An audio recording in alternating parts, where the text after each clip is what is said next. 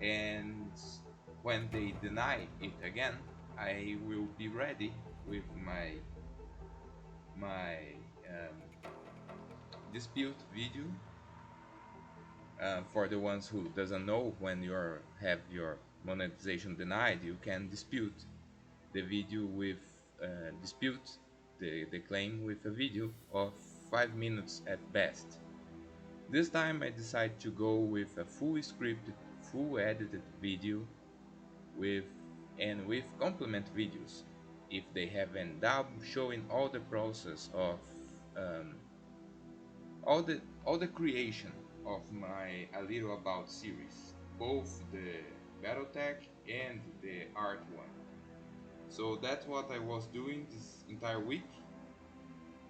Hopefully this time I'll have enough to prove that it's me. I am doing the goddamn videos. For now though, let's play a little, have some good time, and let's see what's happening. Shall we? If I remember well, we were in the top of the building preparing for our hit on a lab. Let's go. Coyote's Crusade. The cluster of dilapidating buildings where Coyote told you to meet her appears to be the remnants of a public housing project. Oh, great. Why it go? I don't know why it go alone. I press nothing. Well, anyway, let me just set the thing here, and now we can run. Oh, I forgot the note block. Just a second, let me open my notes, so I'll have everything. Where is it? Oh, alright. This way, for the next run, when we go to min-max a build, I'll be able to have the playthrough all noted, so we can do a better job next time.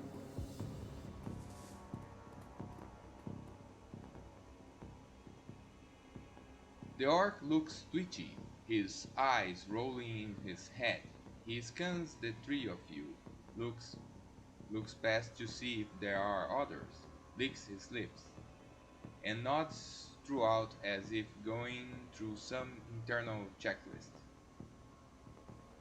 Oi, oi! How you doing? Good day for a trip, ain't it? She leans in, whispers in your ear. This guy's Clucker. Trades work time for ships. Part salesman, part lookout. Sorry. Probably has a sign-on device for the guys inside. My god, good start, huh? You want to go on a ride? You sell BPLs, right? BTLs, right? He grins a loop-side grin. Oh yeah, Shummer. Oh yeah. Better than life. Definitely better. Dream ships. Mind benders. Scene steam. Sense without peak limits. High octane intensity. What kind of rides? We got it all of it. We got it all. Yeah. What you want to? You want do some crime? You want be bad? We can hook you up. Don't roll that way. Want to be a hero? Be a hero. We got Fairtail drag Shummers. We got Fairtail drag. This idea of chain drag to avoid the word shit really messed my brain up. It's impressive. We got Fairtail drag, Shummer's log, you name it. And you can slag and frag to your heart's content. That's the real thing, right? The slagging and fragging. Don't matter what the trip, as long as there's slagging involved, right? Coyote's eyes are hard. Her pupils tight little pinpricks of hate. You do enough too, don't you? The clocker looks around, more nervous now. Maybe, yeah, maybe. for the right price, you can feel it. What is what is what it's like to die, what it's like to kill. How we get inside, that's the best part, that's the best part. It's a lab. They test the new stuff here, the hottest drag. You can place a special order and they'll make it happen. You buy a pass card. You buy a pass card from the guy at the door. It will get you in and out anytime you want. Then you can buy a beetle and slot right there. Our guys guard you while you're shipping. Safest way, Shummer. Safest way. I think I'll pass the last one. I'll see you around after this. Probably see you lots. Sure you will. Sure you will. Excuse-moi. The woman is probably in her 30s, but hard times have aged her. She looks at you with concern. Don't do it, friends. Don't slot that drag they're selling. BTLs are killers. There's most of all. You sound like you know from experience. She pulls her hair back and show you, no implant. Then her mouth tightens, and her eyes well up in tears. I know. Lost my husband, lost my son, my daughter. They used her. You record. Tears stream down her face. Do you have a pass card to get in there? No, but Jamal has. My son's card. Took it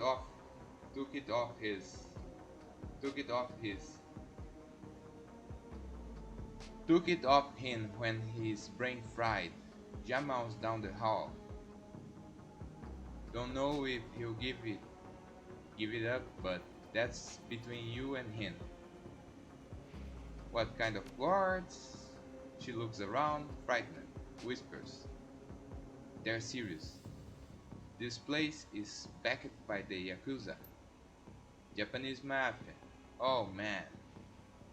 Firepower?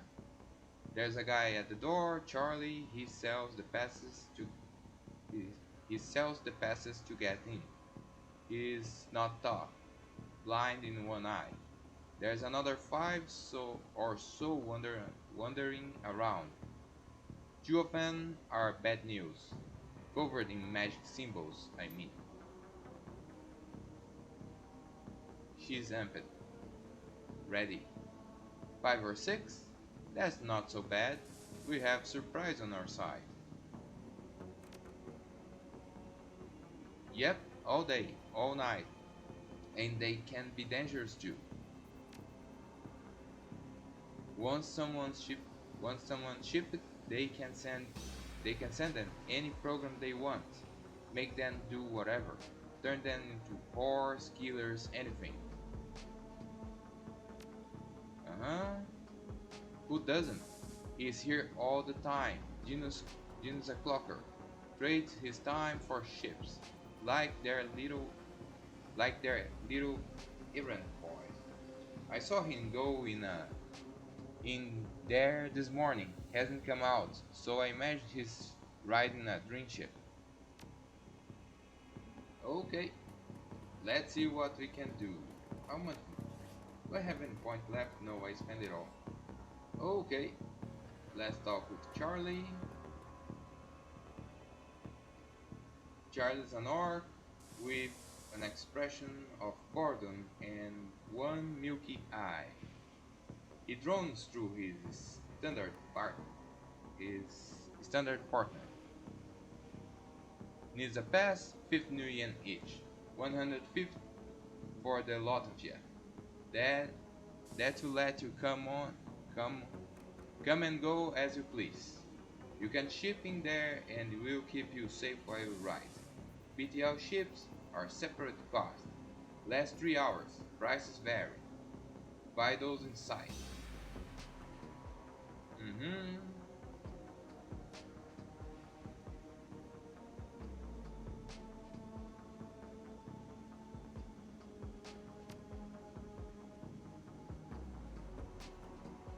His good eye twitches as he thinks.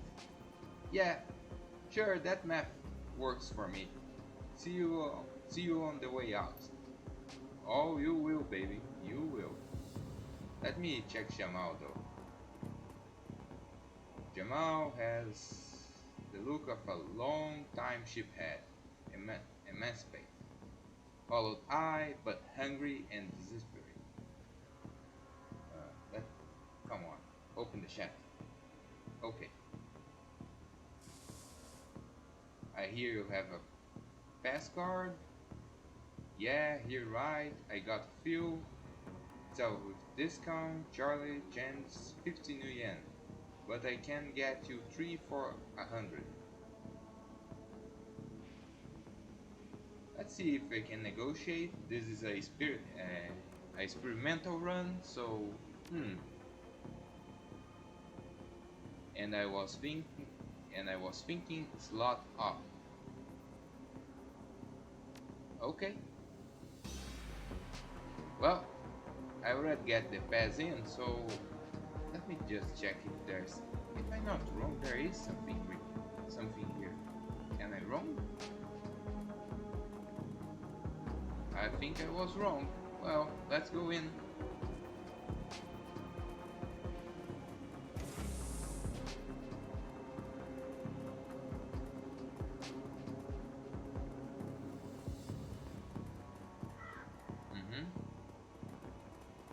Let's move. The entire floor of this tenement has been given over to a chaos of technology and squalor. Across the room, a chromed-out decker argues loudly with an armored thug, abruptly falling silent as they turn towards you. The shotgun-wielding thug squeaks in panic. It's the crew that took out Steve... Oh yeah, I forgot this. It's the crew that took out Steve J's place. I told you it was only a matter of time. The man with a cyberdeck calmly speaks with a heavily digitalized voice. You messed with the wrong BTL lab. This is Yakuza operation. With a push of button, I can make these tweakers into my own personal killer puppets. You're fragged. Medusa, I don't attack any of the shipheads, they don't know what they're doing. And you could hurt Gino.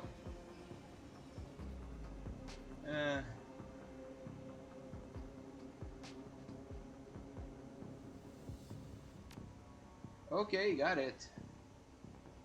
I have a concussion grenade. Better than fragging the tweakers if they get caught in the middle. Yeah, kinda makes sense.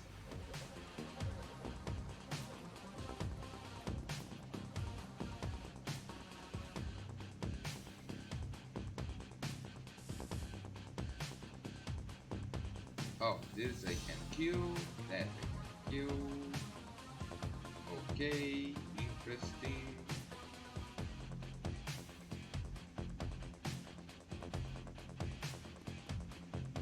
Ow, I forgot that. Damn it. Well, that's it for now.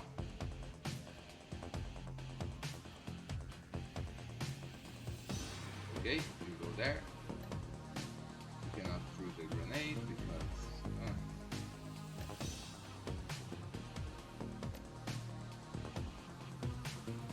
Okay. Wow. Not a good start.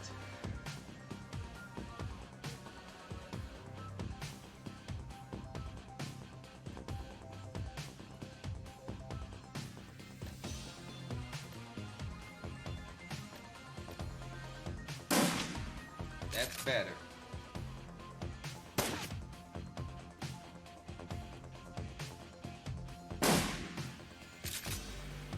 Miss me.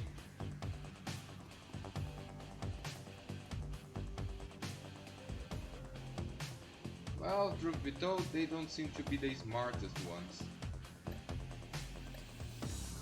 So, let's do this.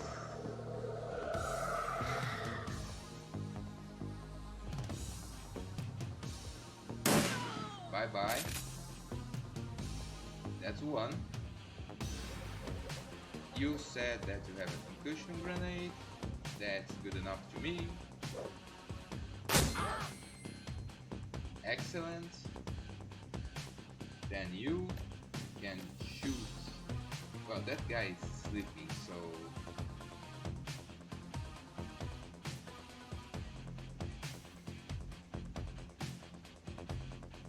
if I'm not wrong, someone will come from there. Yeah, better move there. Oof, that hurt. Yep, someone came from there. Some chew came from there.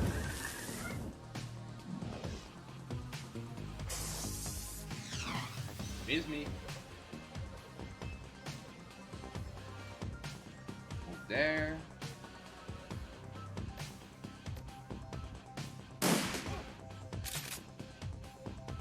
Very good.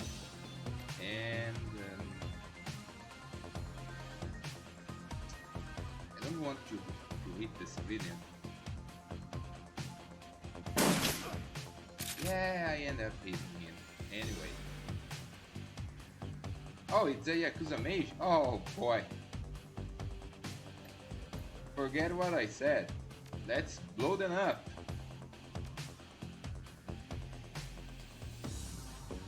Oh yeah. Boom, baby.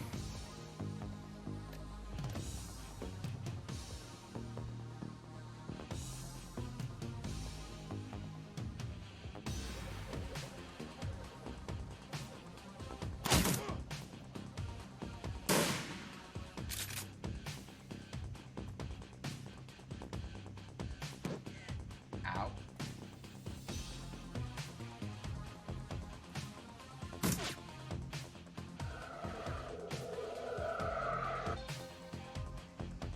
Oh yeah, that's how it will be, huh? Alright.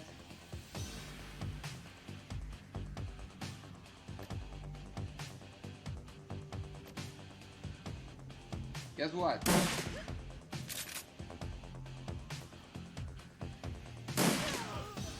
Haha. No.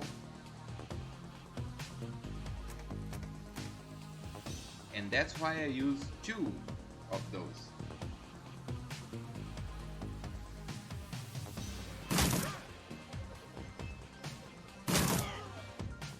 Oh yes. Yes.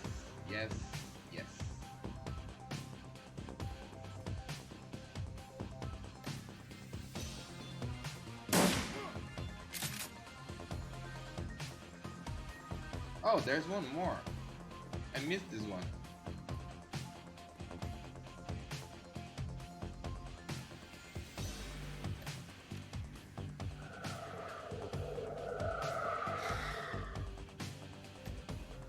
Well, bye-bye.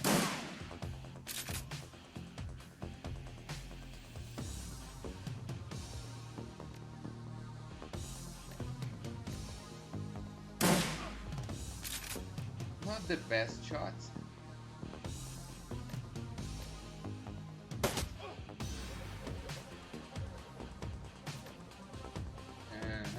Let me think. Yeah, you can.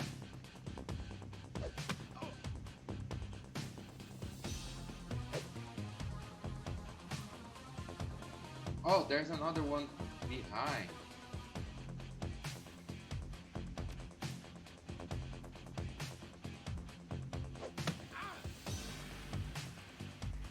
Oh no, that's the one a ship had. God damn it.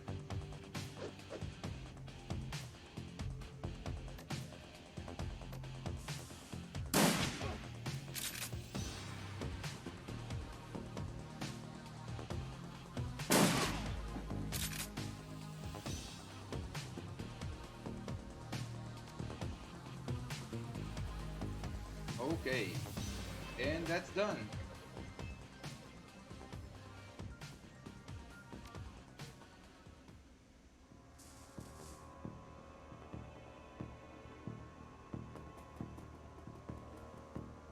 Well, not bad. Not bad at all. Oof. Now it's now it's kinda hard. If I remember it right, I need to make the right choice. Otherwise things gonna end up badly. Let's see. You eject the BTL Geno's been riding. He gasps suddenly and his eyes flutter open. He looks confused, worse than the other shipheads you've seen. His lips are white and shapely. His eyes sunk into his head. There's vomit in his shirt and sweat on his forehead. When he speaks, his words are slurred. He's burning. What? What the hell? Who's locked me out? Who's fragging's locked me out? Coyote's shaking. She looks horrified. Gino, it's me. It's Carla. Gino looks at her with glazed eyes, no recognition. Slot me back in, goddammit. This is bullshit. I don't want to be here anymore. Slot me back in. He looks around the room, angrily. His, his hand reaches for his implants. Coyote grabs his wrist, stops him. Gino, no. Coyote, be careful. Gino wrenches his wrist from Coyote's grasp and he staggers back, reaches under his shirt and pulls out a gun. Coyote watches him, horrified, with tears in her eyes.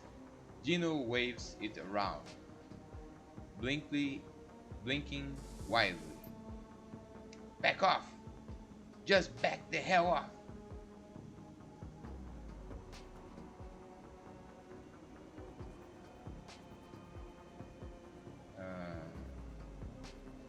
Let's try this one. He pressed his hand on the side of his head. His finger is still on the trigger. Squints. What the hell is wrong with you people? We're trying to help you. This is the way you help me? Look at this place. Look at me. He looks around at the squalor of the room, then glimpses his own reflection on the machinery.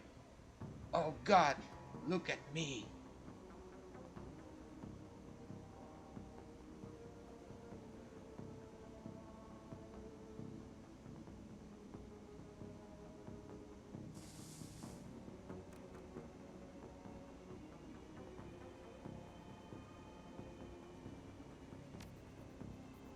No, you don't.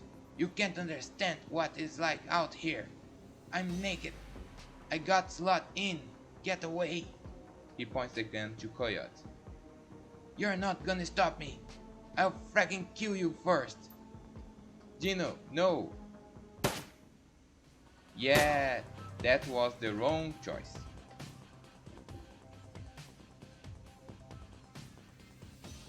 I'm sorry, Carla. I'm so sorry. Coyote looks at you, tears in her eyes.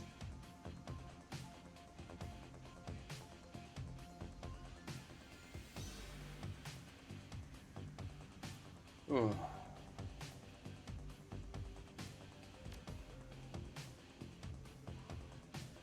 I'm not stopping.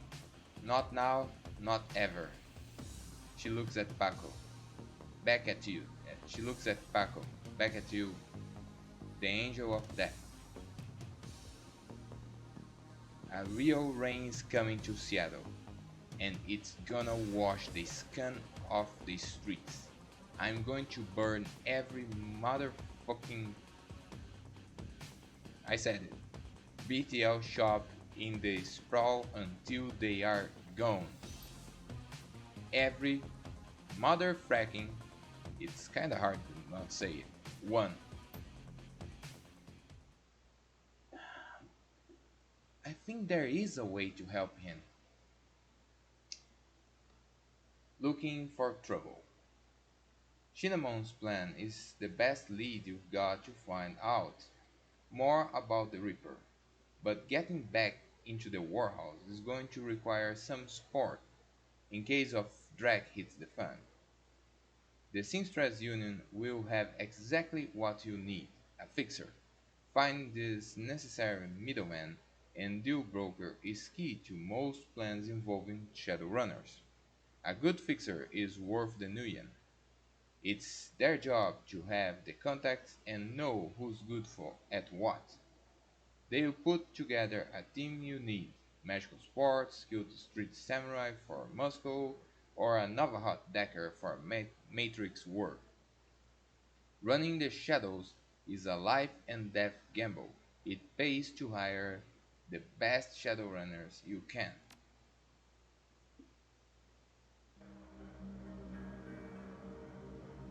Funny enough, there's a mission that I like to do alone, a further mission in this game. Chairbomb flags you down as you walk through the door. Hey Medusa, there's a woman looking for you. Jessica something. She's waiting for you by the stage. Believe, Believe type. Wouldn't order anything, wouldn't touch anything. I think she's afraid of disease or something. Thanks, Jerry. No charge, chummer. Why is the bar empty? We don't get action dessert afternoon. Just a few salarymen slumming Toursville and hoping to talk to Madam Sinful and some die-hard regulars. That's what the down. That's what the down. My God, that's what the downtown folks call Mrs. Kubota or Kubota. I don't know. I still don't know how to say her name. It's a Touristville. It's a Touristville thing. They like her. They like her to have a naughty name like that. Who's around? I just got. I just got in, but I think Coyote's cleaning the back bar. Mr. Delilah is hanging out in his usual place. The vendors downstairs came and in a few minutes after me.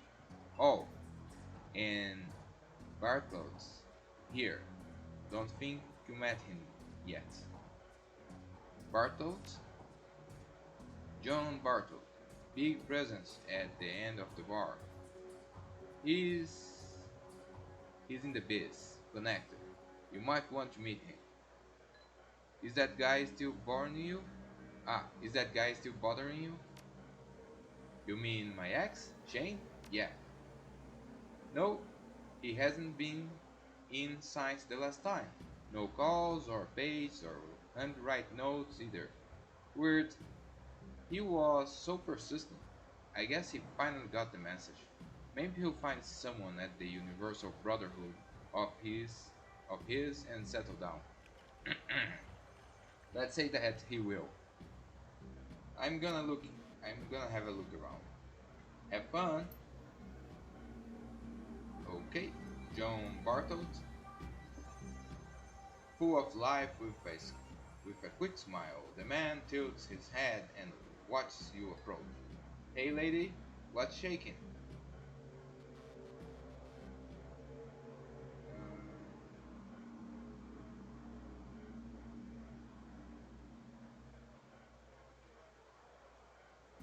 A little of this, a little of that. I hear that. Oh my, I it might have something for you. I might have something for you if you got the new year. Time is money. You ever heard you ever hear of the Nephilim network? Of course you have. And in the know lady in the know lady like you has to have heard of the premier merc team out there. If you say so. We're a tight unit. We cost a bit more than the common rebel, but we're worth it. If you say so. I'm very busy, you show me something worth of my time, or you walk away. Aha! Shadowrunner is one that pays off. Interesting.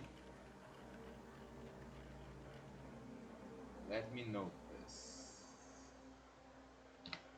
I knew that.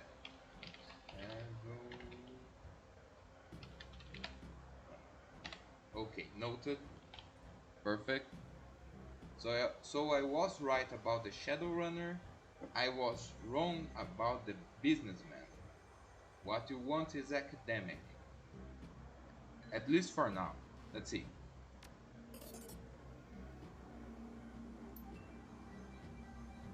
Okay. Jessica Watts.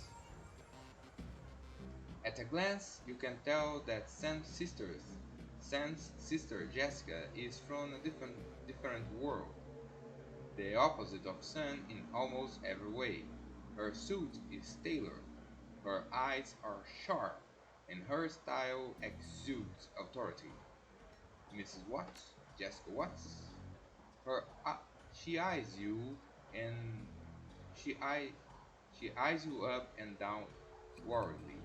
She does a good job in hiding it, but it's clear that she is well outside of her comfort zone. Yes, and you are? Da, da, da, da.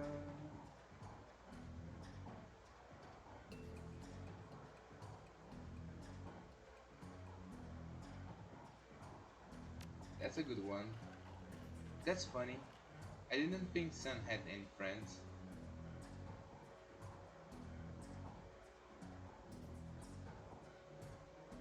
Quality over quantity, I suppose.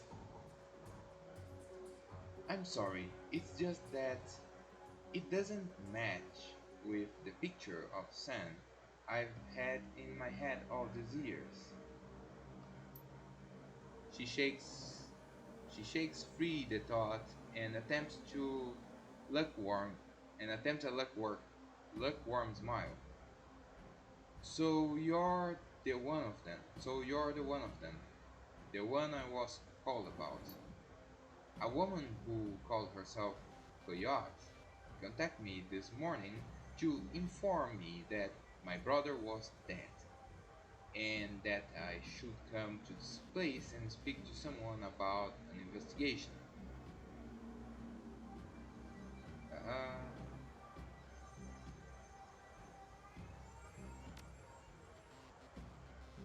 I don't know what use I'll be. Alright, but she then froze her brow, regarding you more critically. You're not with the police, are you?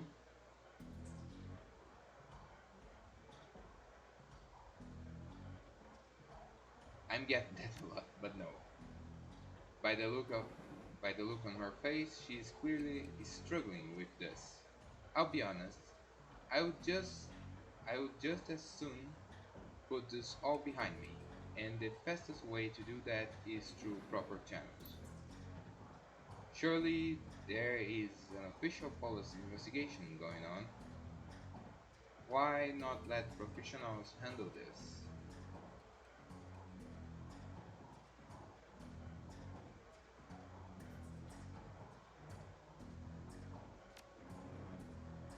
But you must have better things to do than waste your time searching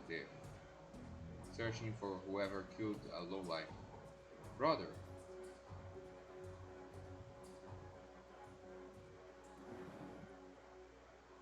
Uh-huh. That's a good one. She seems genuine, genuinely. Wow. Should surprised. Let's pass by. Okay. Someone's paying you? I find it hard to believe that anyone who really knew Sun would put up the money. Who is it?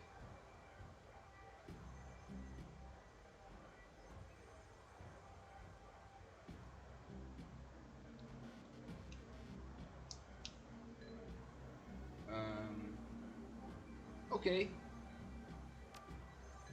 I don't understand.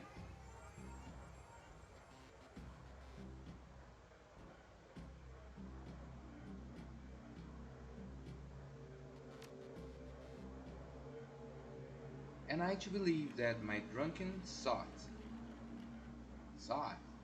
of a brother hired you to find the person who killed him after he died. Her boardroom, mo- her boardroom mask drops momentarily, and in a sigh, she reveals a brief glimpse of her of real emotion. I left Seattle to get away from Sam and his bullshit. Now I'm back. He's dead, and I still have to deal with him. Jessica composed herself. In a breath, the mask of the mask is back in place. Listen to me, Medusa. You seem like a decent person. Oh, I'm not. But I'm trying to move on with my life. Our mother killed herself last year, and Sen was Sen. You know, I've worked so hard to put my family issues behind me. I don't want to see this drag on.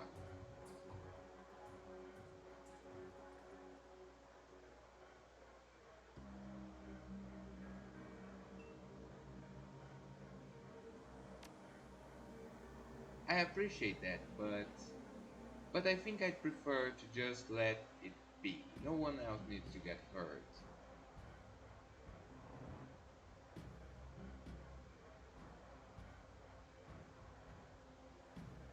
Ooh, time for business. So just like everything else with Sam, he finds a way to use people, whatever he's alive or dead. No, I don't have that kind of money. So I'm sorry, the investigation will proceed. As if would stop anyway. Uh, she sighs. She's done. Never mind. I can see that you are not going to let this go, and I respect that. I respect that you are honoring my brother's memory in your own way.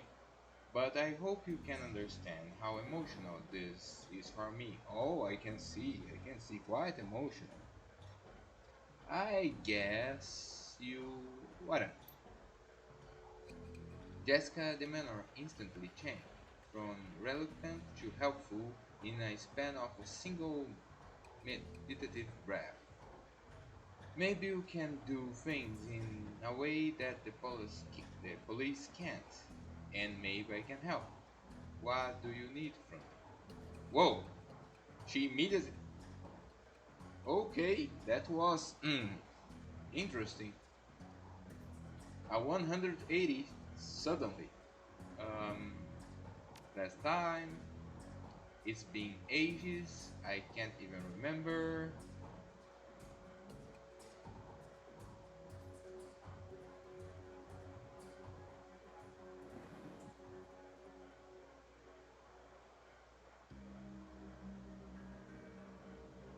Let's be dumb for a moment. Uh, okay. If she says so,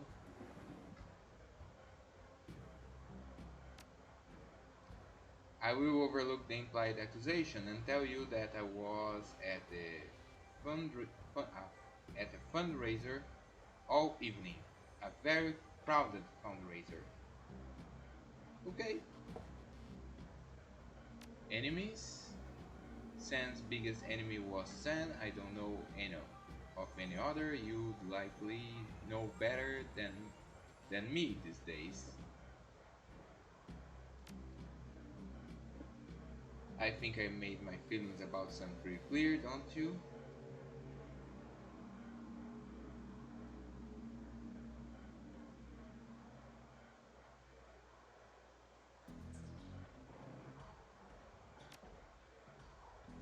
I mourned losing son long before he died.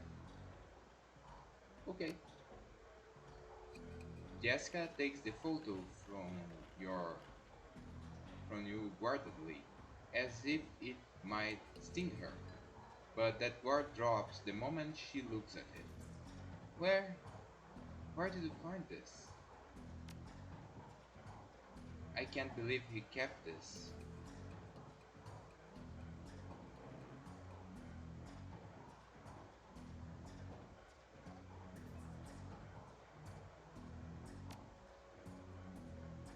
She studies the old photo for several silent moments.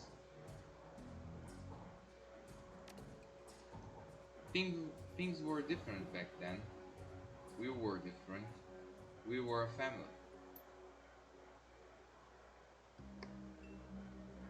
Then, after our father died, things began to change, and we couldn't get back to a new normal.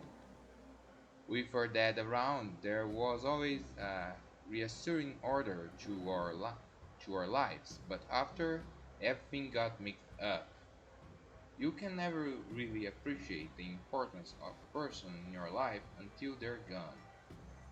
The remorse plays wet across her face, and it seems that she's not just talking about her father. Jessica then steels herself to tell the rest. Sam tried to be the man of the house.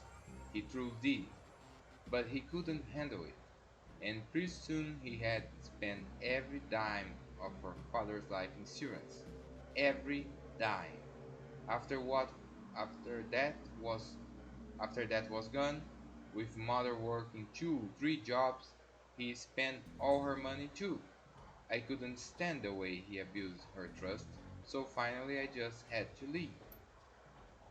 She holds the photo she holds the photo forward, one part of her ready to relinquish it along with the past and another looking to on hold on to both. May I keep this?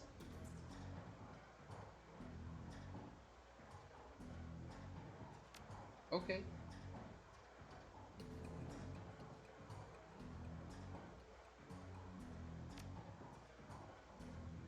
She was a devout Catholic. I don't think it's an exaggeration to say that she sacrificed her life for Son and me, but she turned a blind eye to what Son was becoming, refused to acknowledge his downward slide. I couldn't watch her do it anymore, and so I moved out. After I left, it drift, we drifted farther and farther apart. I wasn't here when she died. In fact, I didn't even know about it until I returned to Seattle 5 months ago. Felt free. It was less of what brought me there than what made me live here. I felt lost in Seattle, so I moved to California to see if I could find myself.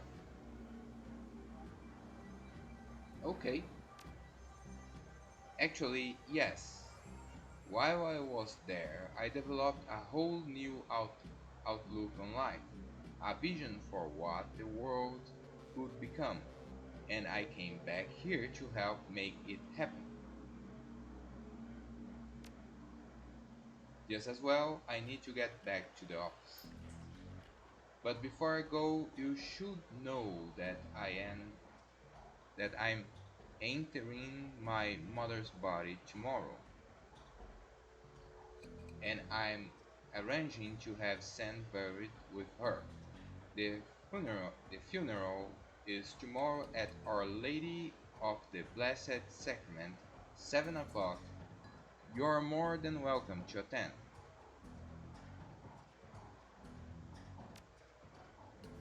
Goodbye, Medusa. I hope you find what you're looking for. Stay safe.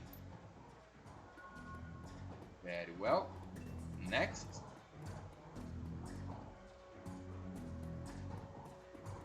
Mr. Cluey. Hey, walk behind me. Come on.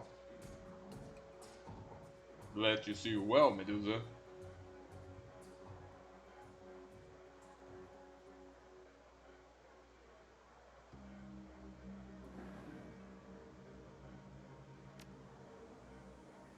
There's a good bit of nervous energy in the place, for sure. Word got around about the latest Reaper killing, and people aren't feeling safe. And when people feel unsafe, they either go to ground or they humble up. You notice how empty the streets are these days. That's cause everyone's either locked in their squats, holed up in places like this, or seeking refuge in the nearest Universal Brotherhood capture house. Safety in numbers, chummer. Not that we need numbers here. I got it covered.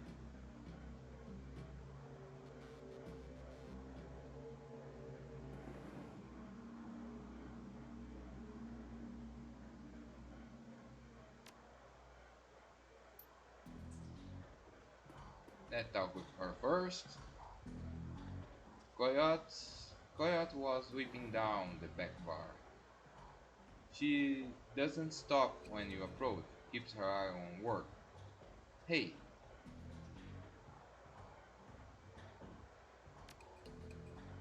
yeah, I know. Listen, Medusa, I don't want to talk about what happened with Dino, okay? What's done is done. Dino's dead. I'm alive. And that's all there is to it. It's the Barons, right? Nothing more to do or say. I'm gonna be looking for I'm gonna be looking for work. Your kind of work. So if something comes up, keep me in mind. Okay, I got to do this now. Afternoon checklist isn't gonna finish itself. Let me go down there first.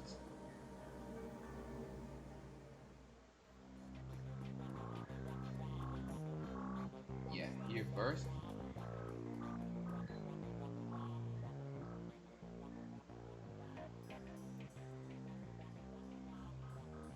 Dr. Castle glanced up only briefly from her charts. Her impish friend, on the other hand, tracks your every movement like some sort of humanoid raptor with a mouse under its shadow. Live to see another day, haven't ya?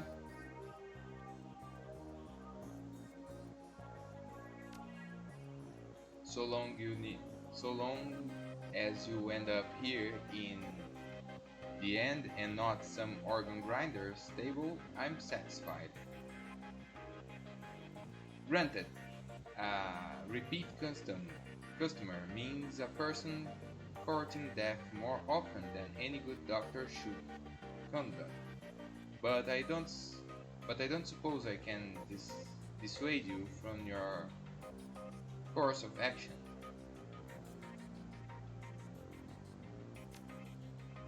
Very well. Then let's talk about how I can help ensure you make it back alive once more. How you found this? Dr. Cal, Dr. My God. Dr. Castle paused in her work, setting down her table and appearing to grow introspective. I suppose you might expect that I had to fall from grace.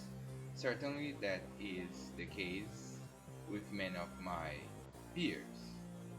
If not that, you might think that I was completely compelled to do this because a friend or family member because become a Shadowrunner, and I heard to their assistance one fateful night. But the reality is that I grew up knowing this is what I would do with my life. My parents were both Shadowrunners, and very successful ones at that. So successful that they retired in a very large house and raised a litter of kids who grow up hurrying the impossible tales of their parents' younger years. Wow! Of course, we were expressly forbidden to follow in their footsteps. We were all expected to attend university and take full advantage of the opportunities they had fought so hard to give us. So mom and dad were proud to see me pursue a medical degree, and they had only minor reservations about me applying that expertise to treat to the treatment of Shadowrunners. After all, they never would have survived long enough to meet and fall in love, if not for the ministration of several street dogs along the way. So I suppose you could say I was born in this life, after a fashion. She picks up her table and resumes her work. Is there anything else I can help you with? You know what? That's a good backstory. That's a really good backstory for our character.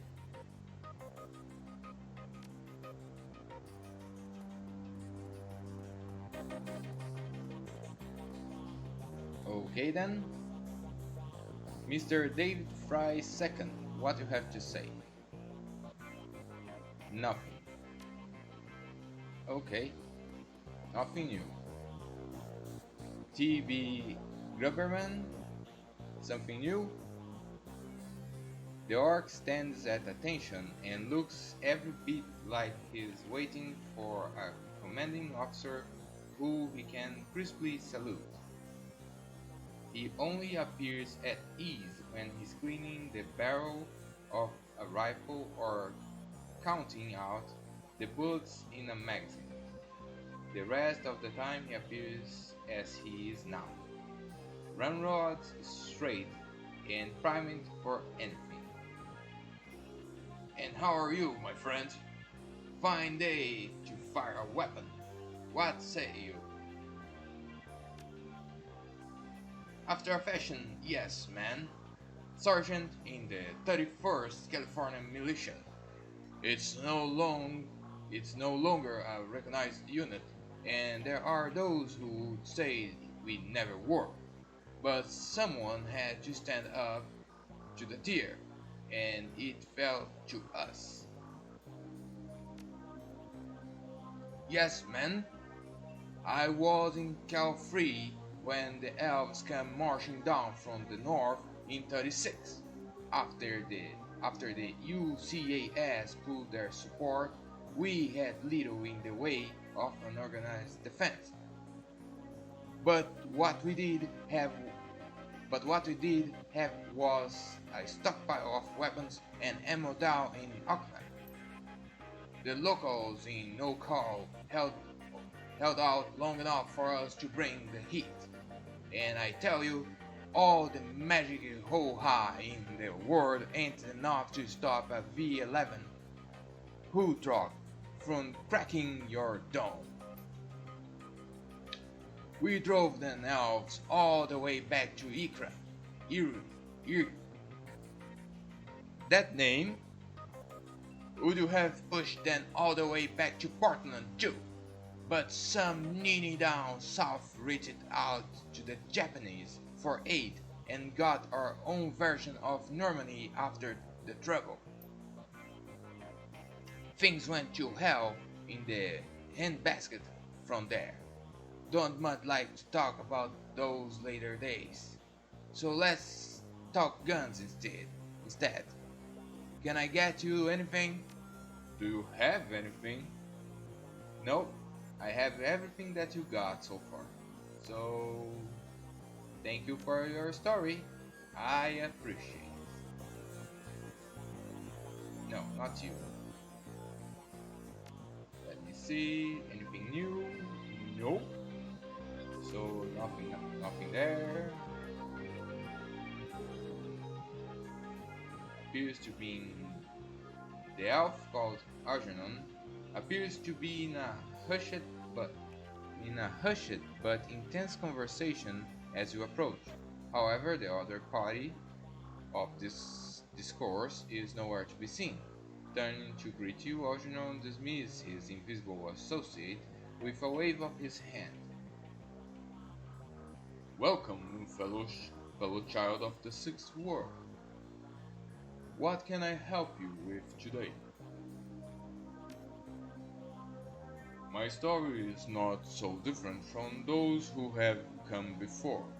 I am but a merchant, though one whose wares are far from mundane. I came here from Time, Tangier, okay, Tangier, 4 years ago, after the governor of Seattle signed an exclusive trade agreement with the Council of Princes. And so, as the flow of magical goods came to pass through the city's ports, so have I. At times I miss the tier, but as unlike as it may sound, this new home of mine is far more interesting. Is there anything else that I can help you with? Do you have haste too? Nope, not yet. Well, seems like come down here was just for a story. Just for lore. But hey, I like lore, that's why I play this kind of game. So, fine by me. You know what, I'm gonna sell this thing.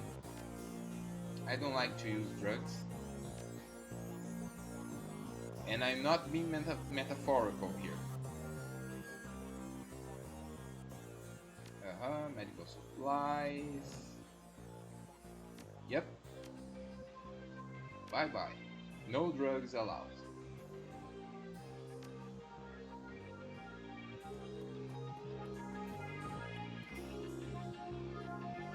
And now,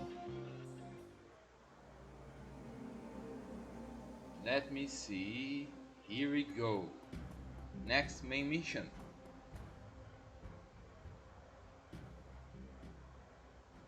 Let me just make some notes here.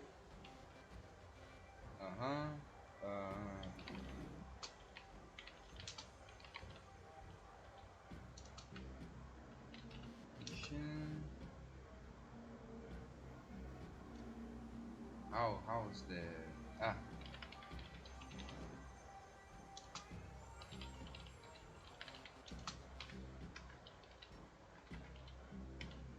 stories? Algernon.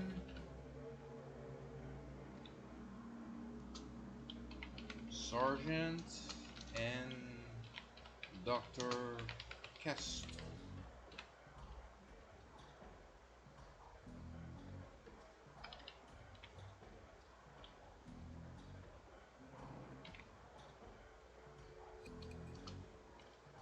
Offer other drugs.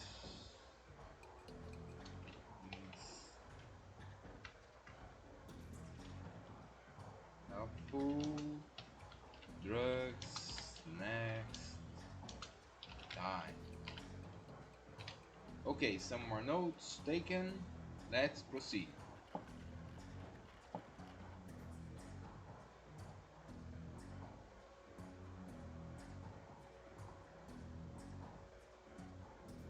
It's always business to me. I appreciate this about you. The street talk is that you are a dangerous individual. What can I do for you, dangerous individual? You got scratch or you're planning to pay me with your earnings?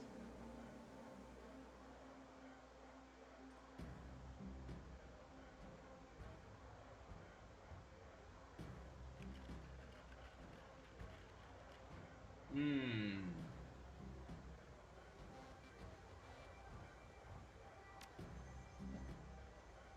Excellent. We agree on terms. We've got some runners on call.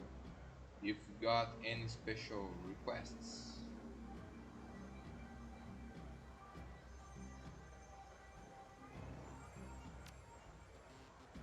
Okay, here we go. She's already there. Uh huh. You are a street samurai. I don't need that. I don't need that. Decker. Another Decker.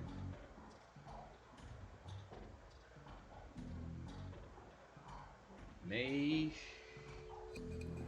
Another mage. Drone. Drone. Uh huh.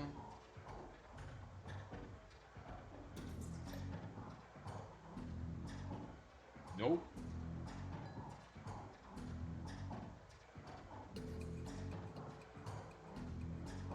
It would be interesting to have a shaman and a decker. Though we have a shaman already. Hmm. Interesting. Who's the best decker? Decker, decker, decker. You are the best, huh? Yep, I'm taking you. Da, da, da, da.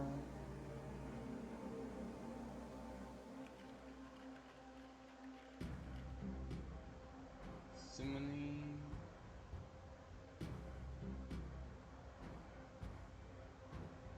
This is interesting.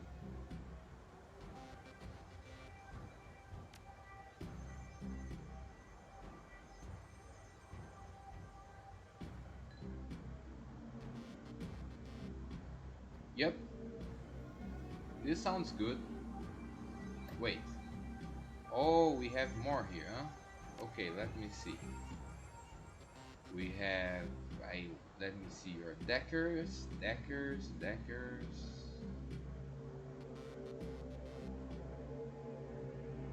Nah, no drone. I want decker. No, no, no. I want a specialized decker. You are 321. Interesting. This is also a 3-2. I think I saw a 3-3 here somewhere. In. I don't know. I think I will stay with her. If we have a better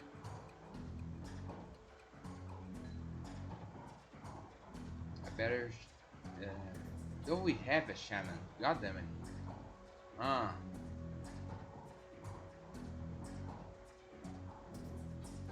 Okay, let's take another range combat.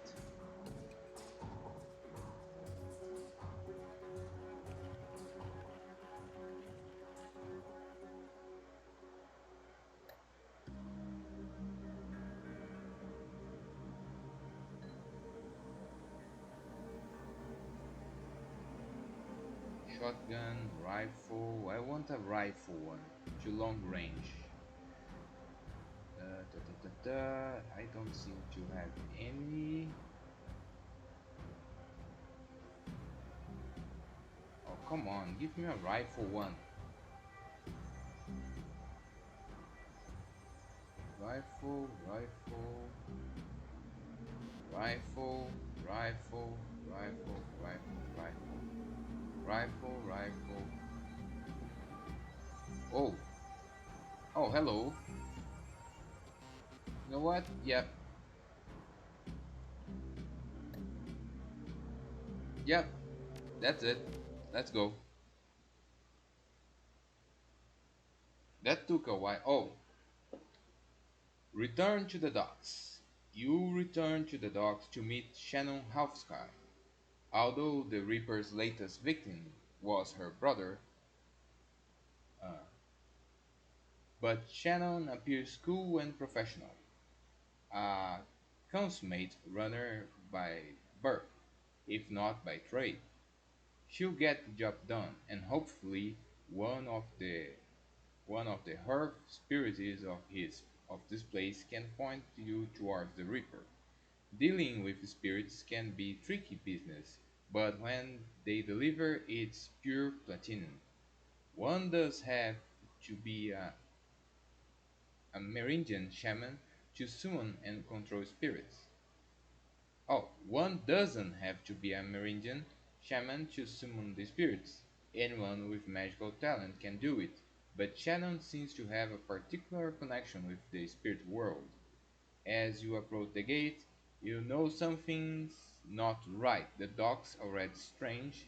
An uncomfortable night triggered the need for caution. Then you see it. The guards are missing and the gate's been smashed in.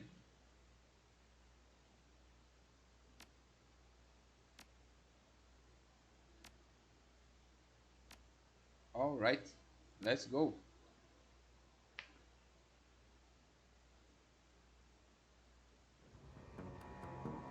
Uh-huh. Okay, let me see. 6.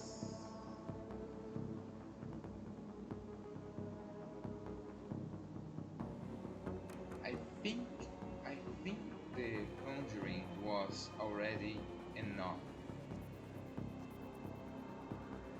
But I think I'll hold for willpower maybe? Or will I? Tricky.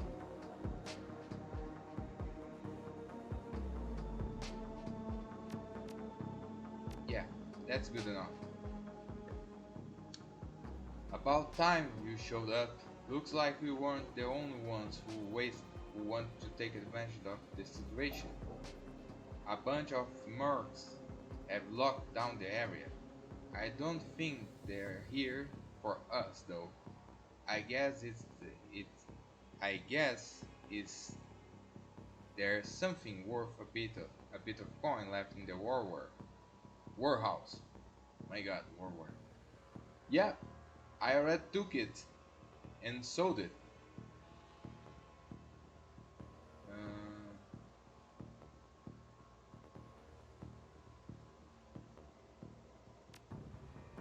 Probably not. They've been doing regular patrols patrols around the perimeter, and the front door looks like it's locked.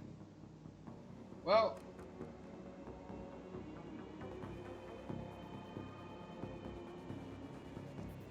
I've tried to pass by without starting the fight, just to take a look.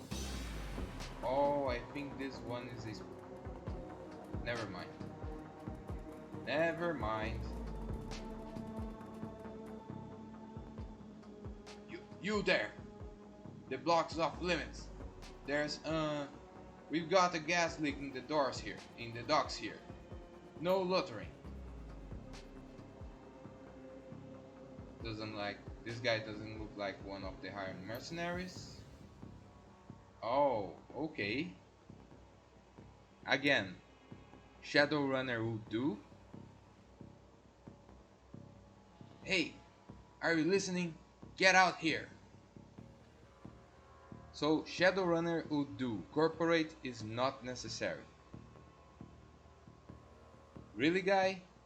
They aren't paying you enough, especially not once Lone Star sends a response team. Frag, I knew she was lying. Told me they jammed all the Lone Star channels. Damn it, I'm out. So get out. Shush. Uh-huh. Excuse me.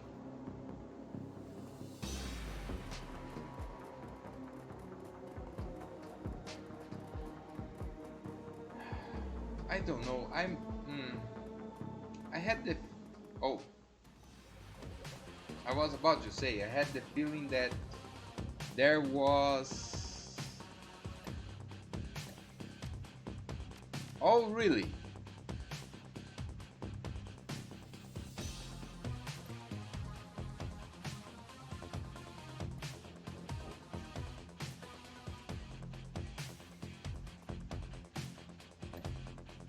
Let me see.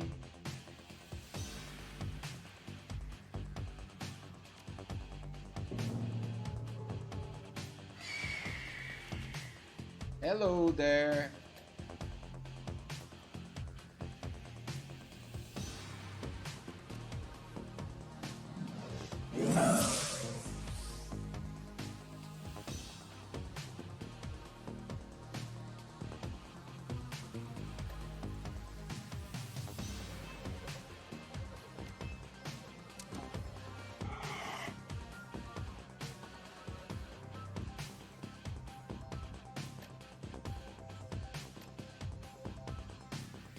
I don't need that. Yeah, that's enough. Oof.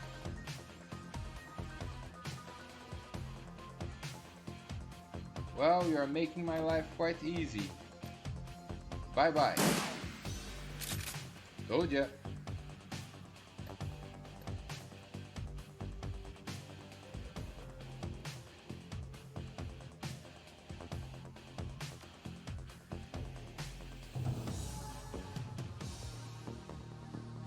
Let's move there. I thought there was a sniper around here. Huh.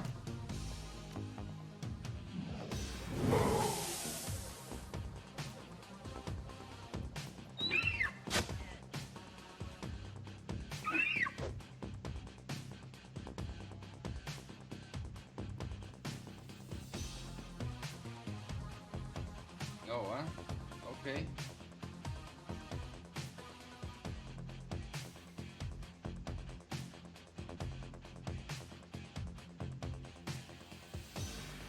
Well, that's not good. Let's try him first.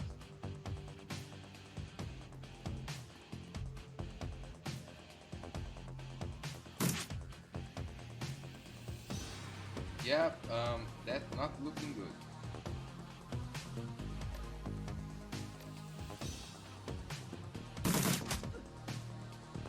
Wow.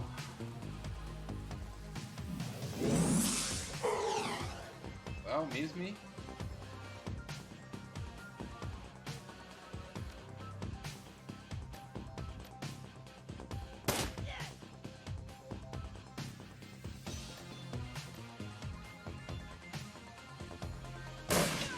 Bye bye.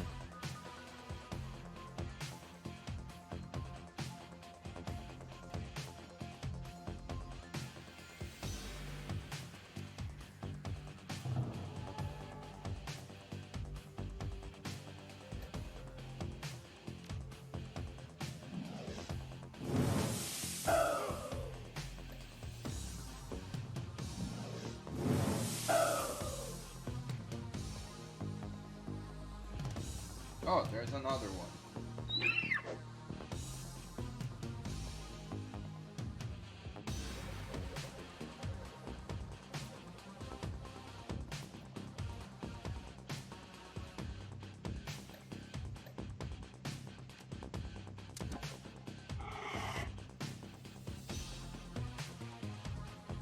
All right.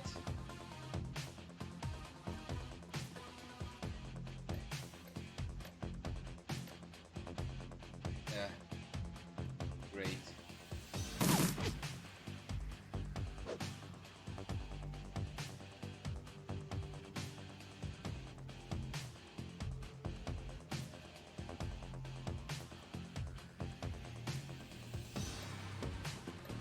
Let's remember to use our shit, right?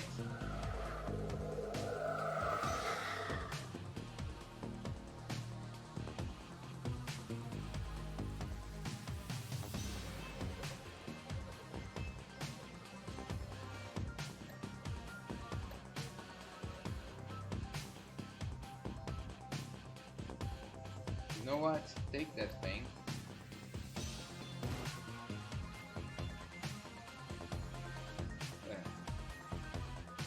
And let's move there.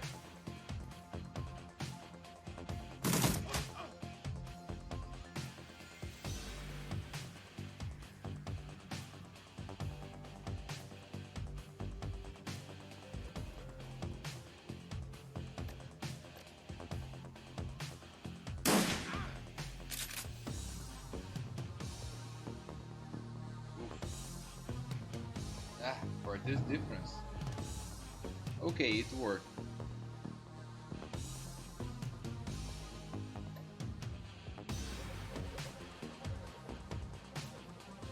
Okay, bye bye for you. Oh, I used the wrong one. Oh, damn it. Bye bye to you, and then you, and you, and you again. Thank you.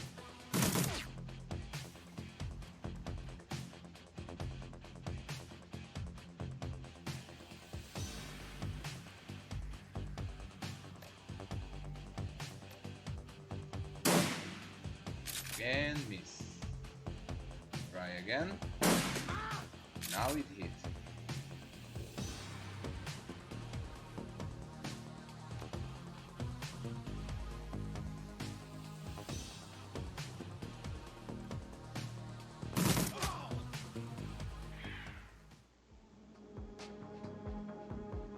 Soon. Okay, excellent. Let's move in.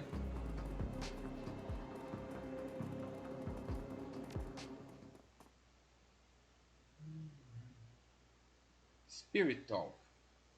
You head inside the darkened warehouse with Shannon.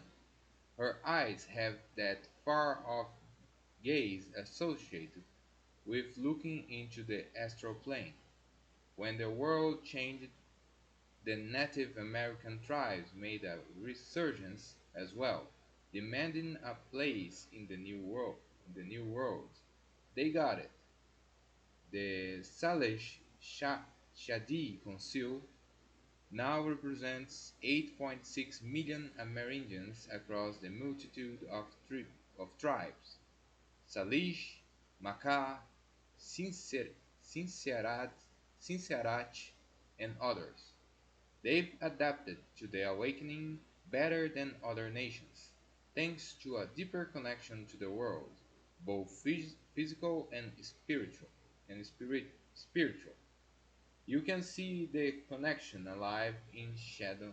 You can see the connection alive in Shannon now. You notice the shift in her focus as she returns to the present. She nods to you. She can sense the spirits in this place.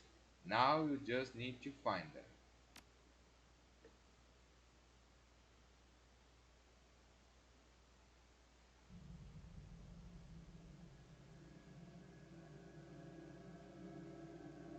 Well, I suppose it's more fight. So let's take over.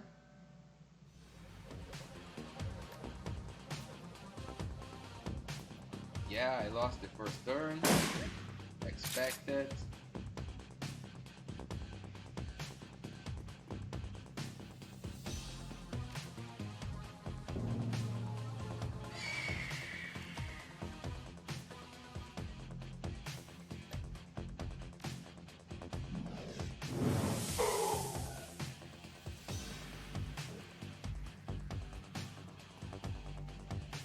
Uh-huh.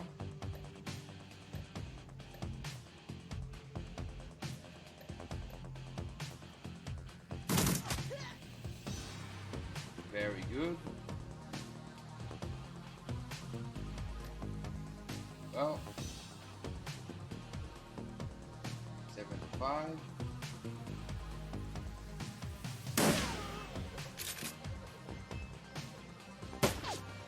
You don't say, Shem. You don't say.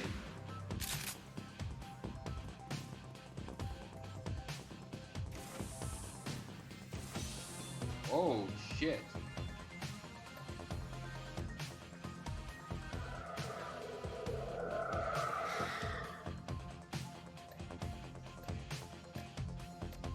Well. And one.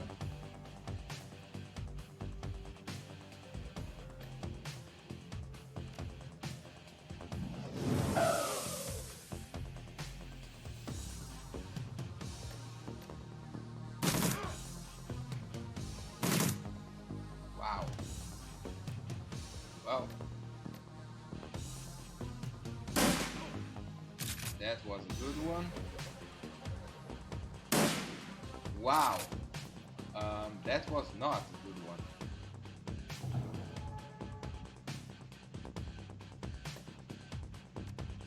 Start with you. Perfect. Then you. There you go. Then you. And then you again. And miss.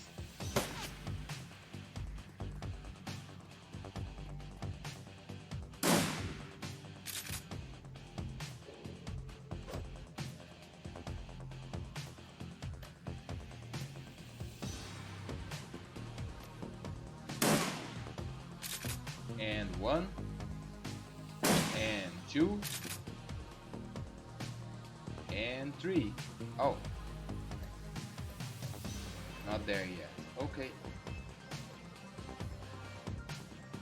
And 3.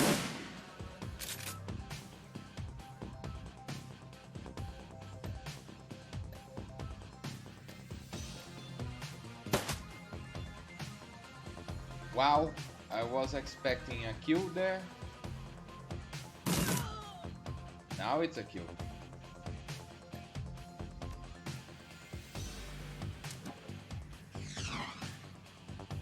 Great.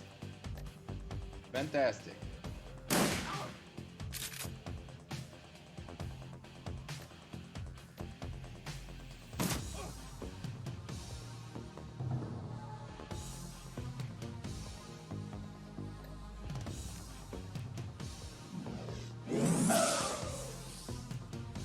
Oof.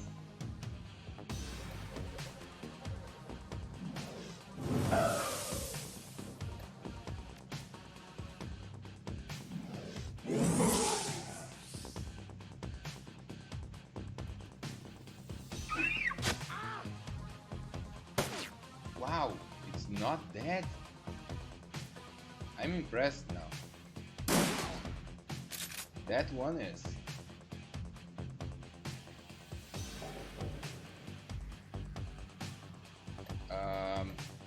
Yeah, it was not there yet.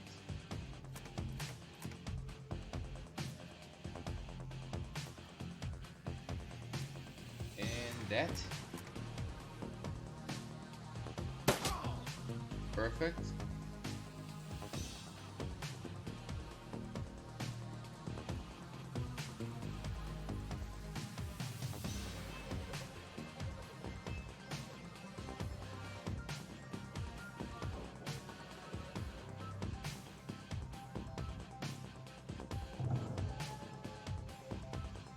Let me scout forward.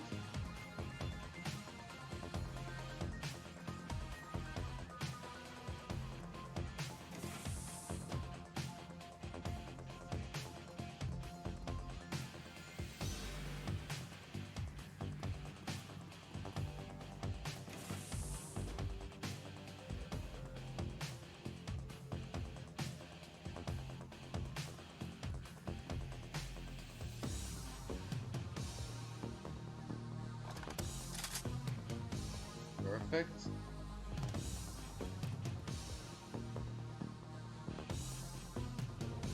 I really don't know how to get in there.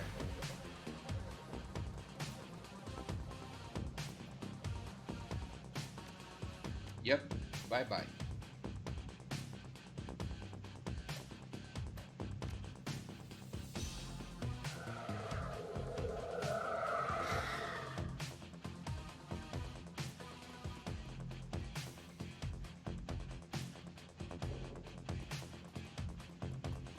Let's move forward to our objective.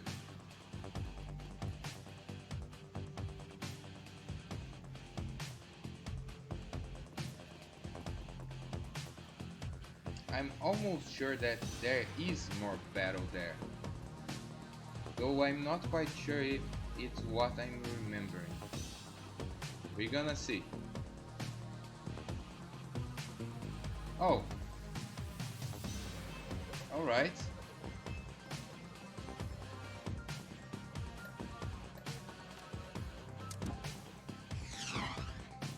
Well, that's a miss.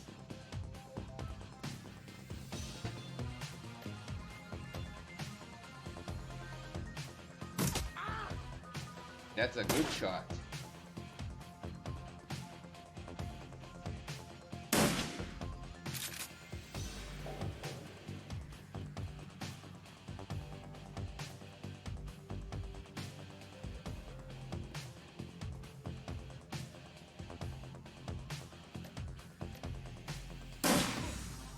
No. And no. Don't you dare.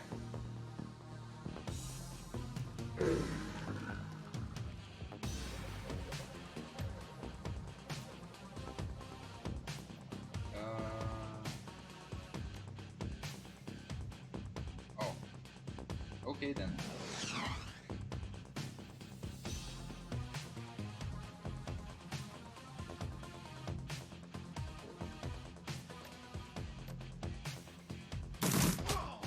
Beautiful work. Ow. That's how it will be, huh? Alright, fine.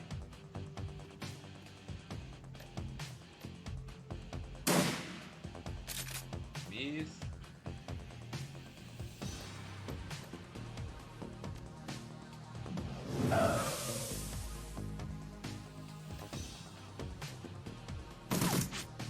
Wow, that's horrible. You cannot shoot for jack shit, huh? I see.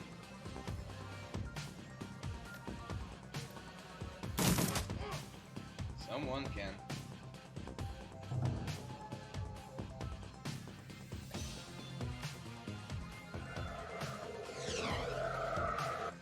Great. Bye bye.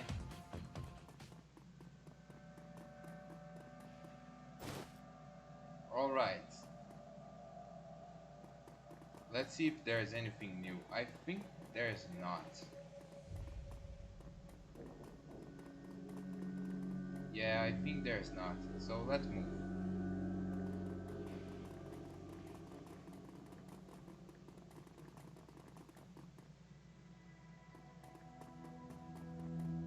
I think that's all.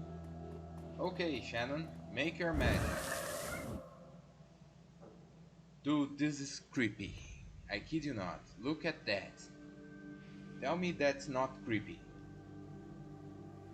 The air grows cold, and the spirits of dead children coalesce from the vapor of your breath. Their cherubic faces are burned, and their lips quiver as if they are about to cry. But their eyes are round and vacant, and they glare at you now unblinking. We are the we are the innocents, my God. We are the innocents who have perished in the flames, choking on smoke, as we fell from the sky, crying for our mothers. You bring anchors to your world, which was once home to us, and we will use them to testify. We no longer see the world of flesh seeker, own the essence and auras of the living things. Words, though, words may echo through the veil, and sometimes we may hear them. Last night, this place was filled with a scream that went on and on, dragging us to it. It was a man crying out for a witness as he died, and so we came to bear witness, but fled in terror before the malevolent spirit that profaned the man's remains, the spirit of other. It was not the it was not of this place. It had twisted its way through the veil and through the dark to come here. When the other had gone, we returned to our vigil. We found two creatures of flesh. One you would call an elf, uns- unsullied by technology and able to channel the energies of the cosmos. Yet his spirit was corrupted from within. He was dark and twisted, yet not like the other, so we did not flee. The second we the second we knew to be a troll. Ribbons of his essence have been flayed from him, leaving cold machinery behind. His aura was the aura of one simply and confused. Between elf and troll lay the remains of a man whose sister now chants to us for justice. The elf, his essence remains in this place. Where the man died, something has been left behind. A small part of him, perhaps. The spirits begin to fade. All but one. Its eyes harden and it takes full measure of you, as if to commit everything about you to memory. No, we must not say. With the spirits gone, the young shaman releases her hold on the magical tether, connecting her to the other helm. She reels from the backlash, or perhaps from the emotional toll of knowing her brother's last moments. They saw him. They were with him when he died. She takes a series of controlled breaths, only shuddering with the first fear. No, but I'll be. I I don't want that for him. Not what those poor souls have endured. My brother deserves to be free. Uh-huh.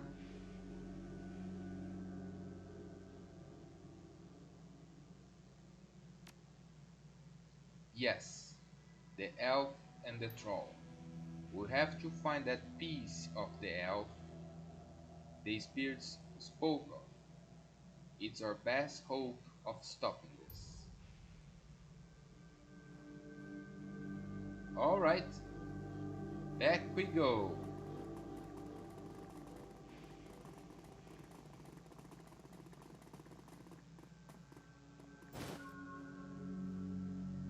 Blood.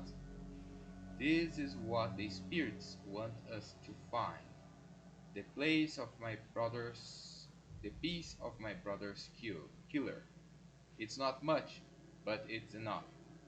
She, she scolds at it, looking every bit like she intends to reach through the small sample and dismember its owner from afar. And perhaps she can. Is that enough to target a spell? Can you track him with that? You and your friends spread uh, that. I can, given enough time. But I'm still feeling quite drained. I'll need to rest before I can try anything so involved. When I'm able, I'll communicate with Bear, consult the spirits, and do what must be done. But in the meantime, you might take some portion of the sample to pursue a more conventional avenue of attack. Good. Let me know if you learn anything about this elf and troll pair. And should you find them, I want to be there when they are brought low. I want to see the light leave their eyes for my brother.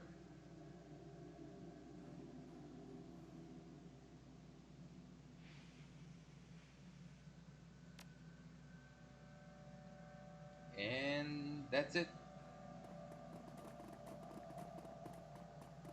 Let's see if the... I don't think so, but maybe... No. I was hoping the Decker would keep something else on that computer, but eh. Seems like for this battle all we need is Muscle. So next time, just Muscle will be. It will be. After hours. Yeah. Give me a second.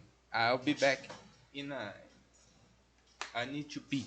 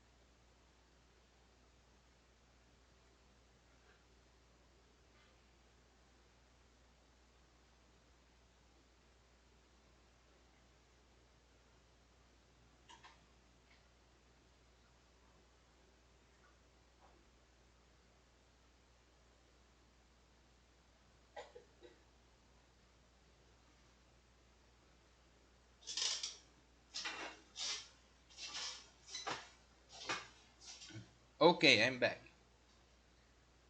After hours. When you return to Sinstra's Union in the early hours of the morning, it seems a completely different place. Bereft of the normal crowd that haunts it, the bar feels desolate, almost abandoned. It's eerie like the back hallways of hotels and shopping malls. But you finally have a break of in your case, a sample of the Reaper's blood. You just need to find someone to help you analyze it. I have someone in mind. Let's see if I'm right. Without its colorful staff, guests and regulars, and posing tourists, the union feels whole. Oh, come on, let me read.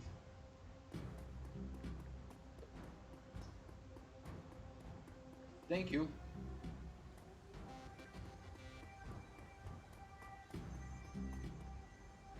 Gathered around the intimate back bar, Mrs. Kubota and her coterie gather for breakfast, with the lady herself doing the cooking. The smell of soy calf and something. Never mind.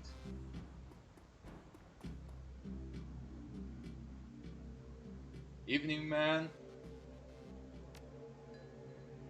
There's been more talk of the Reaper killings. Some people are saying they're rate crimes or account of victims all being humans.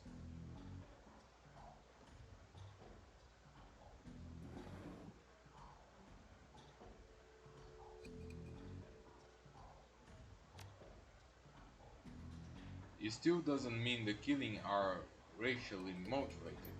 Indeed, people are just too quick to label something a hate crime. Indeed. Check the census. The city is still 66% human. Close your eye and close your eye and throw a rock. You're more than likely to hit a human. Doesn't make it a hate crime. It's still a crime though.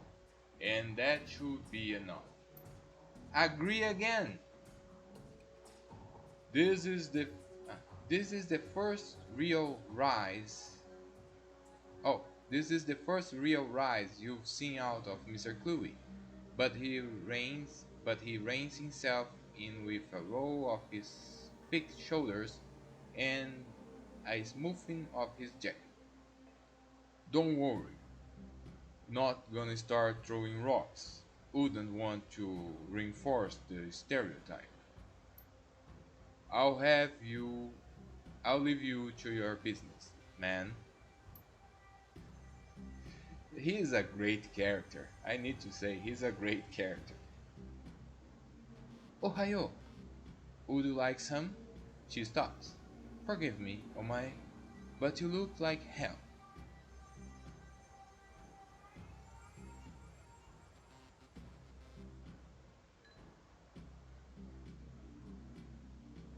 Long night.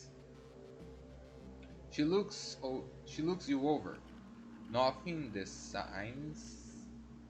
Not, not, wow. She looks you over, noting the signs of your nocturnal activities. She nods. Any run you can walk away from. Any run that you can. Oh God, why? Why it's so hard? Any run you can walk away from is a good run.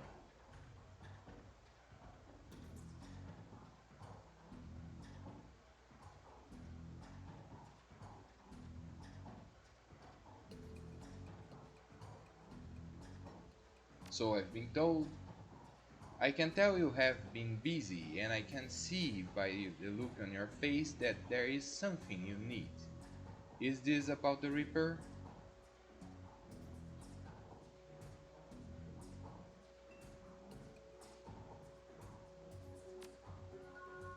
I understand. I will unlock the piano so you may go downstairs. Someone down there should be able to help you if they are awake. It is likely that you will visit the Matrix before the day is gone.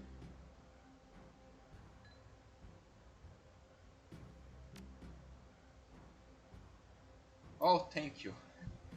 Oh boy.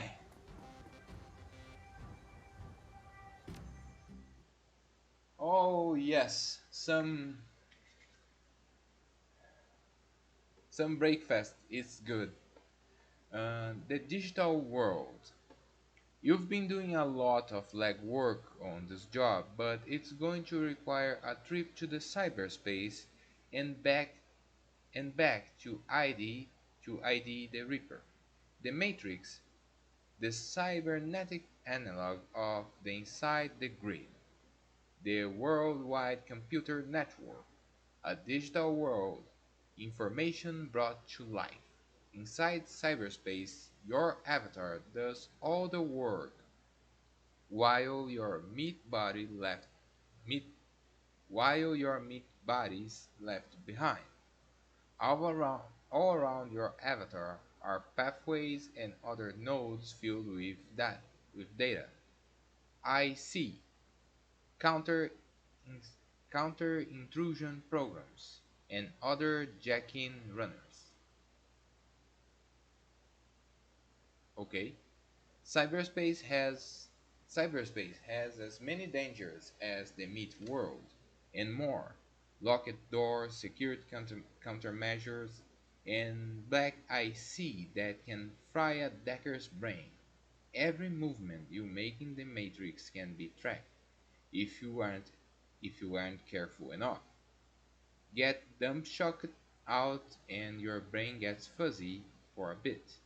Get hit by an enemy decker and you can die.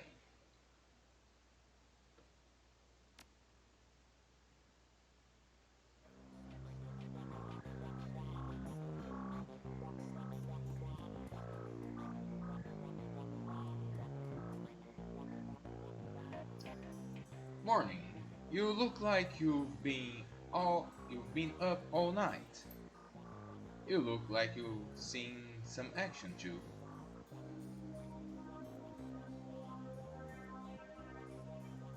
Suppose I can use a shower. You here to buy equipment?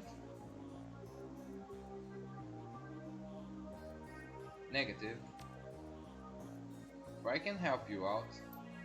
Hmm. Doc Doc Castle's equipment isn't really set up for that. He considers for a minute. However, I could employ a semiconductor chip. It could decode DNA using a voltage change instead of light. That would eliminate the use of highly expensive equipment that would be required otherwise. He brightens. It just I just read it. I just read a journal about it, so the information's still fresh. Frankly, it should be easy. What do you want to know about it? Ladies and gentlemen, we have a nerd here. Thank God for them. Ah, that's beyond me. All I can get you is the gen code sequence. But that's where I come in. David, if you can get that code sequence, I am pretty sure we can track its owner down via the Matrix run. Will do. Let me have the DNA you want to test. Medusa, when Dave gives me the sequence, I'll jack in and help you trace the blood sample back to its source.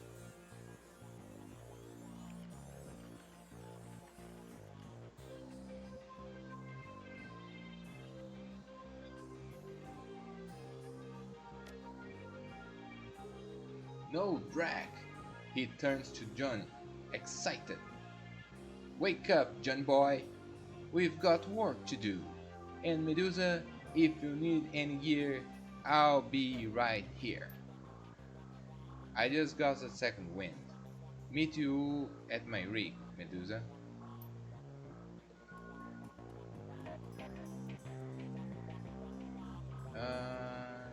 Not now, thank you. So,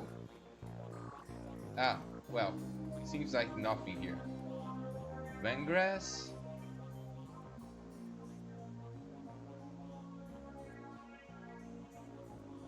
Huh. Oh, here that I need corporate. Ah, interesting. So maybe the best way to do there. Let me check a thing. Okay, so corporate may be better. I'll need to check this later. Okay.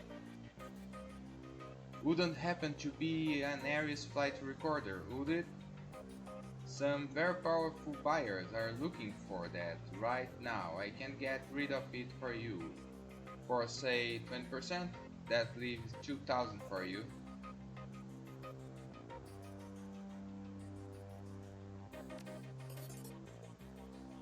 Alright, I'll do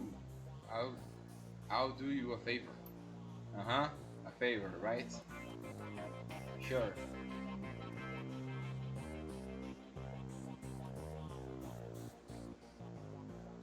Thanks to the semiconductor-based gene sequencing system that David employed, we should have the information needed to track the Reaper in the Matrix.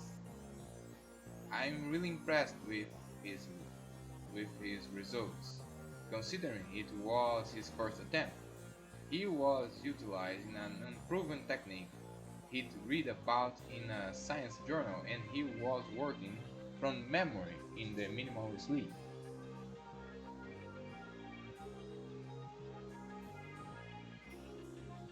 Uh-huh. Yes, maybe we can still sit down with David and he can share his research. But let's stay focused. Dude, that's some big nerd there. I like him. Here's what I'm thinking. We hit the Lone Star DNA base first to see if the donor has a prior criminal record. They had extensive DNA archives. Then we go hunting based on what we find. Let's hit the decks and jack on the matrix. I can get into their private grid easily, but I've got to warn you, once we're in, it could get a little rough. How much decking experience have you had? None. I have a throat net here. It's a headband you wear that lets you piggyback me in the matrix. You'll see and hear everything that I do. Well, I can do nothing but that.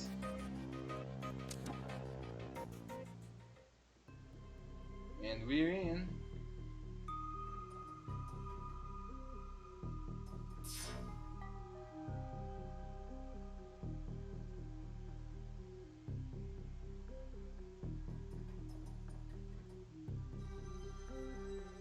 Here they come.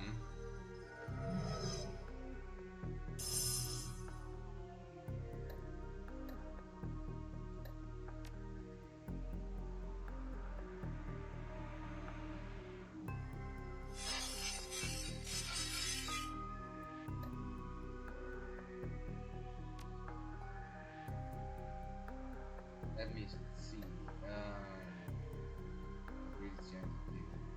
Yeah.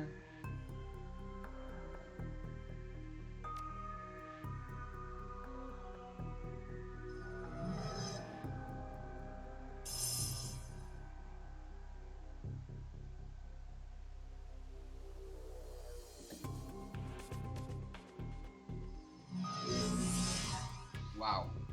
That's not good.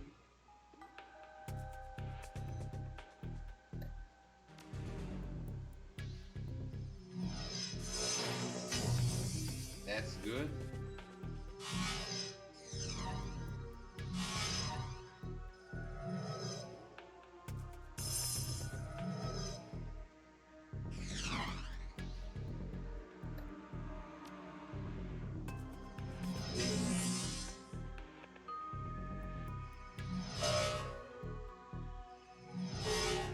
Get lost. Well.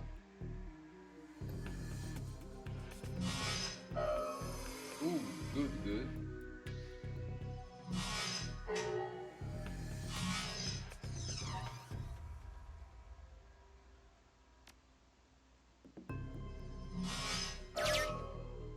Excellent.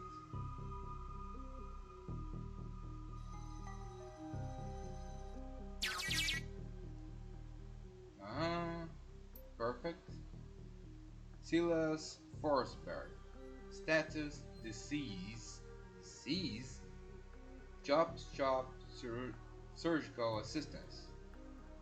Breaking and entering 2 accounts, public indecency, 1 brought in for questioning on accusations of unlicensed plastic surgery.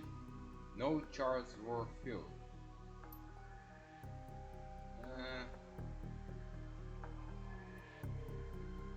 Something is amiss.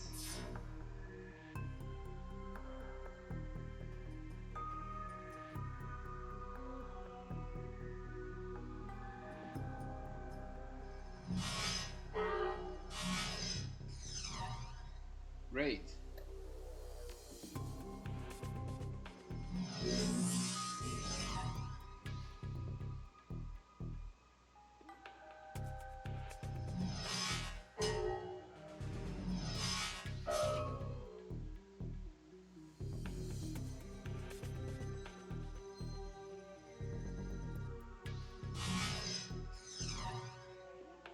Okay, let's try again.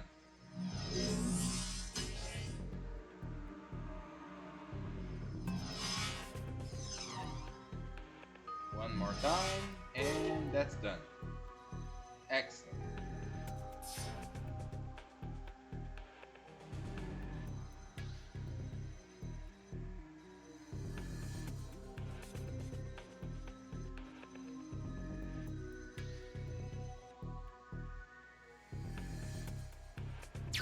Well, what we have here? Autopsy record. Silas Forsberg. Note: subject was found overdosed on half a dozen different sedatives. Several anxiety medications were also found in his system. Face was mutilated, possibly self-inflicted. Identity could not be confirmed immediately due to the disfigurement. Had to check dental records to confirm. No next kin. Large puncture wounds were found in several places on the body, possibly large bore surgical needs. Body have been decomposing for several weeks before the landlord noticed the smell and called the police when no one answered the door.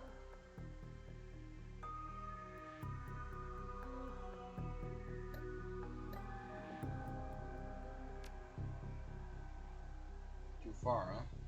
I thought so.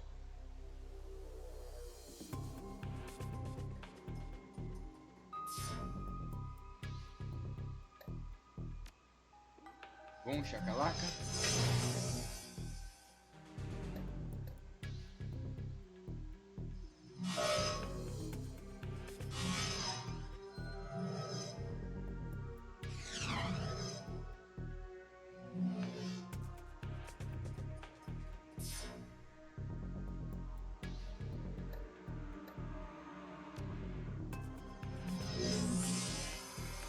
Bye bye.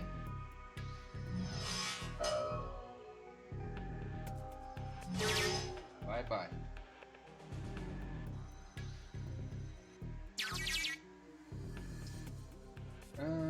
Return to the subject. Silas Forsberg. The body of Silas Forsberg, a chop shop surgical assistant, was found in an apartment in Snohomish.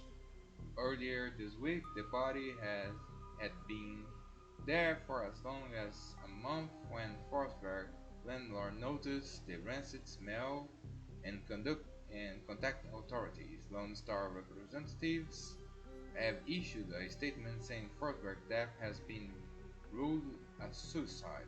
According to reports, his, his body a mass of punctured wounds, and the cause of death was determined to be an overdose of anti-stress medications and sedatives. The man's employer claims he was a dedicated employee, though he suffered from bouts of depression.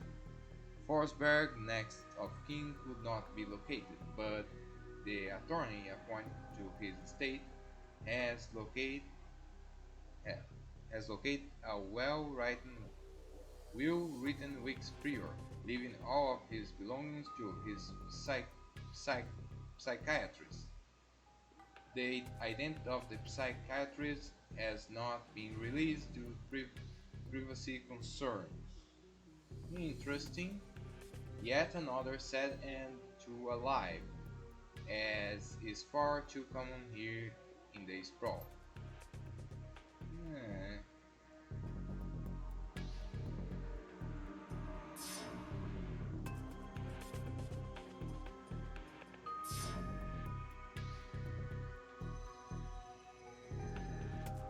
eh, this is easier.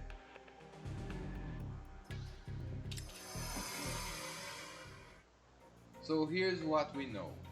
Our DNA evidence belongs to a dead man, whose death was never explained. He worked with chop shops, which fits with the living guy that we met. The Newsnet says he left his estate to his psychiatrist. Maybe find out who his psychiatrist, goddammit, was will give us the next clue. My gut says we can dig in the medical board records and reverse trace to find this doctor. You're in? Let's go! Again.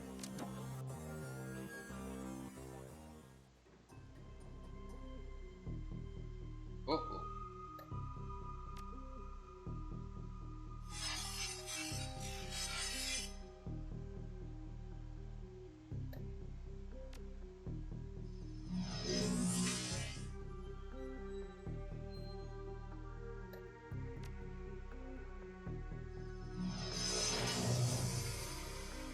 Perfect.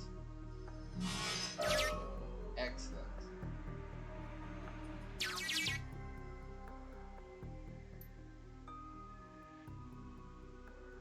20 to 30. Pediatric record partial. One particular pedestrian's entry stands out from the rest.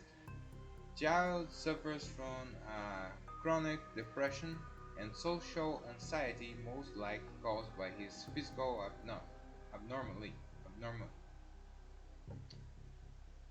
abnormal, abnormalities.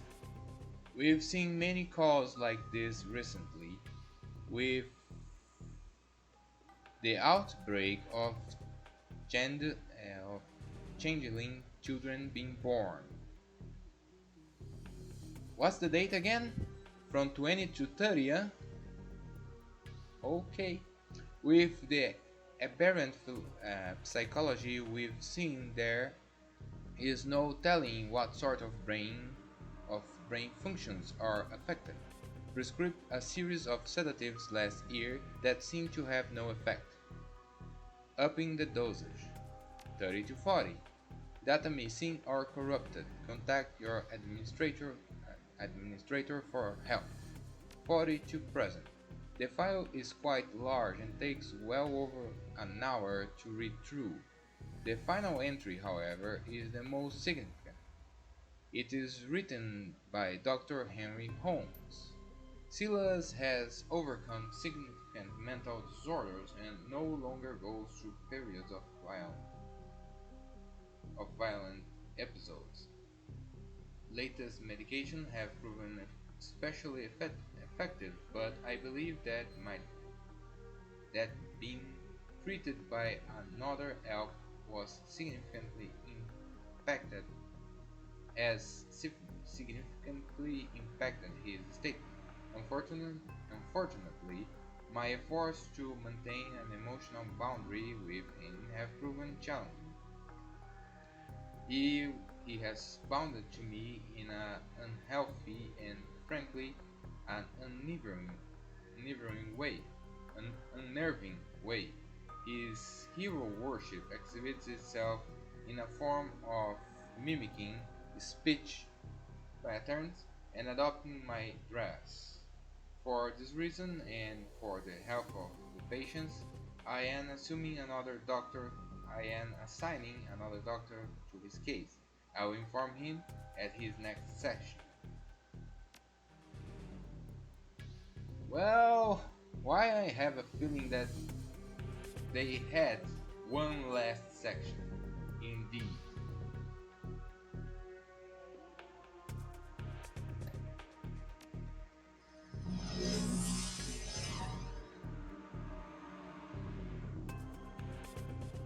Oh, great.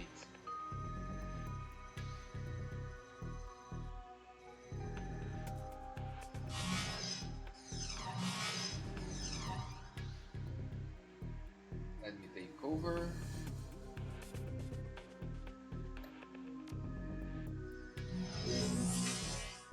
That's a good one. Excellent.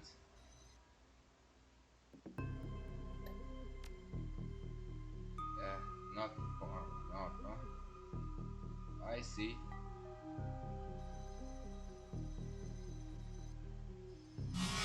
Ow.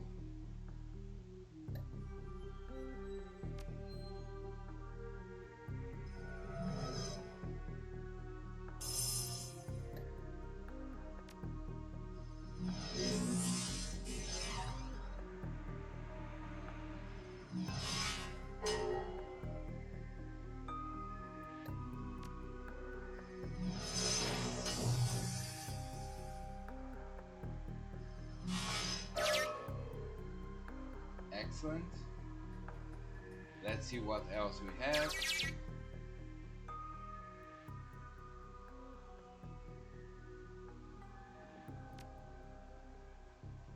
Current employment stats. Dr. Henry Holmes currently holds the position of Chief Psychiatrist and Administrator at Mercy Mental Hospital, Snohomish, Washington, UCAS. Okay. Previous employers, 30 to 40. Private practice, 40 to 45. Attending psychiatrist, Mercy Mental Hospital in Snohomish, Washington. 45 to 54. Psychiatrist in residence, Mercy Mental Hospital. Okay, so he was there all time.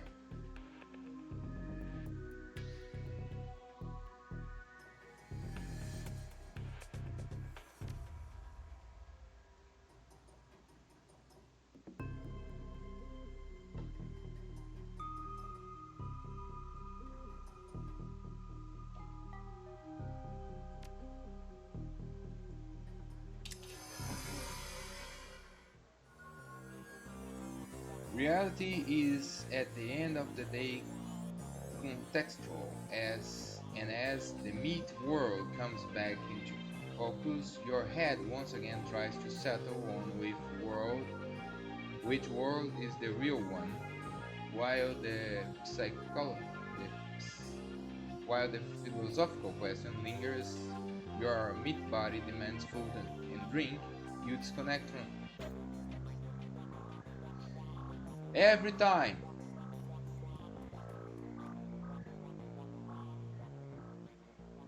Despite the hour, Buster is fastidiously put together in another wrinkle-free suit. He shows every indication that he's been up for hours, sunk to his eyeballs in a dozen crates, each containing objects of sinister mate, black hidden beneath curls of straw-colored packing foam. The phone flies about as he the phone flies about as he inventories the shipment, clinging to every surface except for Buster's immaculate suit. Just in time. I got a whole slew of new toys in from a supplier back east. Factory fresh and still smelling of their mother's gun oil. Maybe there's something in this batch that would interest you.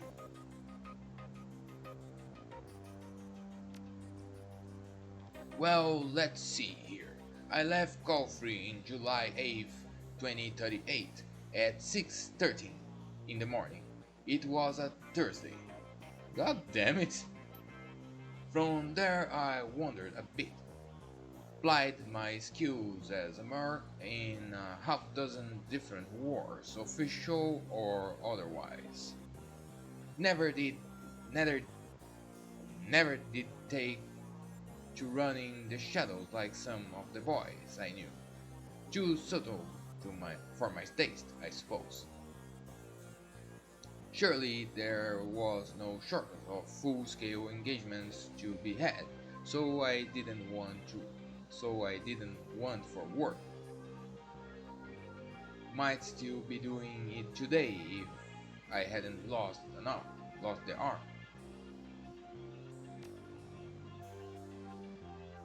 It was also stupid. Some Aussies were lobbying smokers behind our line, more, more to mess with us than anything.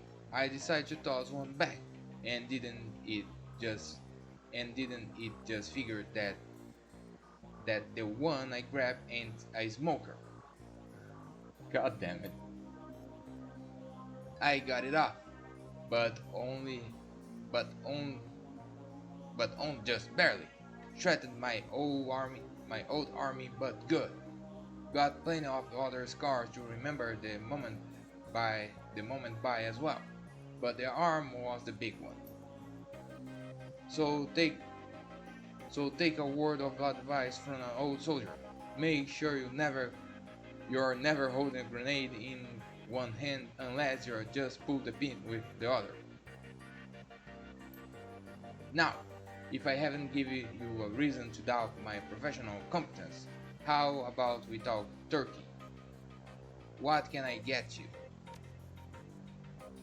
Another shotgun, maybe? Is this a pistol? God damn it.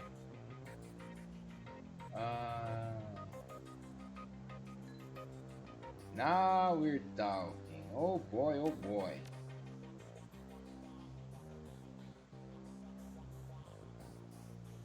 Two new shotguns for me. Thank you. Let me just see. Yeah, I'm gonna sell the other two.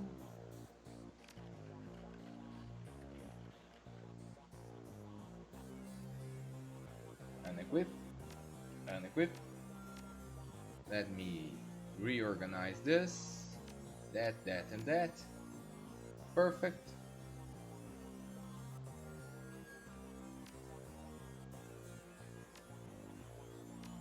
and let me get rid of them.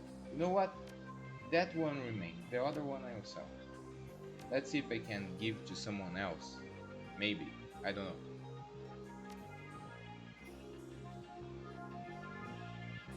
New equipment.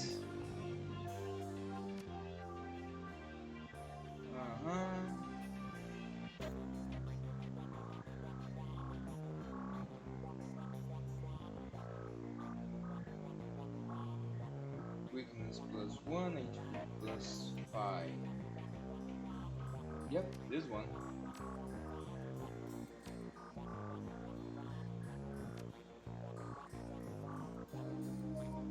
Much better.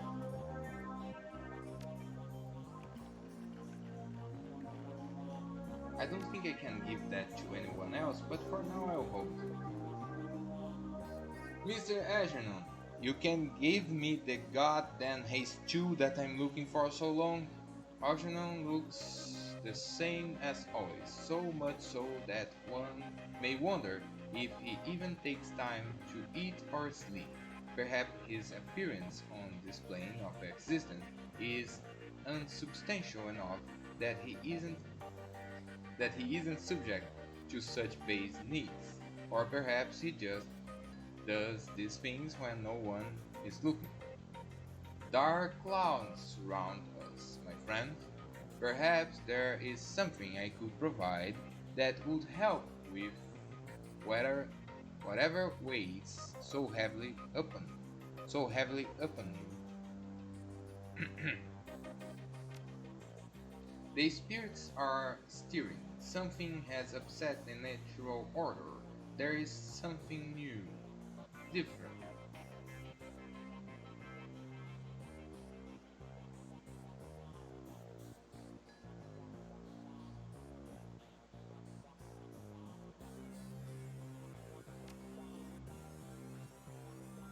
Oh, that I knew.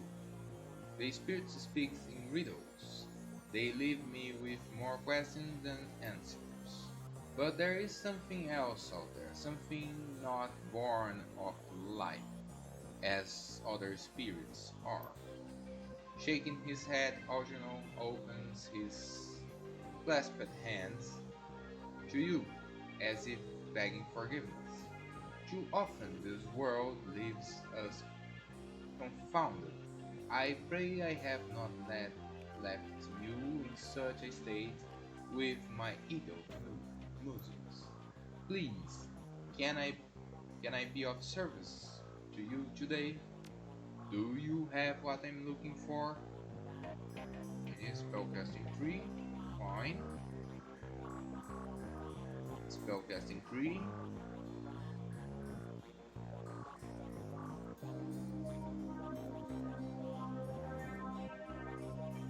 Yeah, haste 3. He jumped over the haste 2 and gave me right haste. Oh, alright.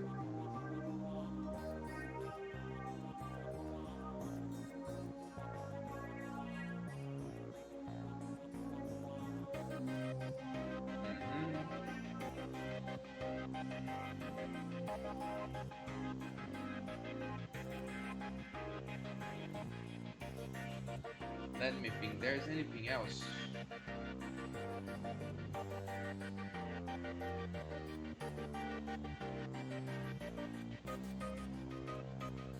I may get that mana blast.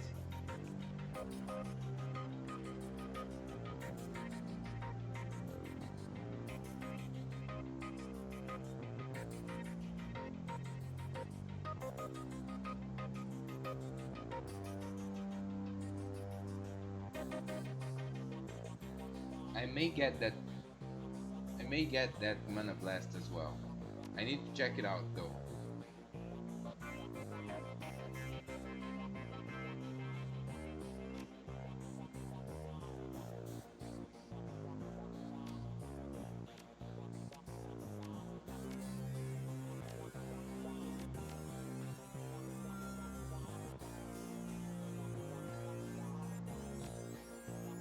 Let me take a look. 26 points, God. Wow, that's a lot. That's a lot.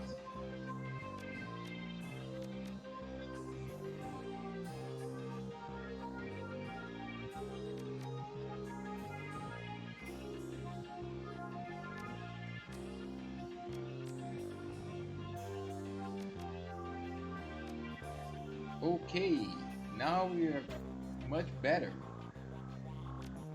And I have not saved for a while, huh? Alright, so give me that mana blast, sir.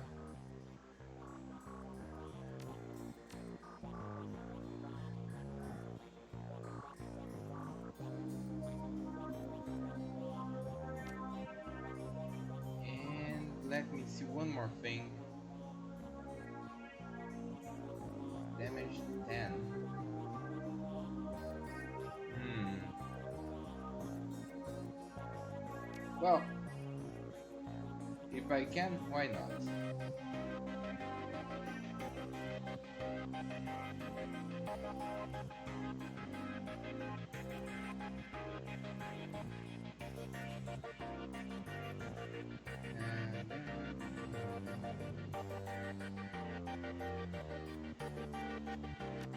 Yeah.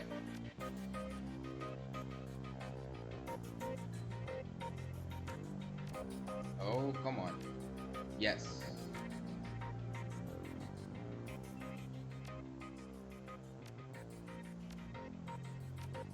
Alright. We're done here.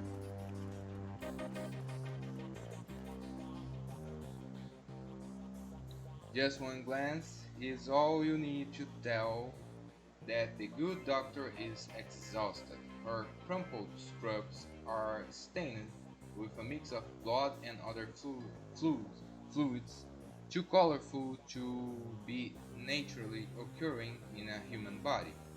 Her eyes are those of a person who has built up a substantial sleep debt and has no idea when or how to begin paying it off.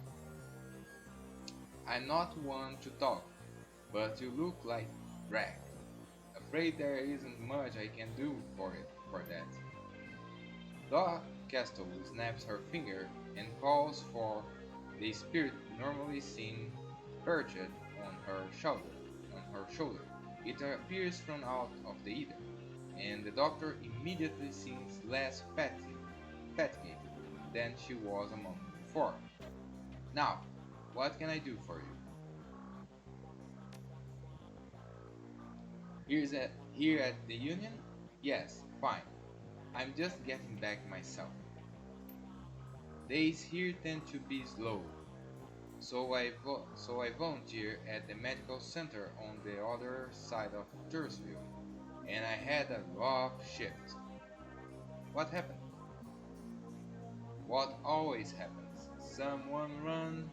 Or some run and some dew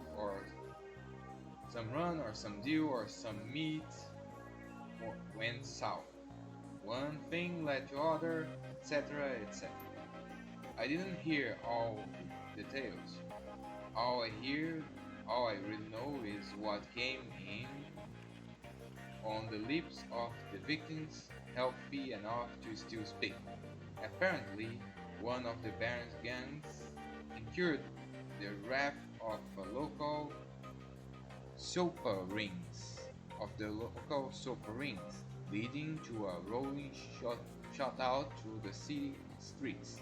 Several bystanders were injured, but the real mess didn't begin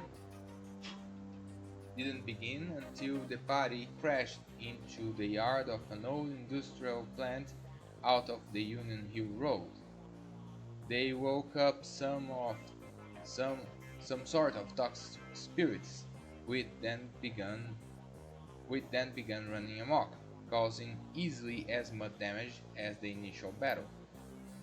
And we were left to pick up the pieces, of course. But enough about my troubles. Let's hear about yours. Tell me what ails you. Actually, right now, nothing. Take some rest, Doc. You need to sleep as well. David Fry second. David looks almost as tired as you. You can tell that this case has gotten under his skin like it has yours. And look there, we found an exact match for the DNA, but it was linked to a dead chop chop assistant by the name of Silas Forsberg. Now I have my theories, but what do you think is going on here, Medusa?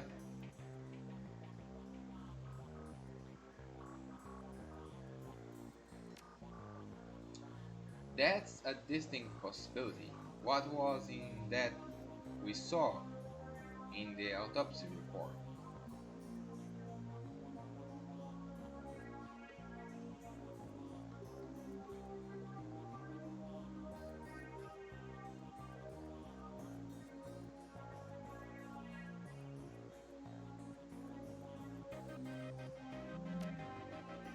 Coroner really Coroner really phoned it in on that one.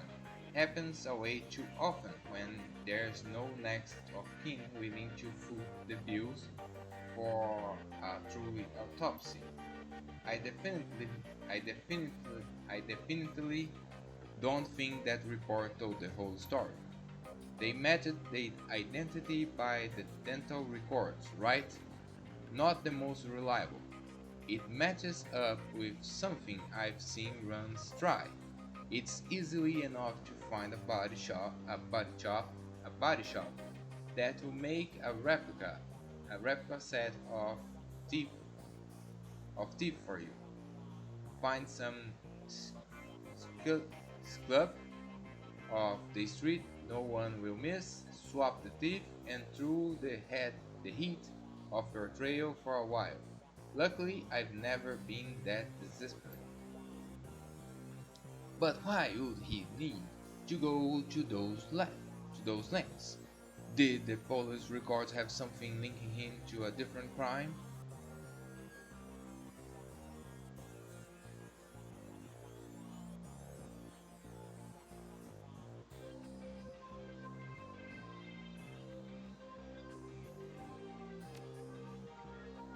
True, wouldn't look too good on someone's record if they want to become a doctor. I think this is I think this is beginning to come together. The late Silas left all his belongings to a doctor, Dr. Holmes. What's quite a interesting, you know, I think that was a good taste. Use Dr. Holmes in a conspiracy as the name of the culprit. That was a nice touch. Employment records have him as the administrator at Mercy Mental, and the picture on his file matches the person you saw downtown, the same person this DNA belongs to. All the all the evidence points to him being the killer, whoever he really is.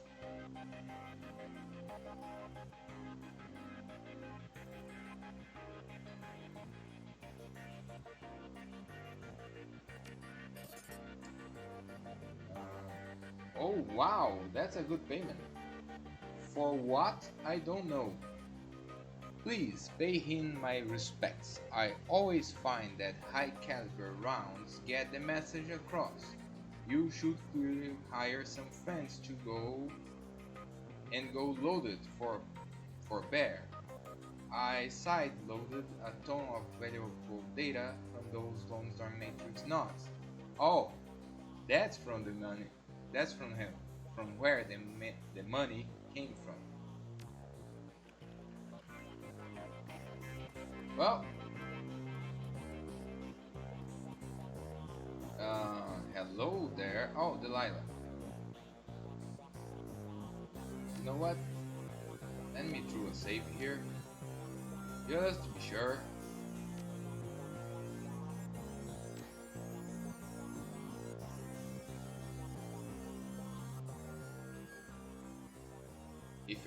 If you're looking for runners again, I'm your guy. This Discreet service only. Oh yeah, let's go. Let's see.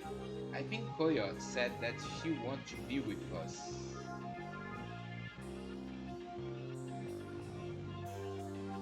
But I couldn't find her. Yep, I couldn't find her. So... yeah, she wants to be with us. Fine. Skills. We have a shaman. That's important. I want a decker. Do we need muscle? I think decker and... Hmm.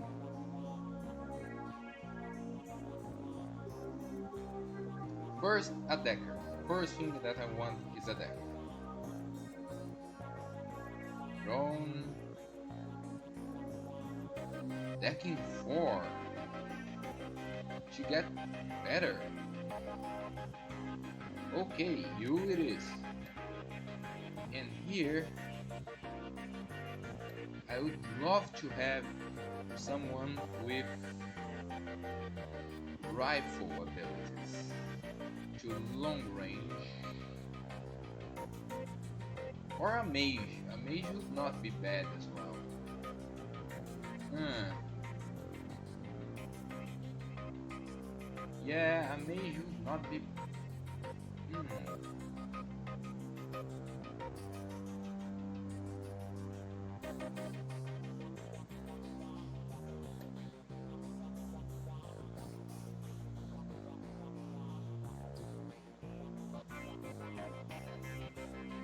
Spellcasting 4. That's interesting.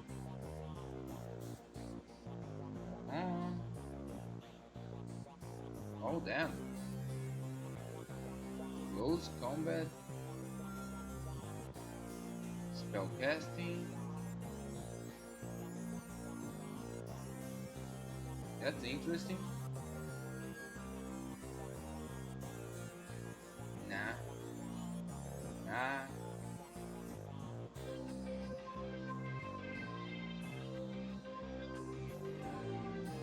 I like this. Let me see his equipment. He have haste, he have that. Yeah, let me take a look here again. We have... no, no, no.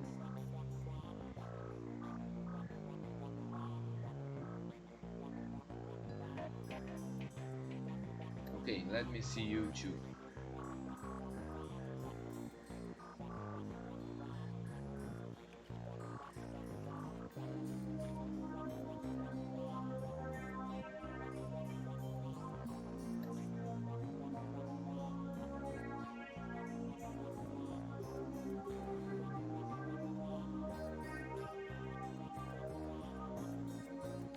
Yep, let's go.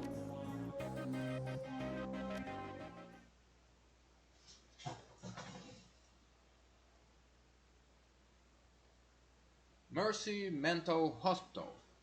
The blood you found at the warehouse belongs to a man masquerading as one Dr. Holmes, and you've tracked him to Mercy Mental Hospital, located in the notorious anti-meta-human farmlands of Snohomish.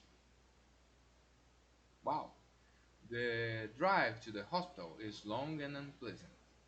Finally, you reach the walled and gated hospital compound, despite the presence of despite the pretense of security. The gate is unguarded, unlocked, and open. No one stops or greets you as you drive up to the large, crumbling building. Gothic ramparts top a damaged roof, cracked walls, and broken windows. All around the building is a uh, lawn gone wild. Only the artificial light from the within speak of inhabitants. You walk up to the hospital steps to steps to confront Sunwat's killer and bring an end to the Emerald City Reaper.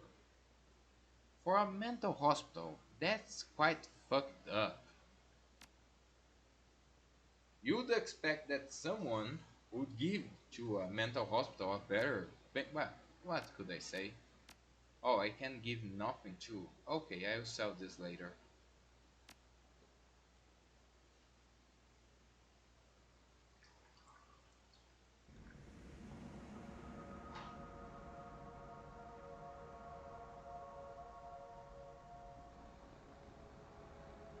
Ah, nothing like some water.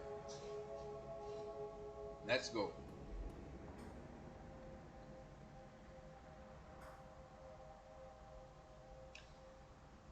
Welcome, man. What business bring you to the Mars Mental Hospital?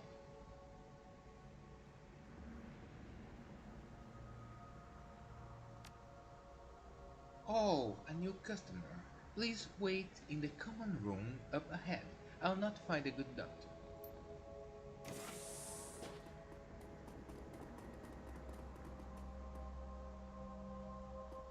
Sure, you will.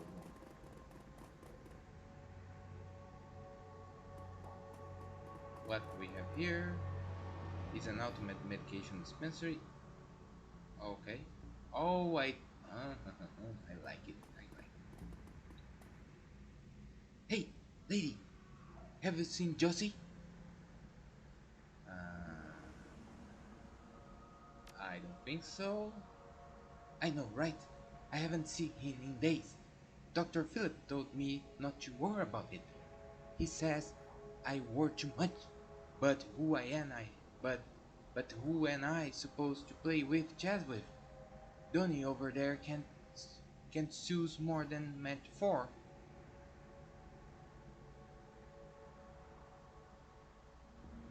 Uh,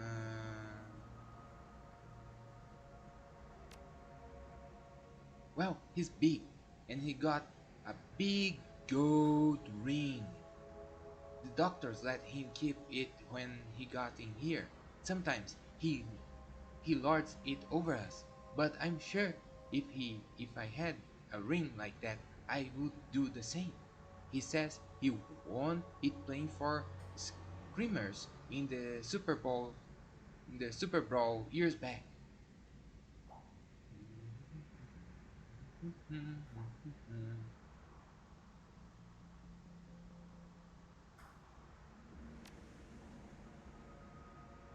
Not too rough for Josie. He says he went whole seasons without any injury. He was usually playing outrider, though. Will you at least help me to look for him? I have the ski I swept off the day the day guard, but they keep a close eye on us. You could have a peek on the infirmary and see if there's a record or something. He might just be in a cooled off room and they won't tell me. Uh,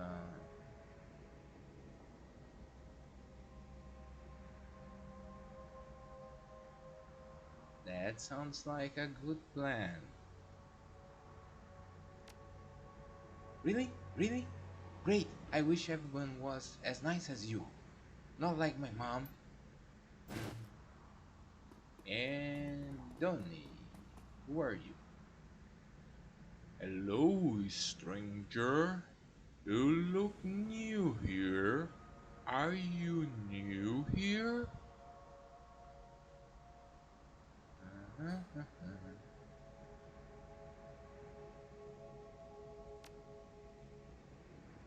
Well, you don't want to talk to me.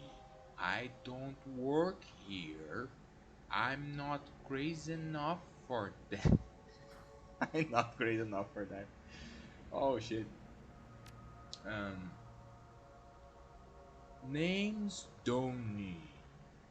That's my name. Donny. Donn. Why? I know I didn't recognize you. I know everybody in this place. Everybody. Well, everybody on the first two floors.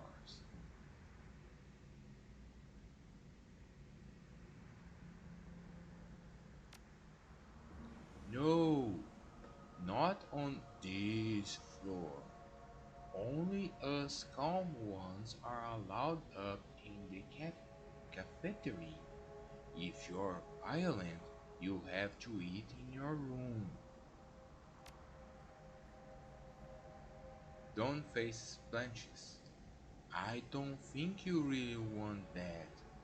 Not really.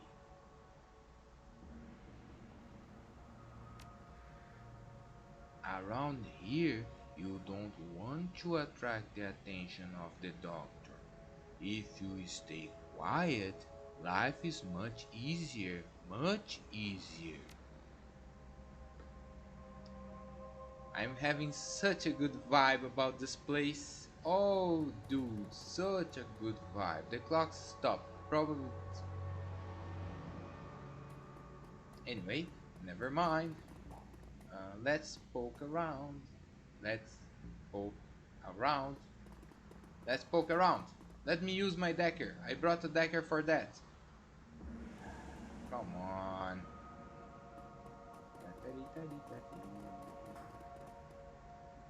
Excuse me, I'm passing. No one saw nothing. Alright. The stench of blood and mold gets even stronger as you move close to the infirmary. Oh! That's a good sign. Oh, wow! Great. Mmm. You find an unlabeled trip disc. You have no way to... A severed arm lies next to a zipped body bag. The arm looks human. It appears neatly severed at the elbow. There is a large gold ring on the index finger. Its owner is probably the occupant of the bag. Great. You slip the heavy you slip the heavy ring off the cold finger and feel its weight in your hand. Inside it's an engraving. It reads Screamers 2048. Hmm.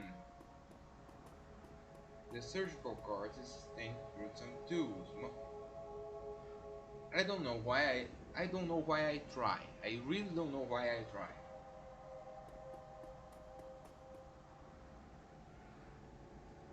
The patient's information for Josiah Josiah never mind.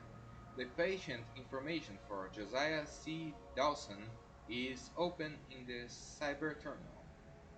Okay? Name Josiah C. Dawson.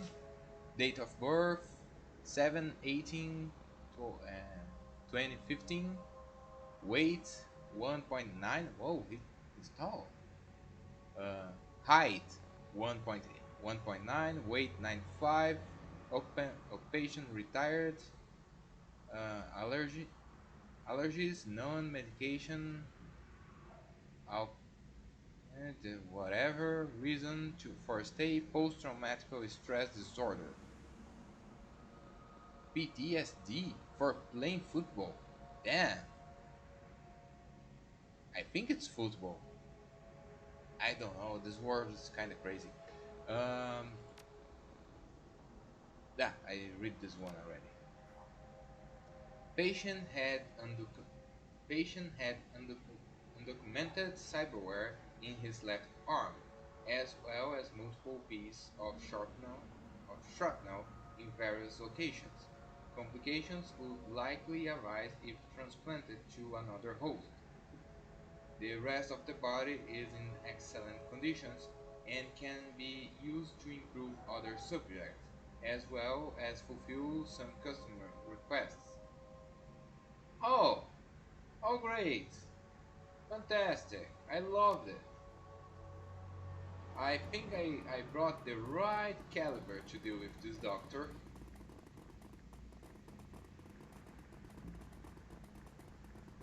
Teddy, Teddy.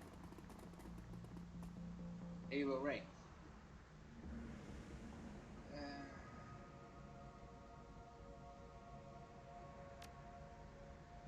what? What? Tell me. Did he get released?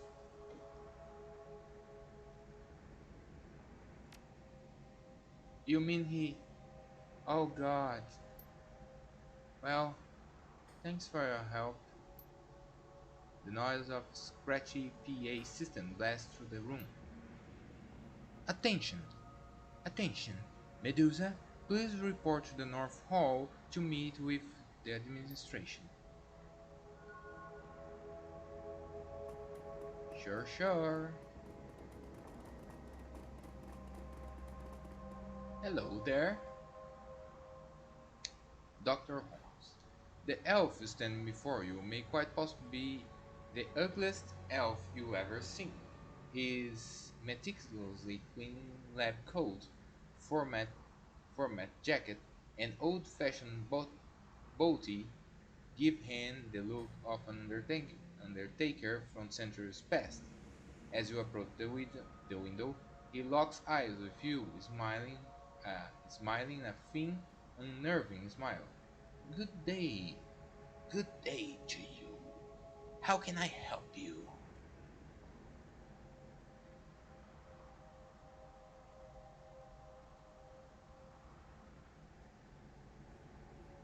Wow, subtlety is not a thing here.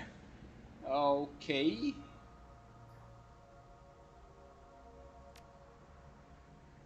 I'm sorry, who's that? He acts genuinely confused, but he can't seem to drop the smile from his lips.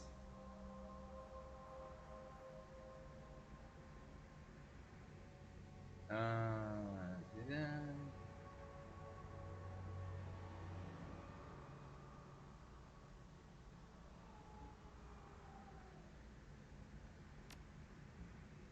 Holmes forces a scythe through the plaster grin on his face. We think we see not many delusions at this place, and still I can be surprised. I suppose I shouldn't be. After all, this is a place for broken things. It's only fitting that a broken mind would seek us out.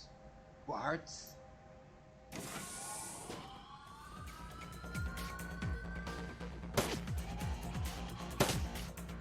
Wow. Boy, I don't think it was smart to give her back to me. Just saying.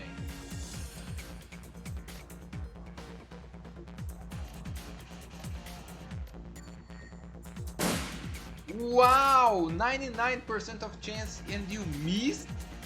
How the hell?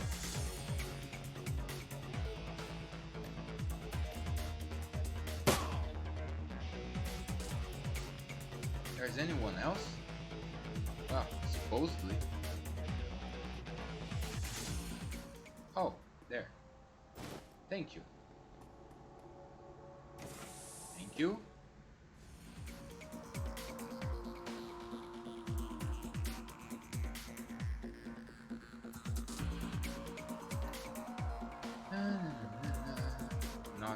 Not close enough.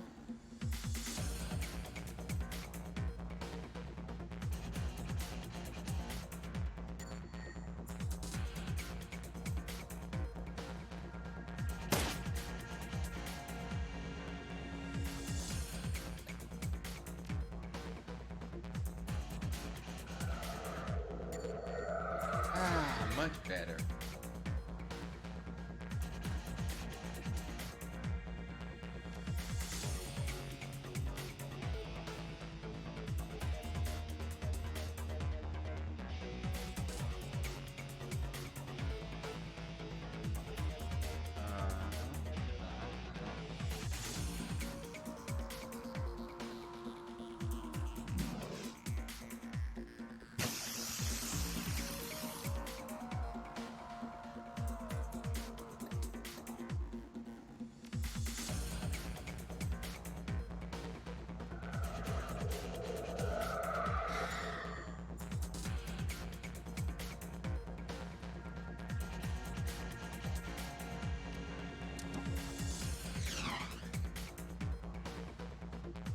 it at least once.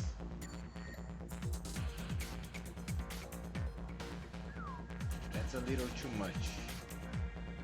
That's also too much, at least for now.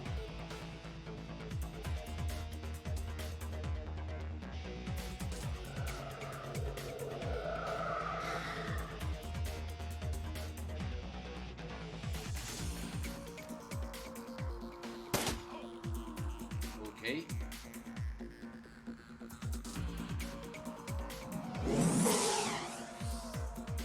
Alright, that was not good enough and you deserve that.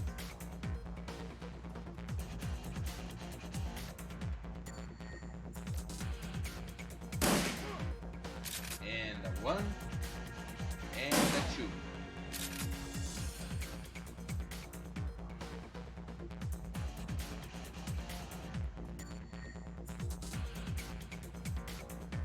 Oh boy, that's big.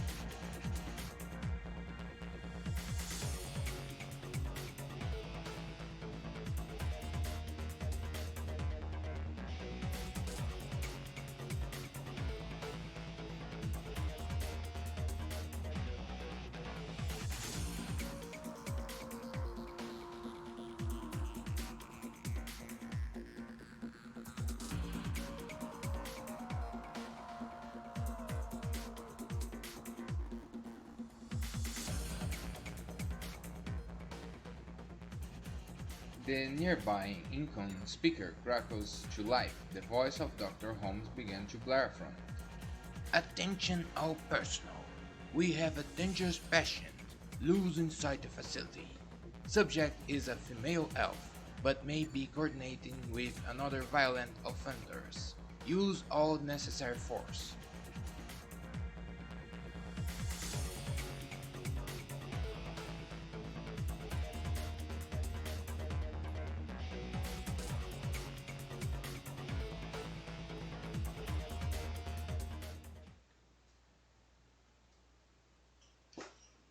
Halls of Despair.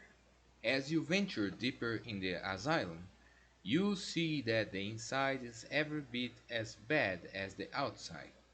Gone is any attempt of uphold sanitary hospital aesthetics with peeling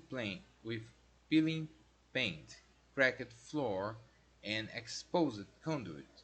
The, pre- the, pretend, the pretense of mental care is shattered. In this modern area, Mercy Mental Hospital is a throwback of the barbaric asylums of old, prisons and torture chambers rather than places of healing. It's clear that Dr. Holmes is spending his money on something other than this facility. You continue on. Holmes can only run so far.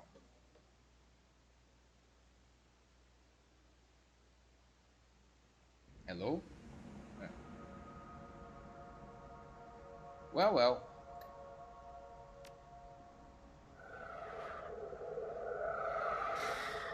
let's get moving.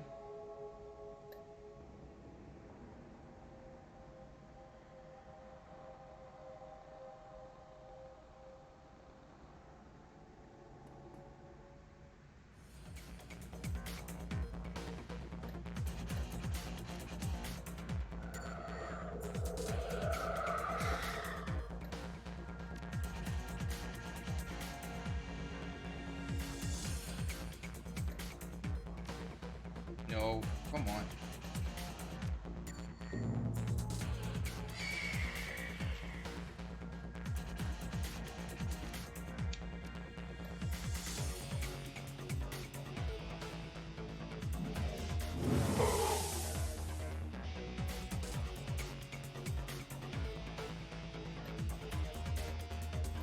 Mhm.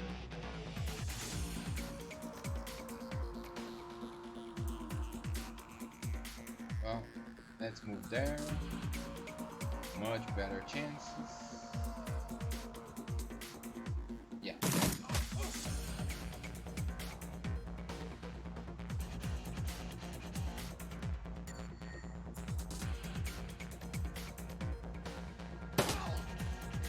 And one bite the dust. Oh, great. How about no? Thank you.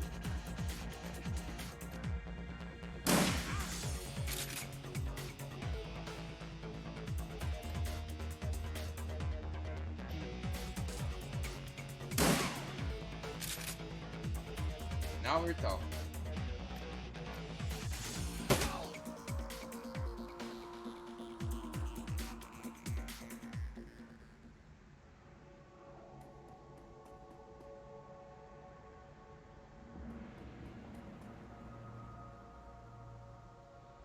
The intercom begins speaking as soon as you approach. Holmes must be watching from somewhere. You don't understand, do you? This is a place for broken things, but only by further breaking them can they be remade. And so we must break you. That's the most strange logic that I have heard for a while. Kid you not.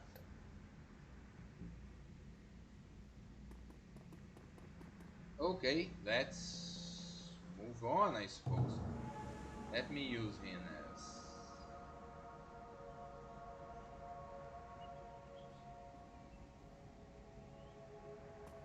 Let's see what we have there. Oh, there's something there as well. Interesting.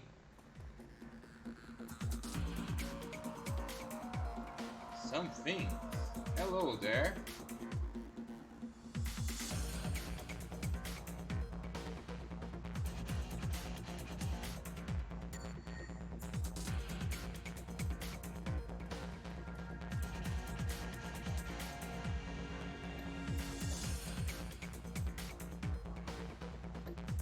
Well,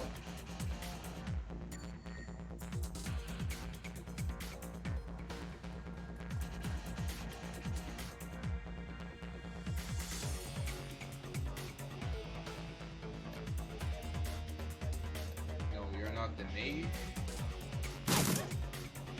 Excellent.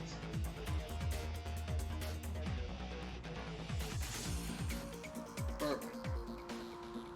Almost, because I cannot use the mana blast. Well,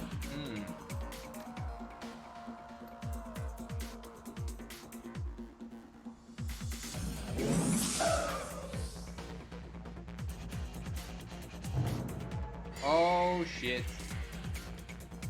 Not good. Well, it's on the right place, let's say that.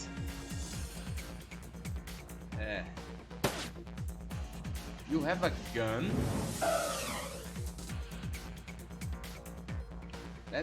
Let's start with this guy because I want a big bada boom.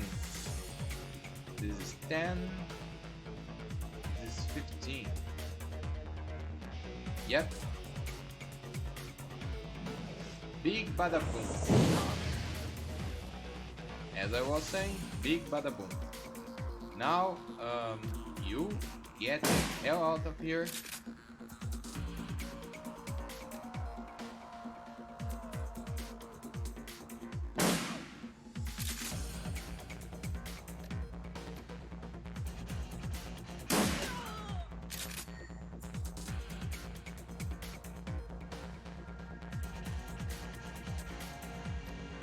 Alright. Bye bye, one.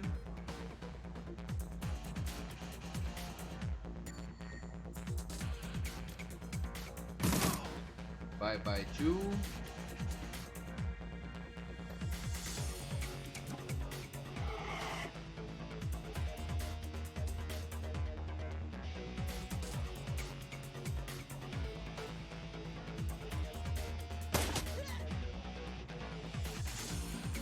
Oh, there's a third one. There's another one. That's a grenade? What? Holy shit.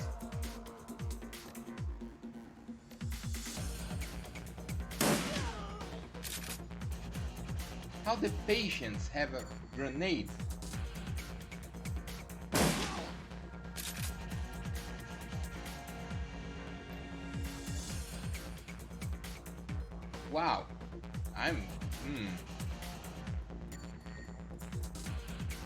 I don't like it.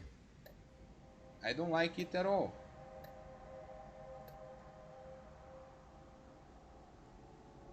Okay, you will wait there. Actually, I think there's more battle there. Ugh.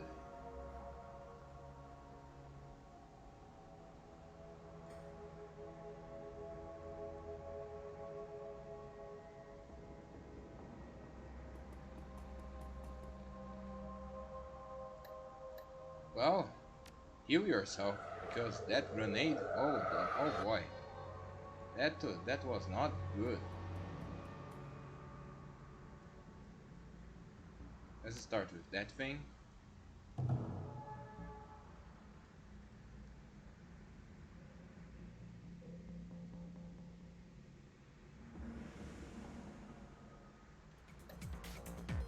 Hello there.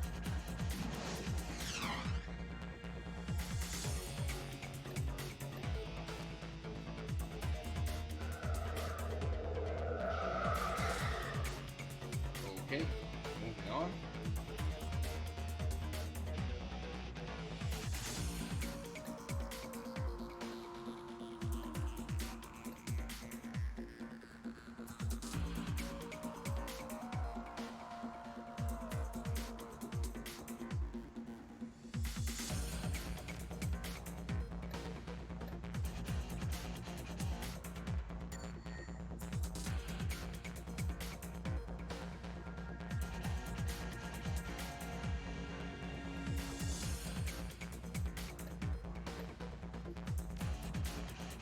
Ah, great.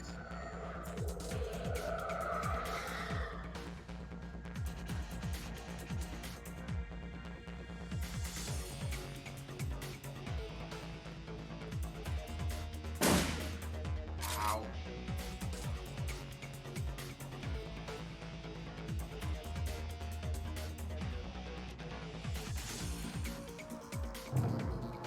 Oh, really? Come on now.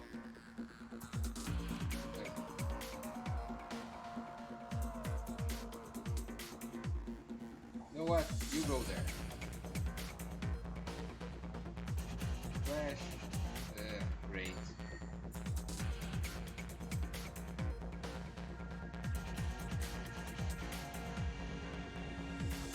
Why I can move there?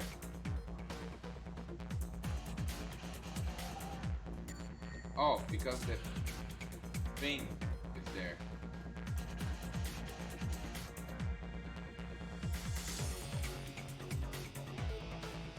Nah. Let me think. Oh, great.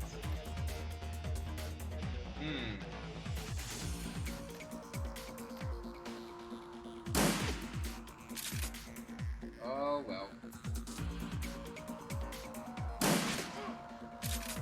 At least one hit.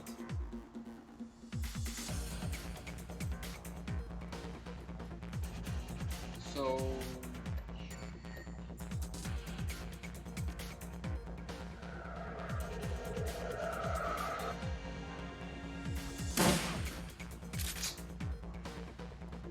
Well...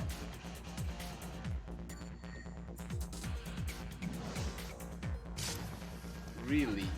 From everybody there, you decide to go after her. Alright. You had it done.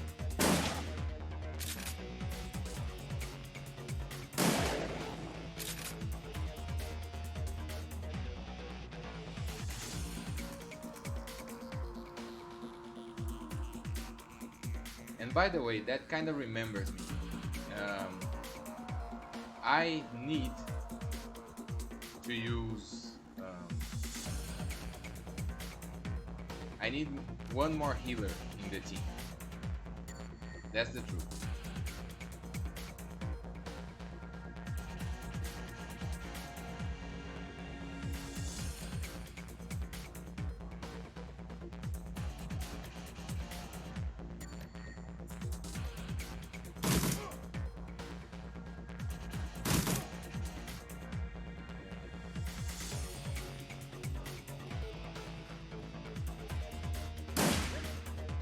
damn it.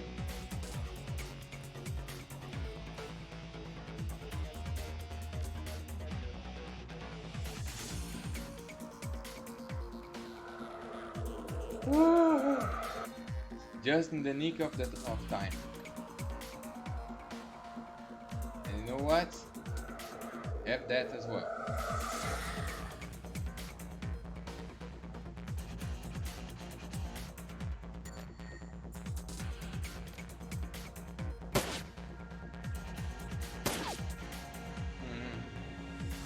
Not good.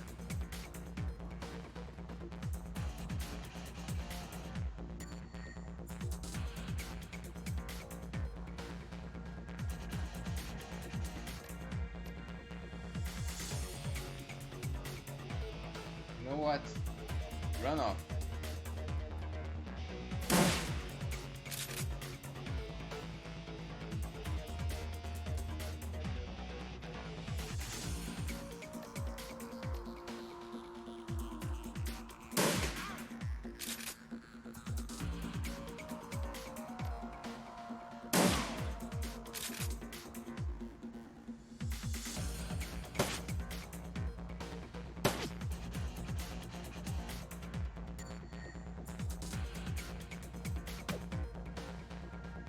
That's how you do.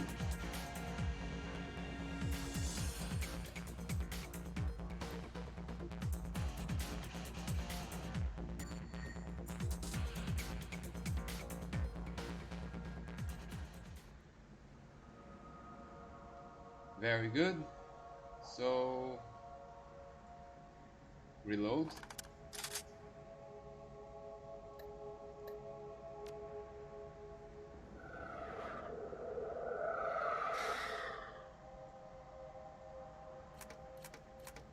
And reload. And you know what? Reload as well.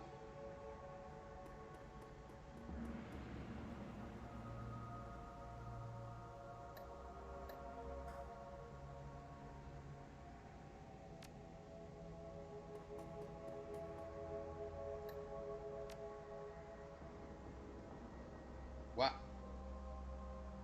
All right.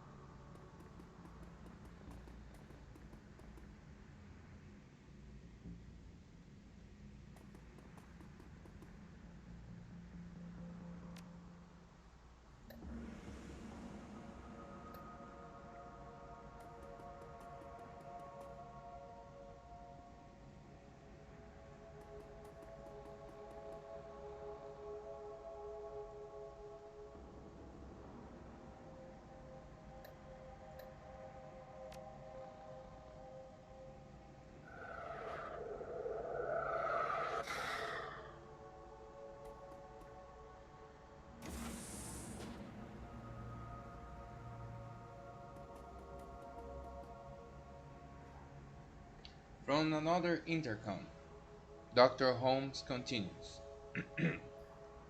Someone once told me that I was a broken thing, but he also said I could remake myself. He wanted to break me down so I could put myself together again. I did, but only after I broke him. I could remake you as well. What wonderfully twisted thoughts must churn in a mind such as yours. But I'm more inclined to use you for parts.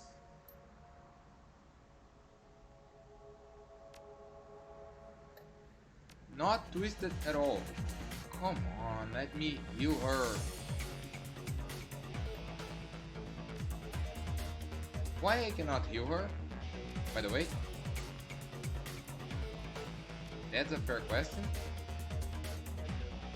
I cannot heal her. What?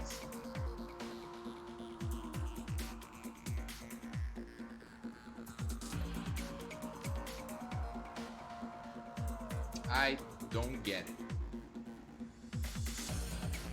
You know what? Heal you.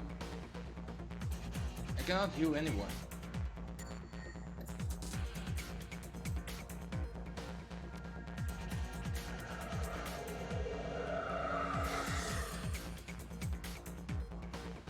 Okay, then, so use that.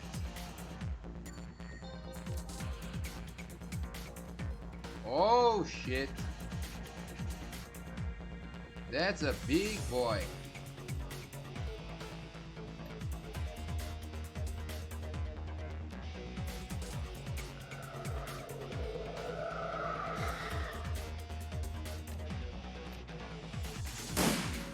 Oh, damn it.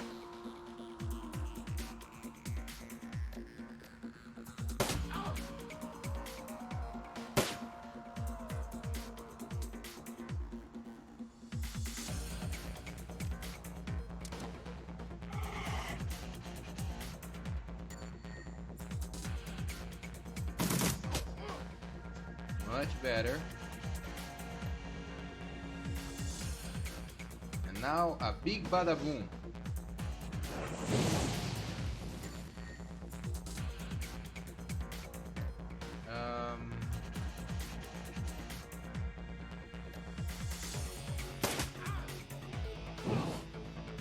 And that's it.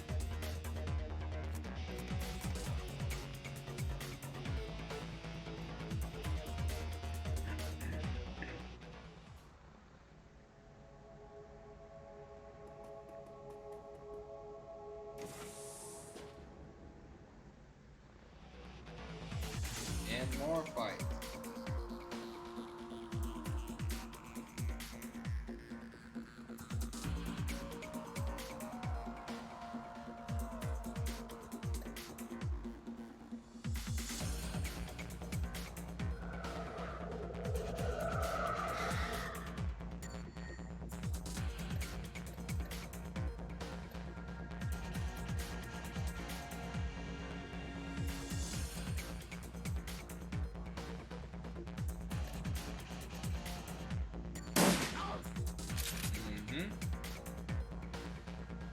Very good.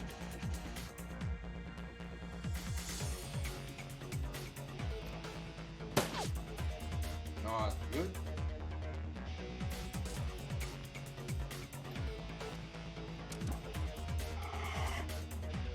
Very good.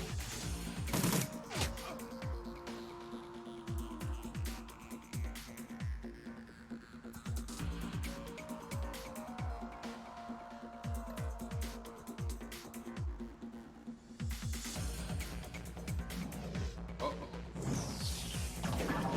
Well, that did the trick. Anyway.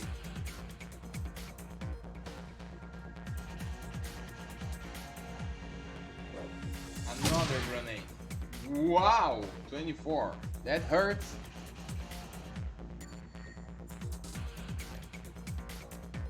You know what? You can brag yourself, as they would say in this game.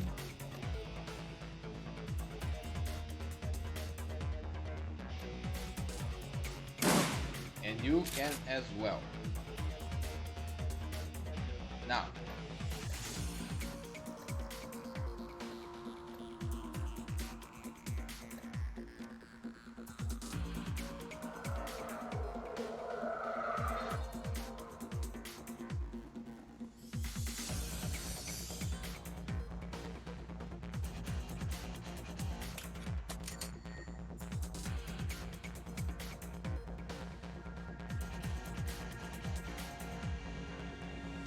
and what do we have here?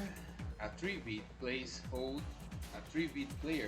a collection of personal diaries. Some of the video files are missing. Well, let's see the first one. Oh damn it! Let me drink some water before going for that.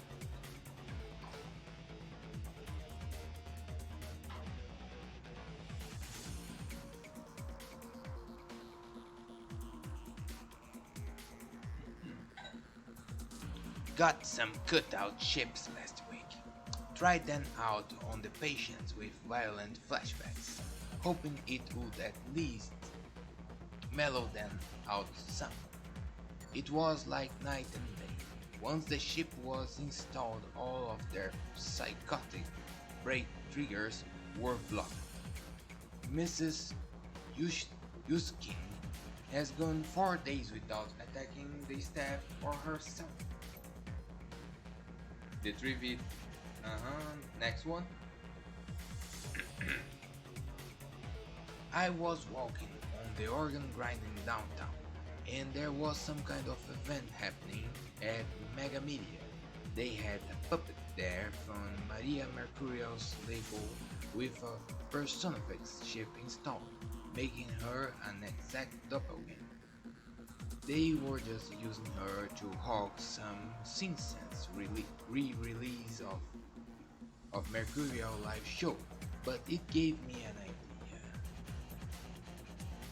The cutouts, the body modifications, and my health supply of patience. I'm perfectly set up to be a Bunraku fixer. If I can find a supplier for Personifex chips, I can sell full service Bunraku, even program the behavior trees.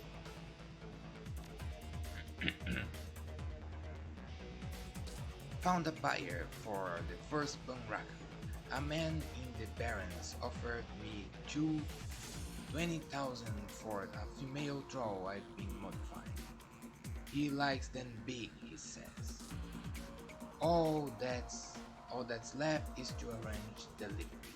He says he can put me in touch with some more buyers if I'm if if I'll accommodate special orders. These morons' lives are already over anyway. The least they could do is line my pockets. Asshole.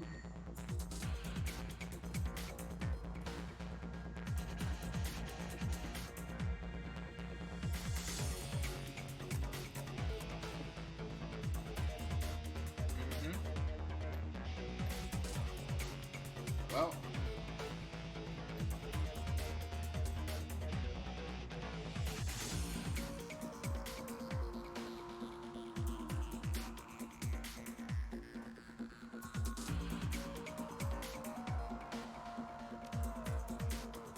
not done yet, huh? Alright.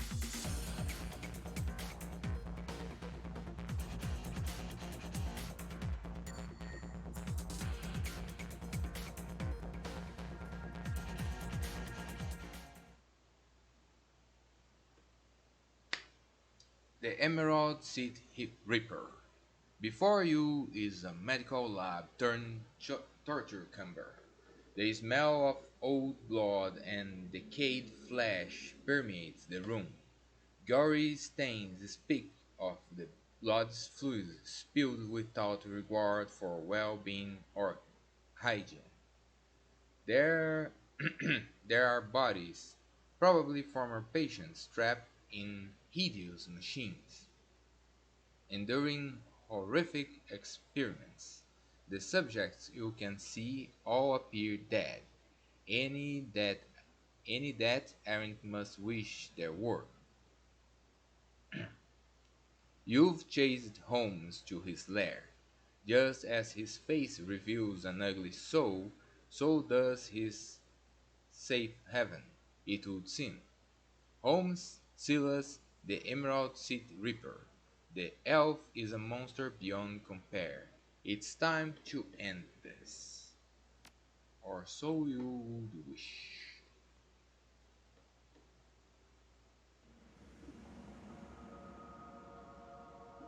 Oh, okay, you first, because I need some healing.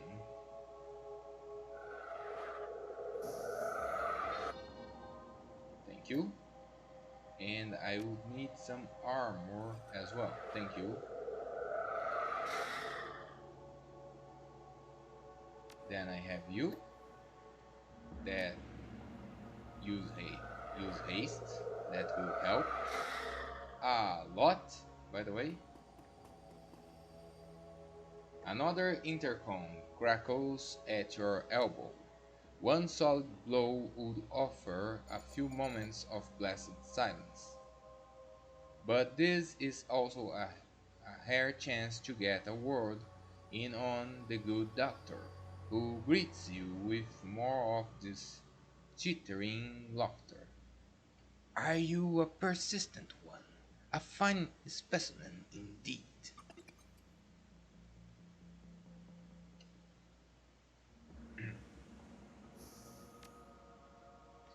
Few friends for a face such as mine. Though I have one associate, I would be happy to introduce you.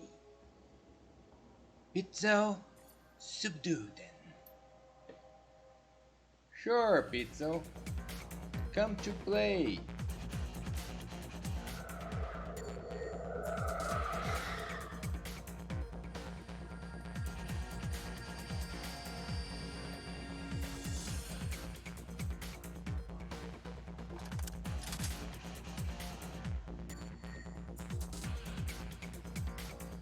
Here comes.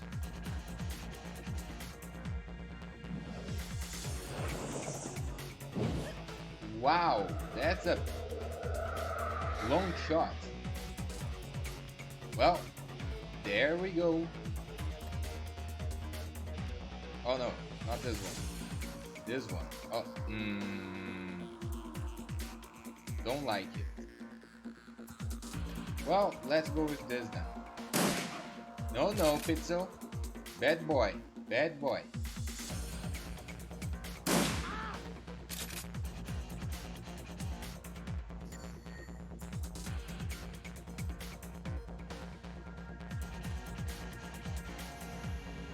Oh, oh.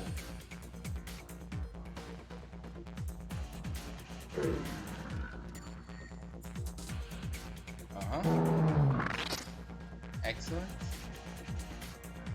Then I want you to go there.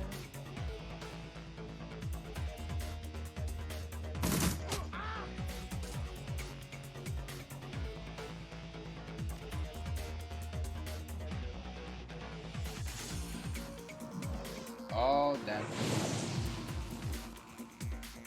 Great job. Ow. Oh, wow.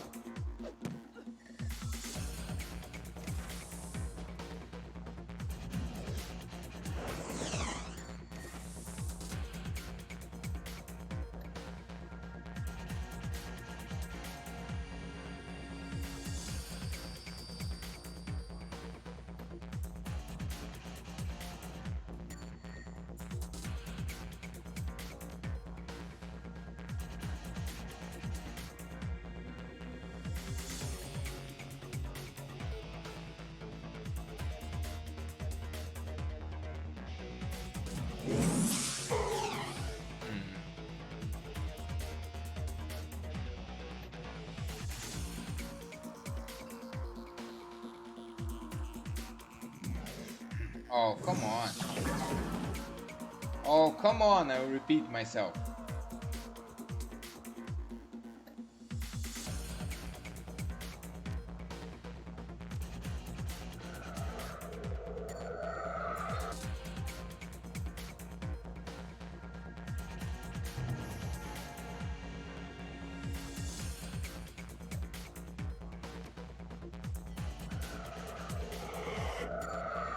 Excellent.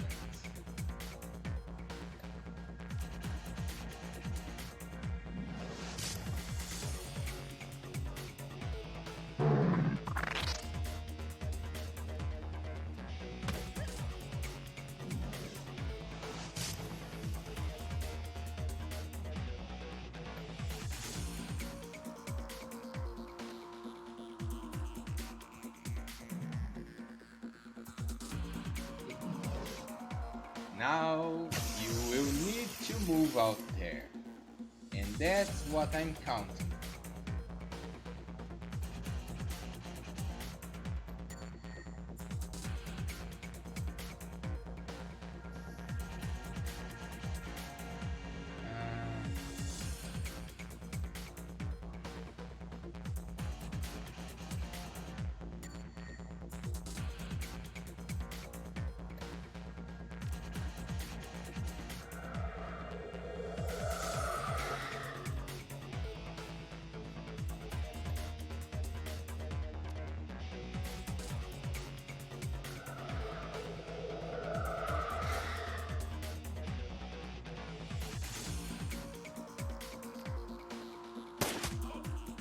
Good shot.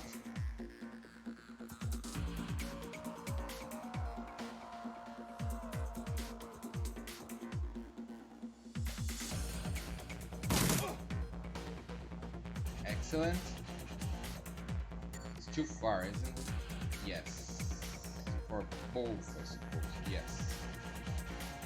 So let me run you there. Yes. Oh, hello, good doctor. How are you doing?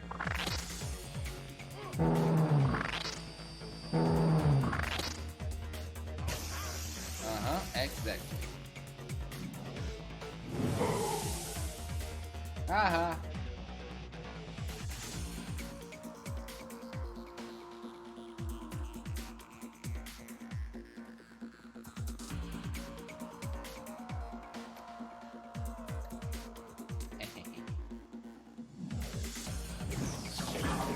Boom shakalaka.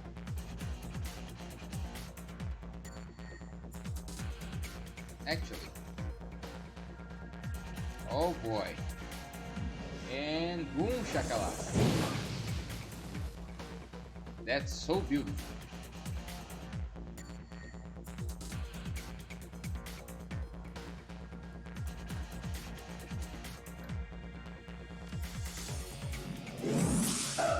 Bye bye, Pizzo.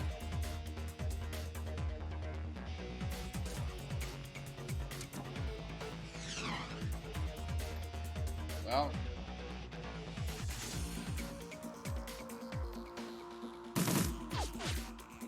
yeah, I thought so.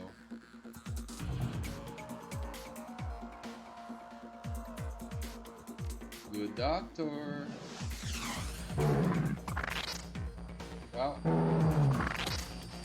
that was one. Excellent. Out. Well, bye bye.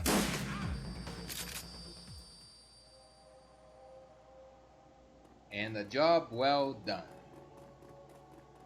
Holmes drops to the ground, the light in his eyes fading fast, but something keeps the shivering husk of the soul stuck to this mortal coil for a few moments more.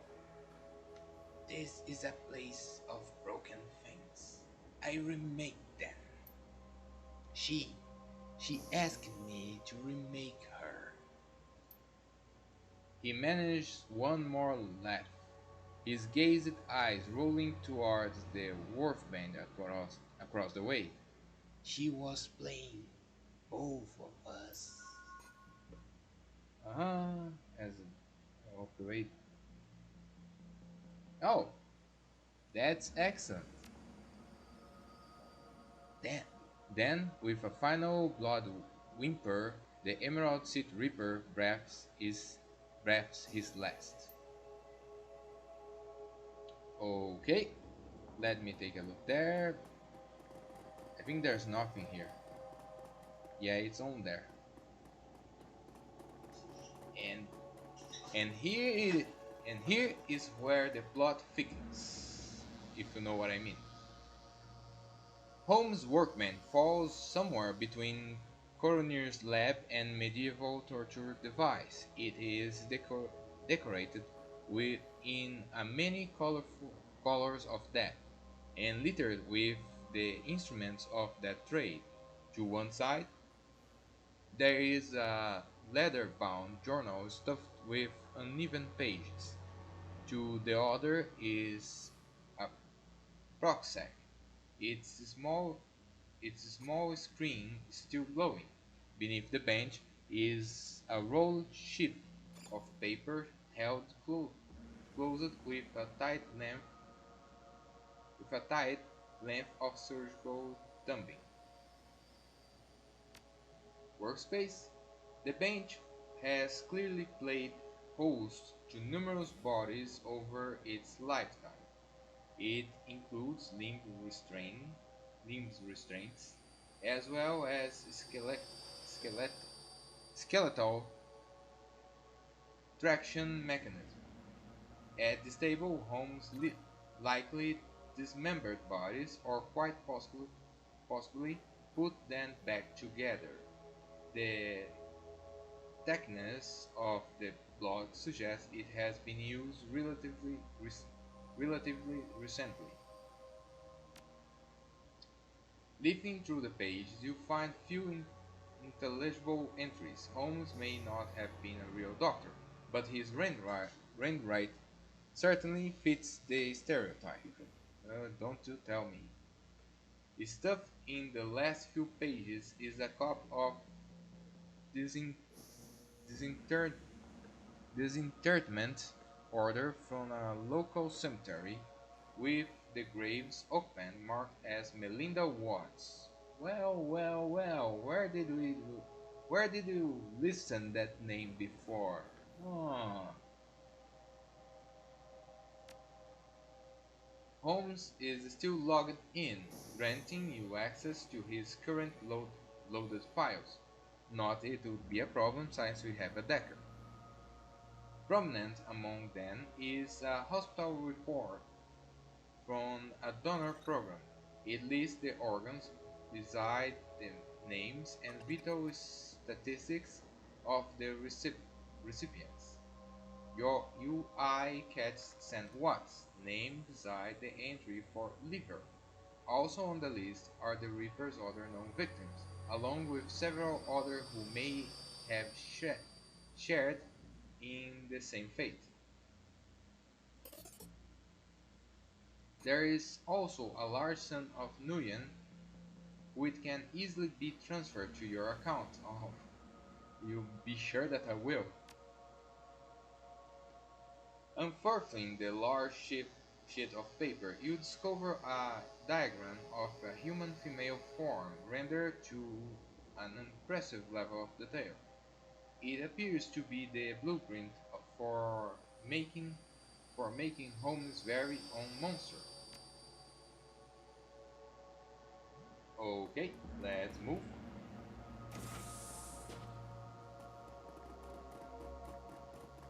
Oh, sure.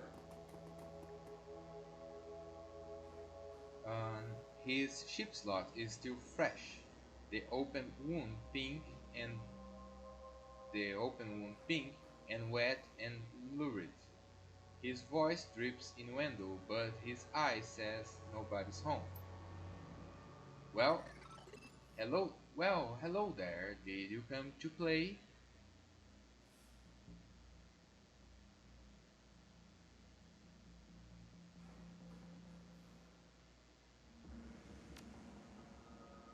Of course we're okay. We read for a little party.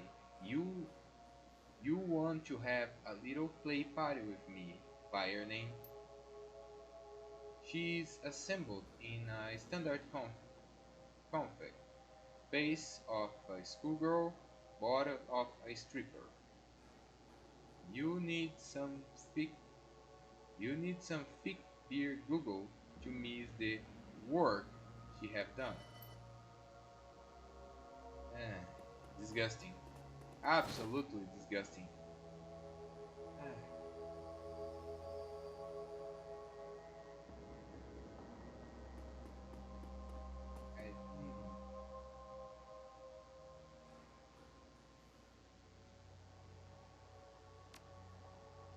his eye focuses and his hand raises slowly to touch his head wound. The fingers come away wet and slicky. Panic twitches at the corners of his mouth as he surveys the room. First you, then the girl, then down to his own body, which is no longer his. Sweet Jesus! What what did he do? What am I? He begins weeping, his body wrecked in great inconsolable half sobs.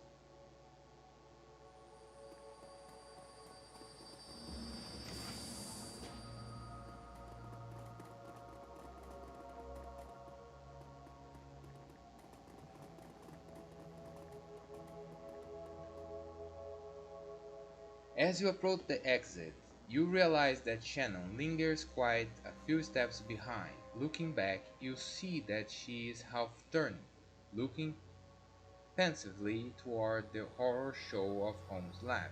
Finally, feeling your finally feeling your eyes on her, she faces you and raises her head in a proud, almost defiant manner. We have done much good here tonight. We have removed two vile creatures from this world, and so ended a growing shadow they cast upon the city.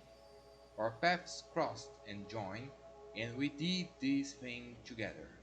But now here our paths must divide.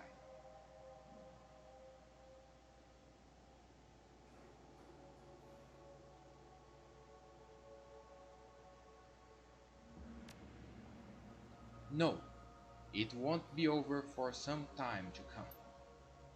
A distant cry of pain echoes down from somewhere above, and the young shaman paused to listen to the tortured sound. There is still more work to be done, for both of us. But what must be done differs for each of us. I came here to find justice for my brother, and that has been done. His spirit can now find rest. But there are other victims of the Reaper, both alive and dead, who still struggle to be at peace. Many of them are here in this place, filling the halls with their torment. I cannot leave them behind. But the spirits have something else in store for you, a different path. You must finish what you've begun. You must confront the first evil that fostered the one we have just ended.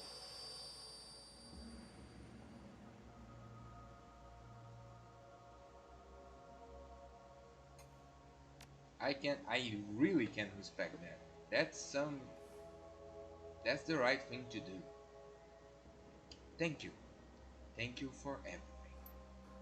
Because of you, my brother's killer has met swift justice, and justice of the only sort such a man as Holmes deserved, death.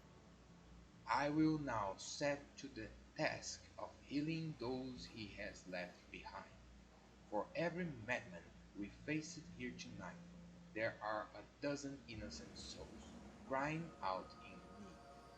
The spirits of those departed will also need help in passing, or else I fear they may become like those we met in the hunt. They all deserve my help.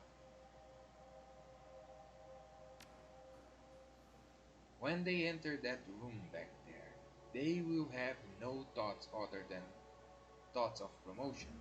With the Reaper in hand, my brother will be forgotten, along with all the other victims. But so too will I. They will not be in a problem. Whether that's true or not, Shannon's confidence and very presence seem capable of making that true. Good luck to you, Medusa. I hope you can find the same justice for your friend that I found for my brother.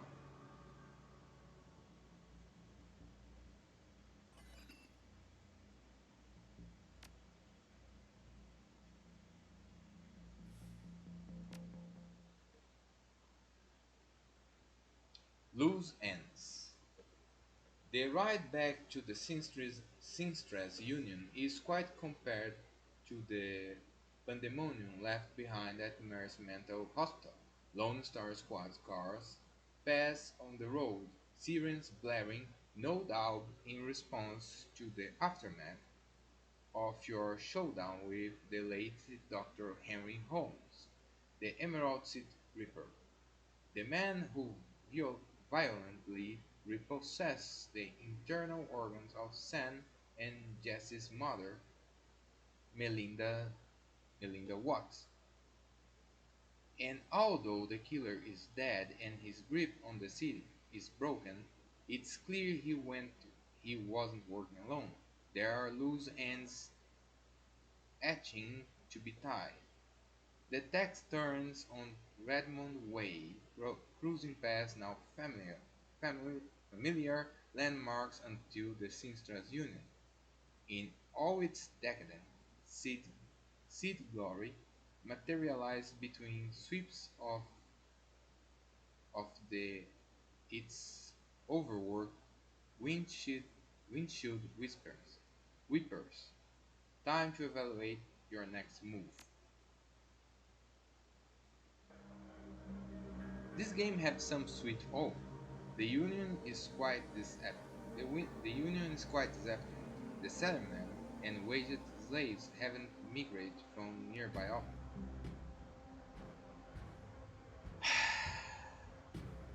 Okay, never mind. But as I was saying, this game has some really, really sweet ends. I give you that. John Clean is talking with Cherry Bomb and Mrs. Cubiton when you walk up.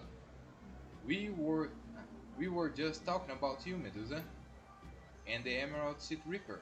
Ironic that you tracked a serial killer to a mental hospital.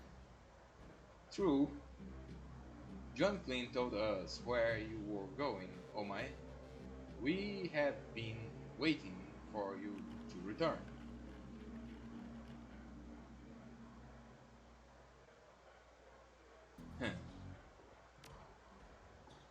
Johnny frowns and nods.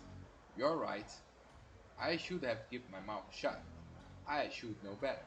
It's just that we have a personal stake in the Reaper murder. We each we each have our reasons for waiting the killer found.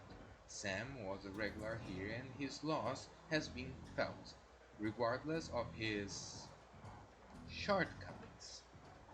The whole sprawl had been shaken by these killings as well. The randomness of them, no one knows if they will be the next or what the killer might take from them. I admit that the killings have hampered business as well, and I am sorry but it's true. It does not help that Sam's body was found down the street from here.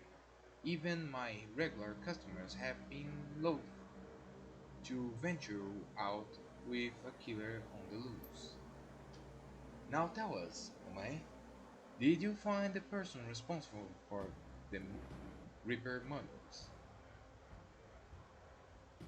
Hmm. I don't understand. What are you saying? Are you saying the killer isn't the responsible for his own actions? This sounds more complicated than I suspect.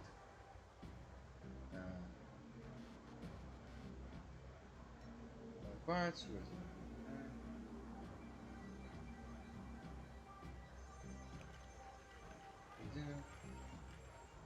harvest.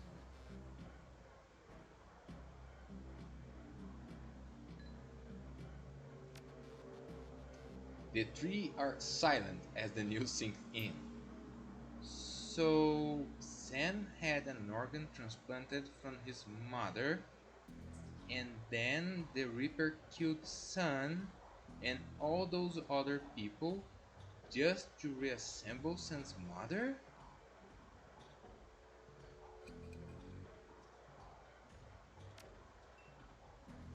It seems a cause and effect in this. I sense a cause and effect in this.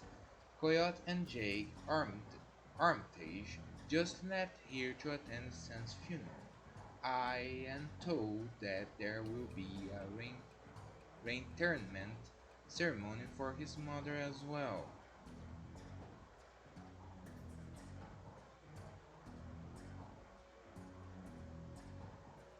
Mm-hmm. Think his sister Jessica had something to do with it? Hang on.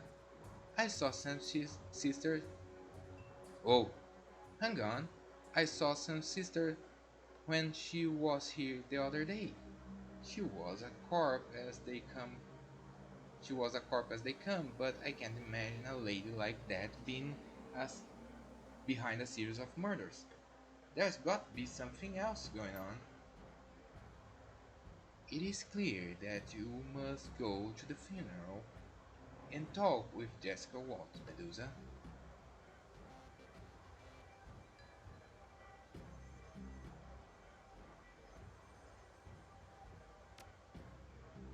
Of course. Mrs. Kubota raises her hand and the conversation stops.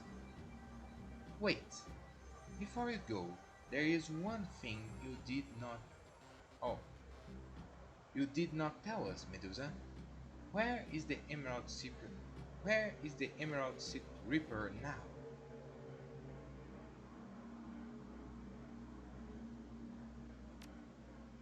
She nods in satisfaction. Hi, that's hi, that is good. Oh, you bet it is, baby. You bet it is.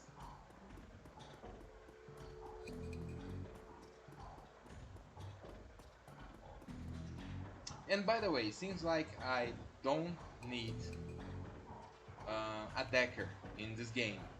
Point blank. I was losing time taking that. Mr. Cluey, welcome back, Medusa.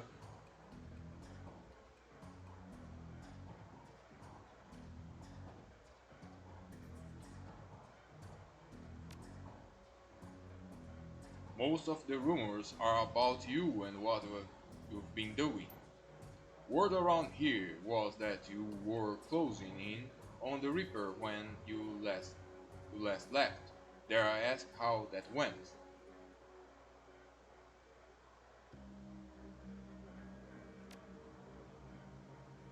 Where he belongs. Good. And yet your shoulders are no more relaxed, and you still survey the room like a woman who has yet to return from war. This isn't over yet, is it?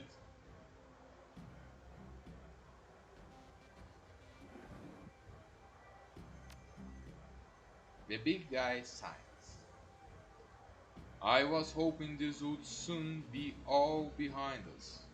The Baron has a short memory, but for wounds such as these, it makes an exception. To see this prolonged, I fear for how it may forever change the landscape.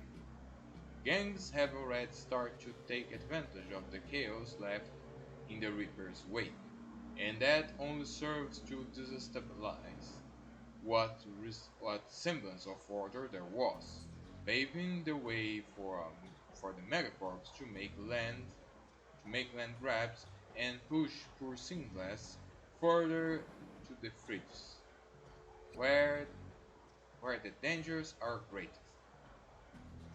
Sooner or later, even the Union could be threatened.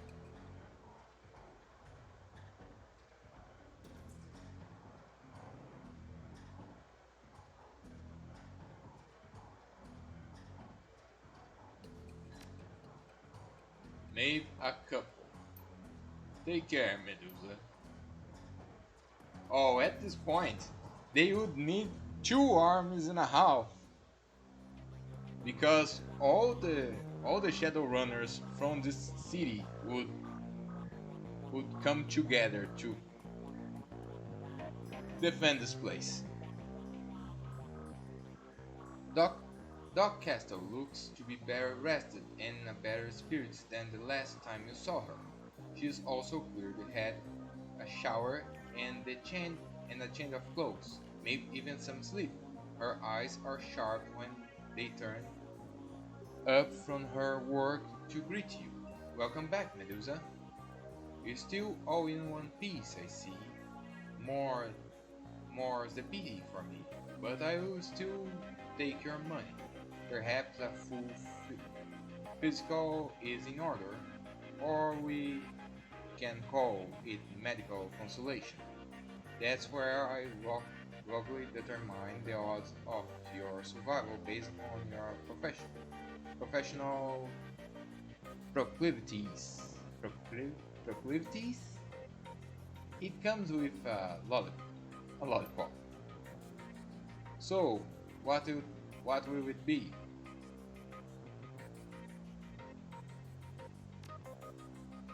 Dr. Castle sets down her work and fixes you with a hard look.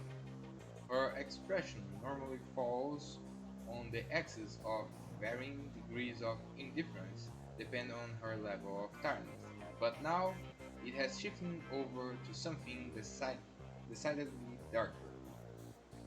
Is it morbid? Is it morbid curiosity?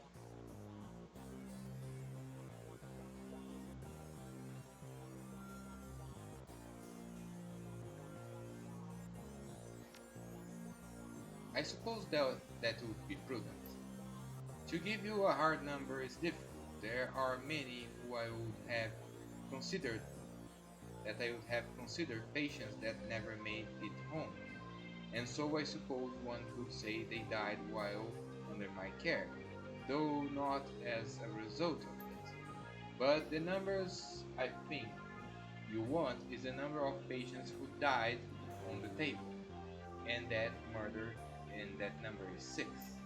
Six who I was unable to save, spread across a 13 years career, and I remember each and every one, down to the smallest detail, including the moment where I realized I could do nothing more for them. You know, I wish more doctors had this level of care for their profession, especially nowadays. Though it's 2053 that this game happens, right? Maybe Dr. Castle is will be born soon, if you know what I mean. I would argue that four of those six were beyond helping from the moment they passed through my door.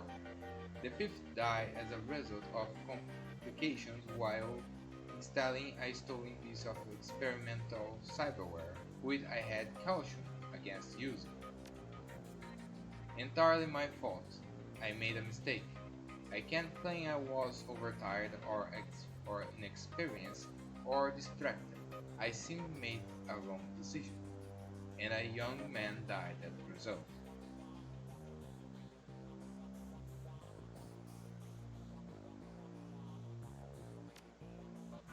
She picks up her table and resumes her work. Yes, well, will there be anything else? I have I have used nothing so far, so no thanks. What's kind of impressive, I need to say, with a lot of lucky even. Oh, this is a good one. Algernon stands stock still, his eyes closed and his face composed in a mask of stern concentration. But then a small snore escapes his nose, instantly shattering the elf's careful manicured mystique. A, a cleaning of your throat is enough to rouse the talisman from his meditation. Oh, Medusa, I was watching your approach from the astral helm. So good of you to visit again. Uh-huh. What might I do for you on this fine day?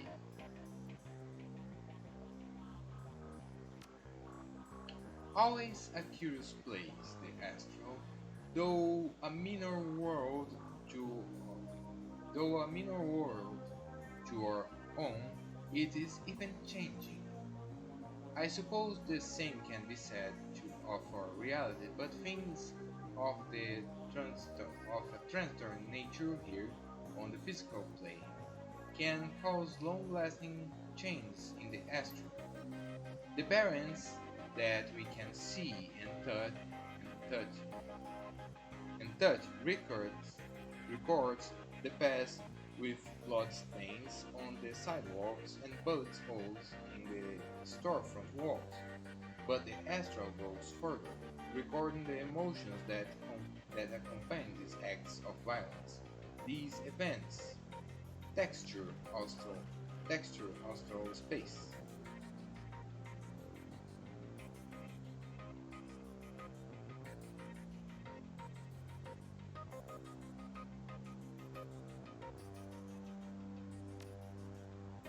There is a great deal of fear and distrust.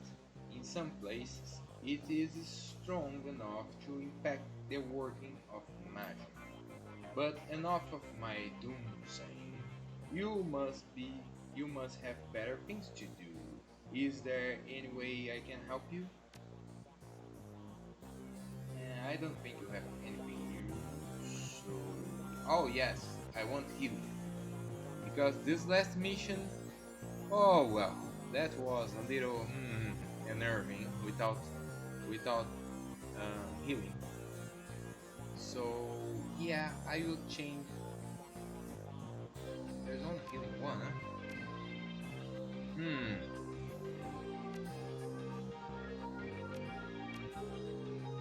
This is better.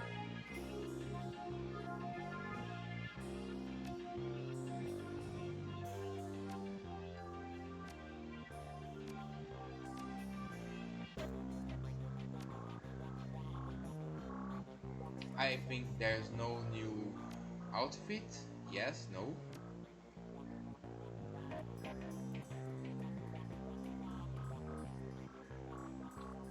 On his workbench, Buster currently has a mule-spec shotgun fully disassembled and its parts neatly arranged. He lovingly massages each piece with microfiber clothed in some kind of gun oil or polish. Whatever the stuff is, it leaves the meat shining brilliantly and pungent as hell. Got some Got some catalogs just come in.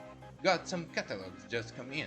If you might be interested in the order, I can get I can get gear shipped overnight from the manufacturer.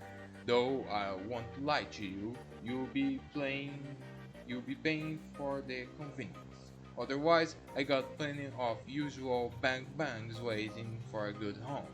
What do you say? Well, there are two schools of thought in the matter.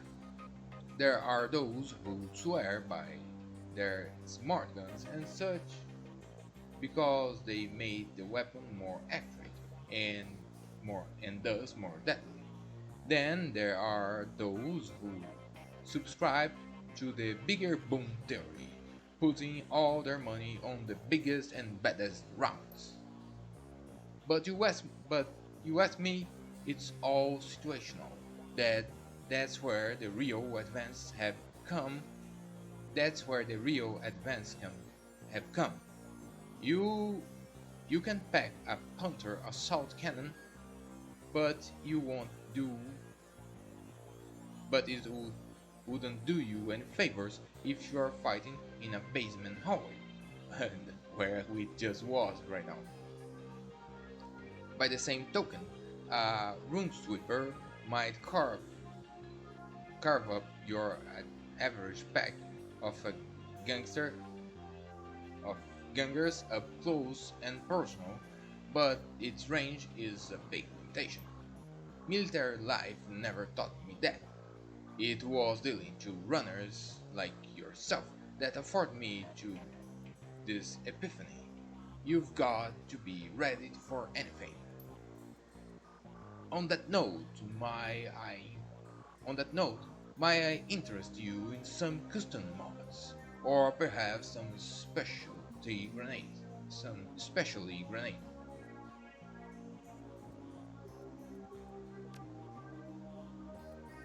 New shotgun, new shotgun. No, no. Doesn't seem like. Shame, shame, shame, shame, shame. And David Fry second. Hey there, what's up? Oh, no, no. Okay, fine, fine. Okay, I see, I see. Oh, wait. I was supposed to sell some stuff. I almost forgot where I came here. Where I came here. Uh-huh. Bye-bye. Thank you.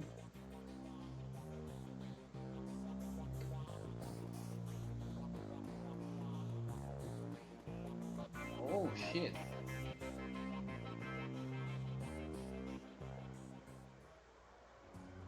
Wait a second. How how long I'm uh oh damn, I'm going for 4 hours already. Okay then, I'm gonna do the following. I'm gonna play another hour, another mission.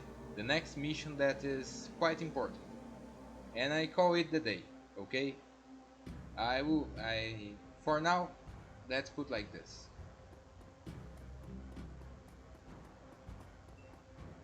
But one more mission, okay? Let's go one more, just one more to put a closure to this next interesting step. And give me a second. I need to pee.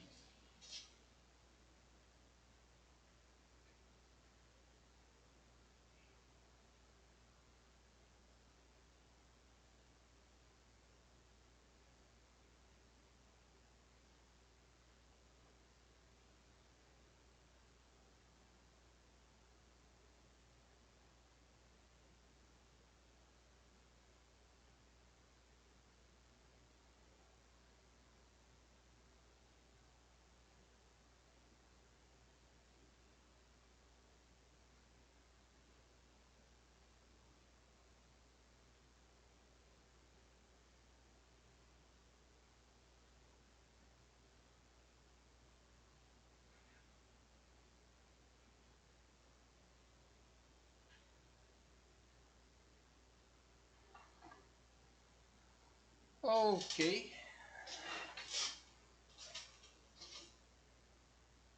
Family debts. The sun has nearly set when you reach Our Lady of the Blessed Sacrament. Its cemetery, its cemetery, dilapidated and overgrown, sits atop a small hill on the outskirts of the city, a somber enclave of the dead, overlooking the sprawl of the living. The Seattle rain comes uninhabited. uninhabited. Oh, the Seattle rain continues unab- unabated. God damn it. And lightning appears over the mountains, opposing the landscape in a staccato staccato pulse of stark flashes. You walk to the grave path to the you walk the gravel path to the gate, my god, of the cemetery. Up ahead you see Coyote and Jake standing by the graveside alongside Jessica Watts and another mourner, a beautiful elfin woman in a six-figure outfit. Whatever Dr. Holmes was up to at Mercy Mental Hospital, the answers lie here, with the reinterred body of Melinda Watts, the recently deceased body of Sam Watts, and with those attending them at this ceremony. Yep,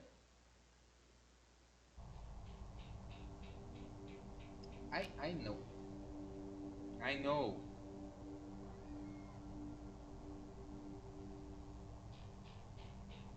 Hmm. Do I want anything else?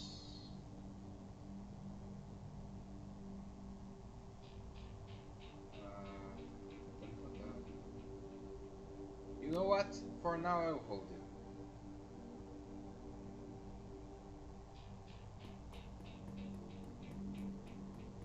Oh. Let me check this place. Because if I. There is something around here. Ah, there it is. Is.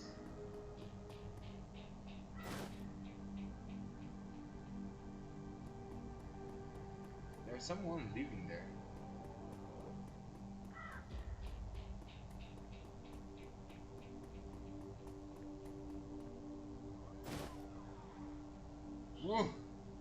Just a grenade in the pot, like that. Hmm. Okay. Interesting.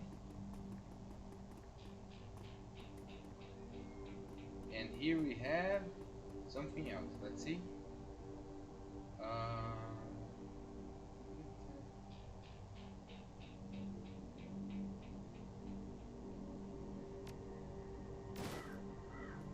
there we are. I think that was all. Now we can go talk. The mourners stand graveside, listening the Catholic priest's words of prayer and solace. Jessica's face is filled with relief as the last of her family is laid to rest. Ashes to ashes, dust to dust.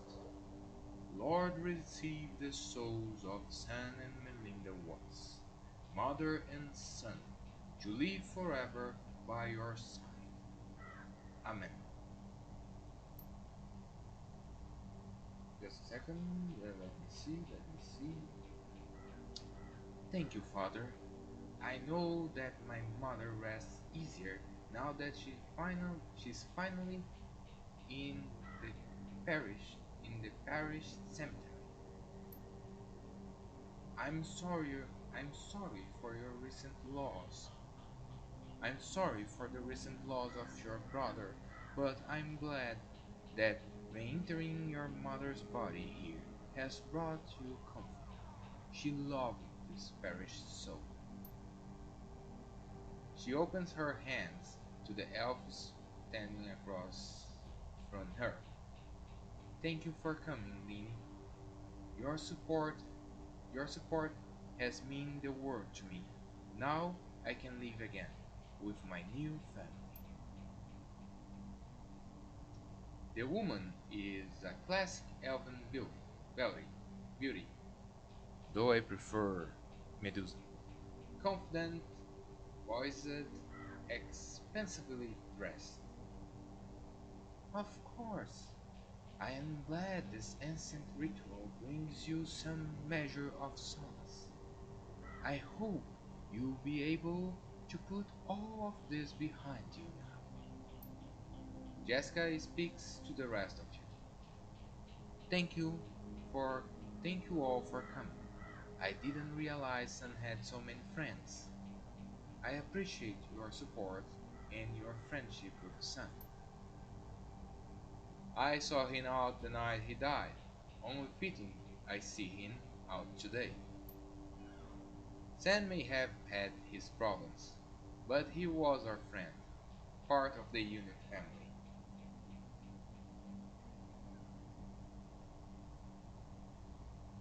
He would be missed. Miss Watts, family members, and friends, thank you for attending the service. I suggest we don't linger long. The cemetery isn't safe after dark. Thank you, Father. We'll just we'll just be a moment.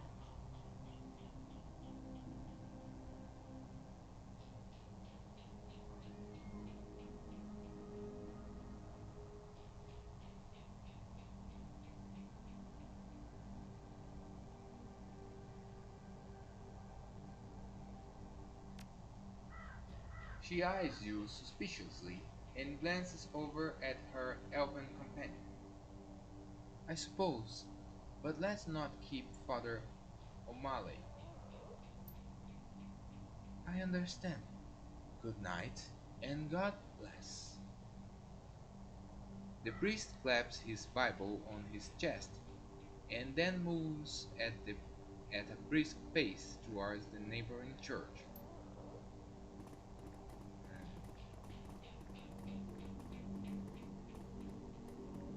Okay, let's talk, sis. Father O'Malley leaves, granting you an opportunity to speak with Jessica. But it's hardly a private conversation, as the elf Lean has chosen to stay and support her friend. As it so happens, Jake and Coyote have also lingered. lending lending you support too. Alright, what would you like to talk about, Medusa?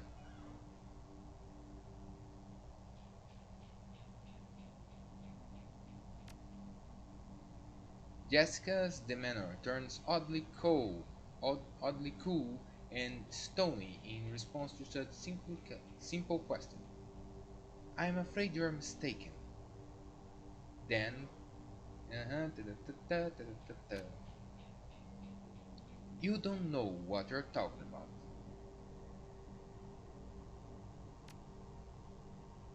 Her jaw clenches. She wasn't a donor. She was a victim of my brother's greed. He took from her, desecrating her body, all to the, all to all to benefit himself. She never would have agreed to such a thing.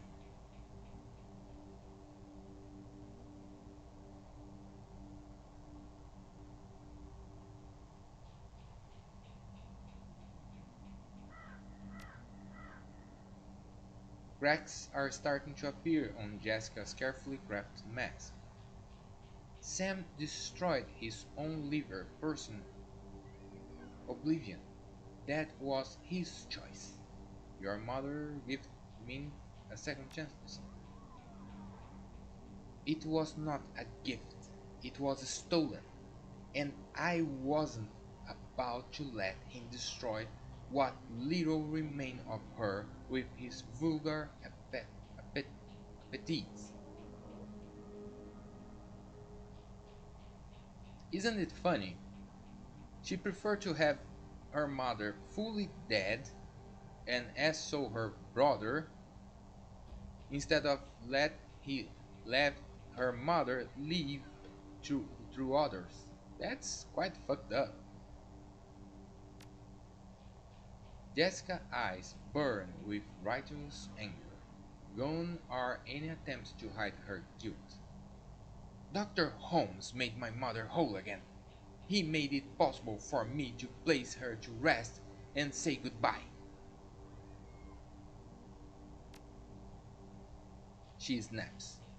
Those people are scavengers, ghouls. They deserve to die for desecrating my mother's body. And poor Sam, it was his drinking and the what? The oh, it was his drinking and debauchery that drove my mother to the grave. As sure as she, as sure if, as sure as if he had murdered her himself. My mother deserved honor and dignity. I gave her that today. She's finally whole again with a proper Catholic burial. Those ghouls who stole her organs, including Sam, had paid the price for their sins. The beautiful elf breaks in, the essence of calm. Jessica, that's enough. We have business to attend. My old family is dead and buried where they should be. They can't taint my new family now. They can't corrupt my children. I won't go I won't go through that again. Jessica, we need to go now. She sif- she sifts at you. What happens now is on your head. If you had just walked away when I told you, McCluskey would have eventually found Holmes, collected his lieutenant's badges, and closed the case. But you had to keep digging. Now you and your friends have to die. Let their blood be in your hands. Oh, sister, you have no idea. You got a fight with the wrong person.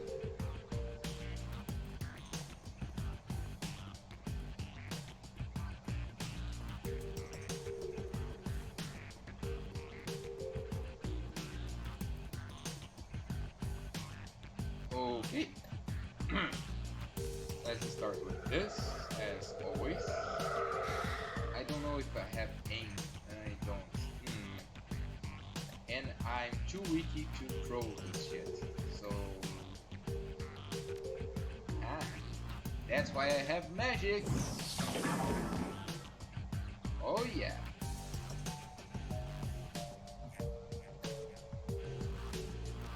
Boy, boy, oh boy, let's go. Yoo-hoo!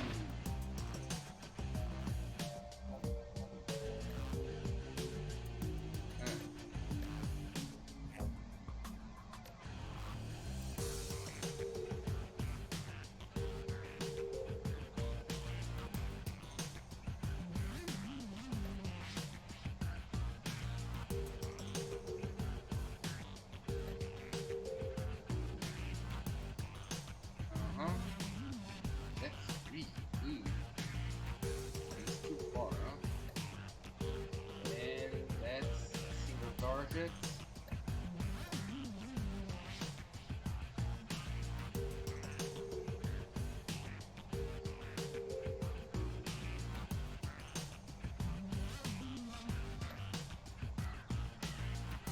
Nope. Oh, that's excellent actually.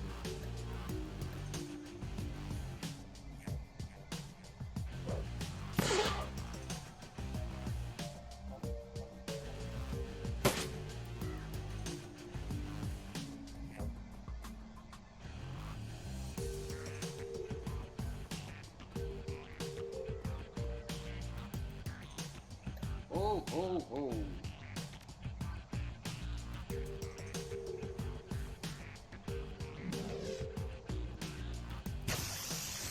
Oh yeah. Mm-hmm.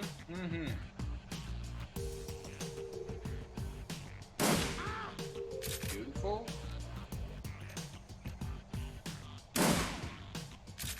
Beautiful. And even more beautiful.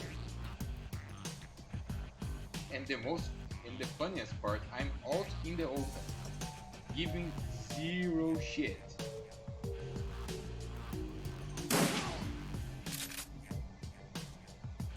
And another one bites the dust, and another one bite, and another one bite, and another one bites the dust.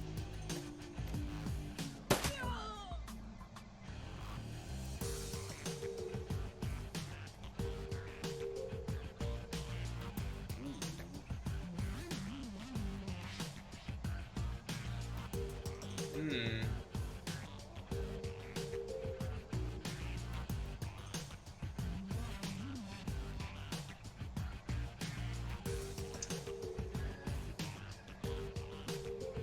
31 with that.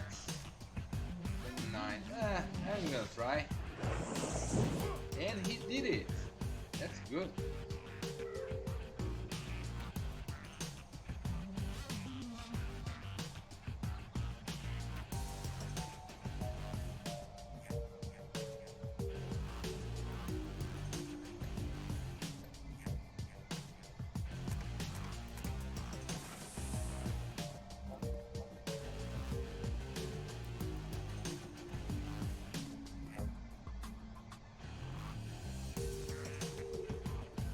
Wow. The team A is gone, baby. We need to find out where Sam's sister might go. Maybe one of these guys can tell us. With a little encouragement. Oh, they will. Don't worry. There. And now a big bada boom.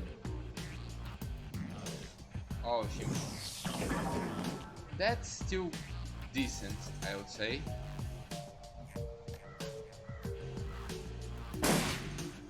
Wow, both miss, huh?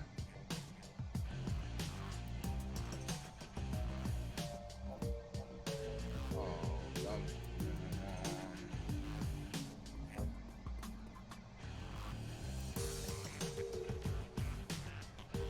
Oh, she also missed. Wow.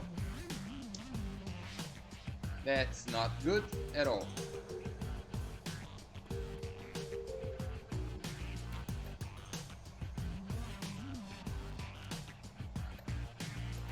Mm,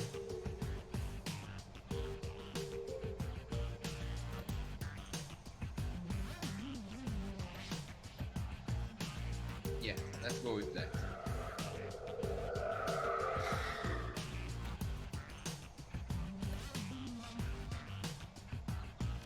Oh, what? Never mind.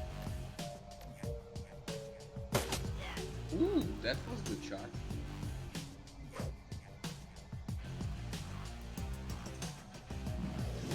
Ow.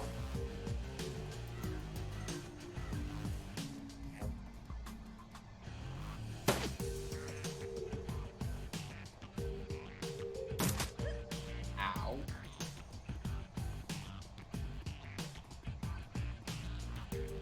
Wow. Um.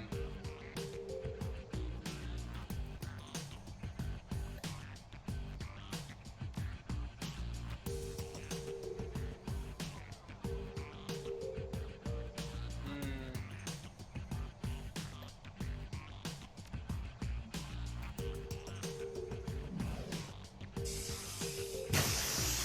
boom shakalaka.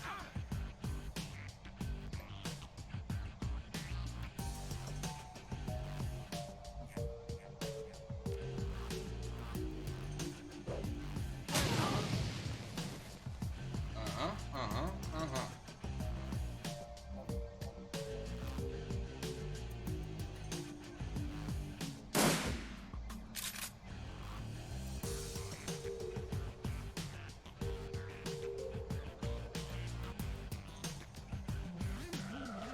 And here goes a good moment to have this.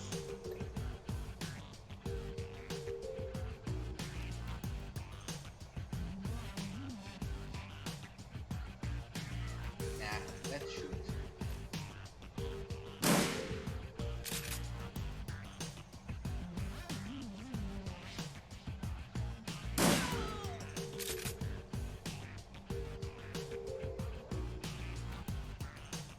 Yeah.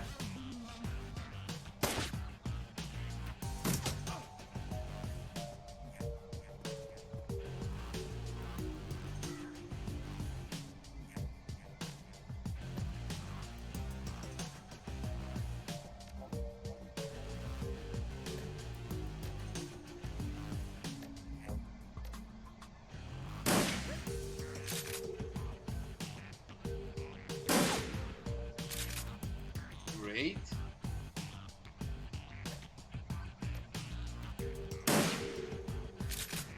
God damn it.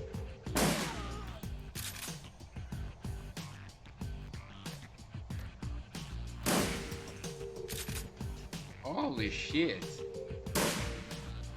Guys. What the fuck? Thank you.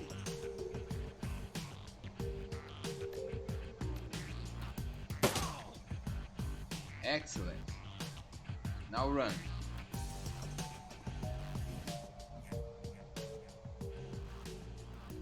Looks like we woke up the neighbors.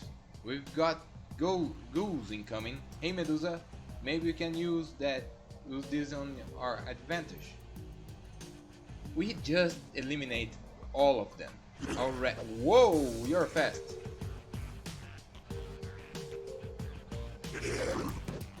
You are quite fast.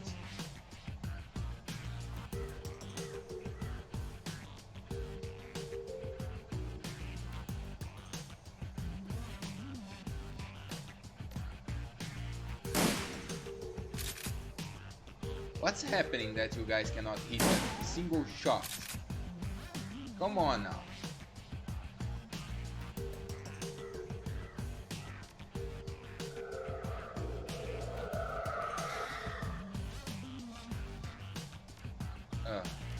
Okay.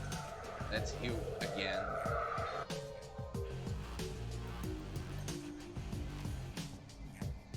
Really, Jake?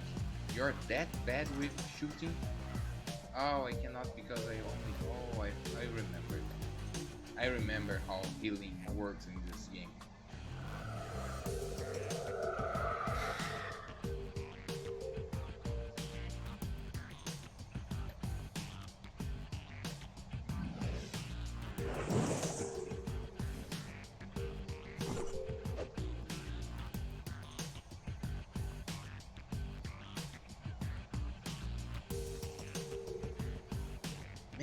These guys are fast. Too fast.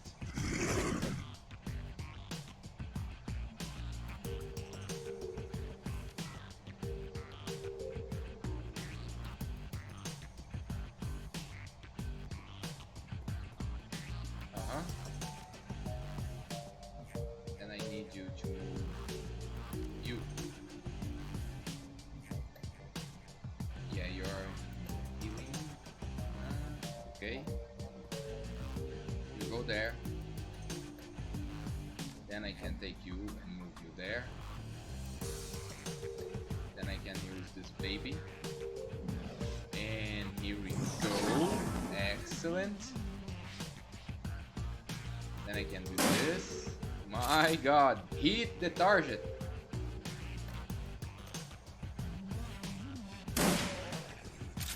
Thank you, that helps.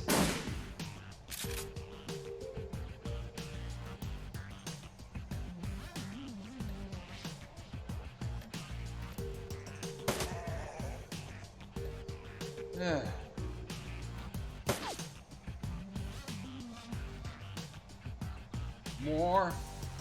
Wow. Stop that.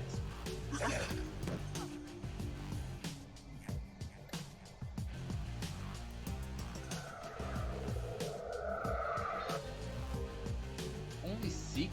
What? Okay, enough of this bullshit.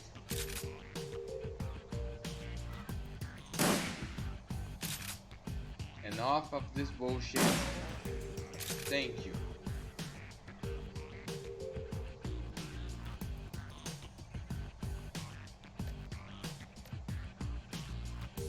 Oh. Yeah, it helps if you reload, right?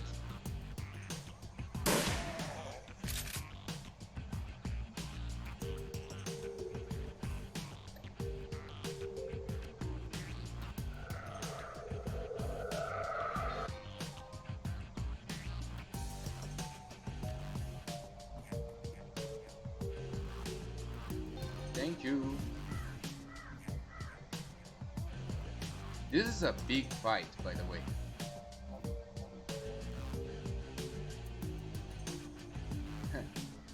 And Mr. Cluey was worried about the the possibility of the Seamstress Union get taken. Huh.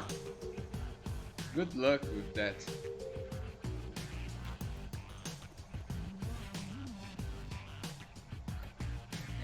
Yeah, I'm out of ammunition. God damn it.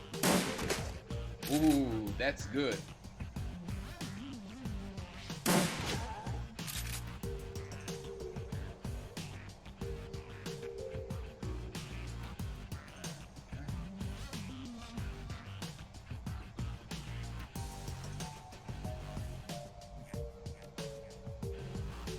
You know what?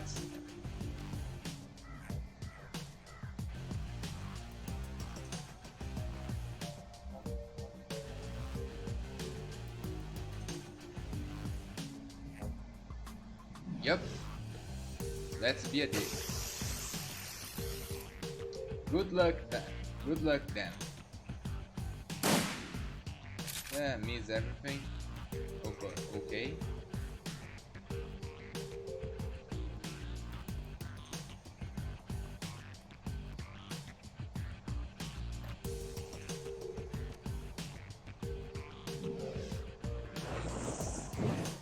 Excellent. Uh-huh. That's what I'm talking about. Uh-huh. She did go around? Oh, come on now.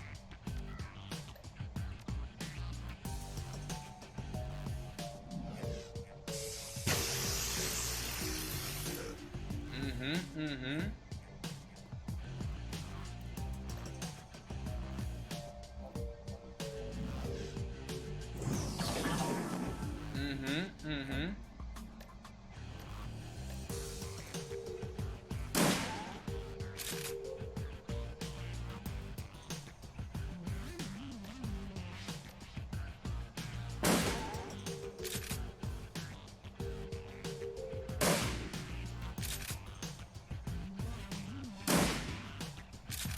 Well, perfect. That was a good fight, huh? Not bad, not bad at all. You listen as the sounds of gunfire and spell bursts fade away, and the silence of the dead returns to the cemetery. The man is beyond healing. As you look down at him, you notice the quality of his suit and shoes. This isn't a runner, and he's not from the street. You get nothing. He convulses and dies. We don't know each other too well, but it seems to me that you need to find a better group of people to associate with.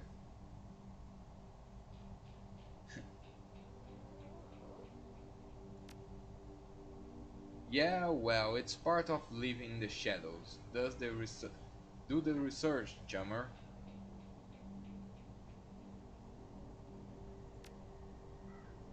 Yep, she is a major spokesperson for the Universal Brotherhood.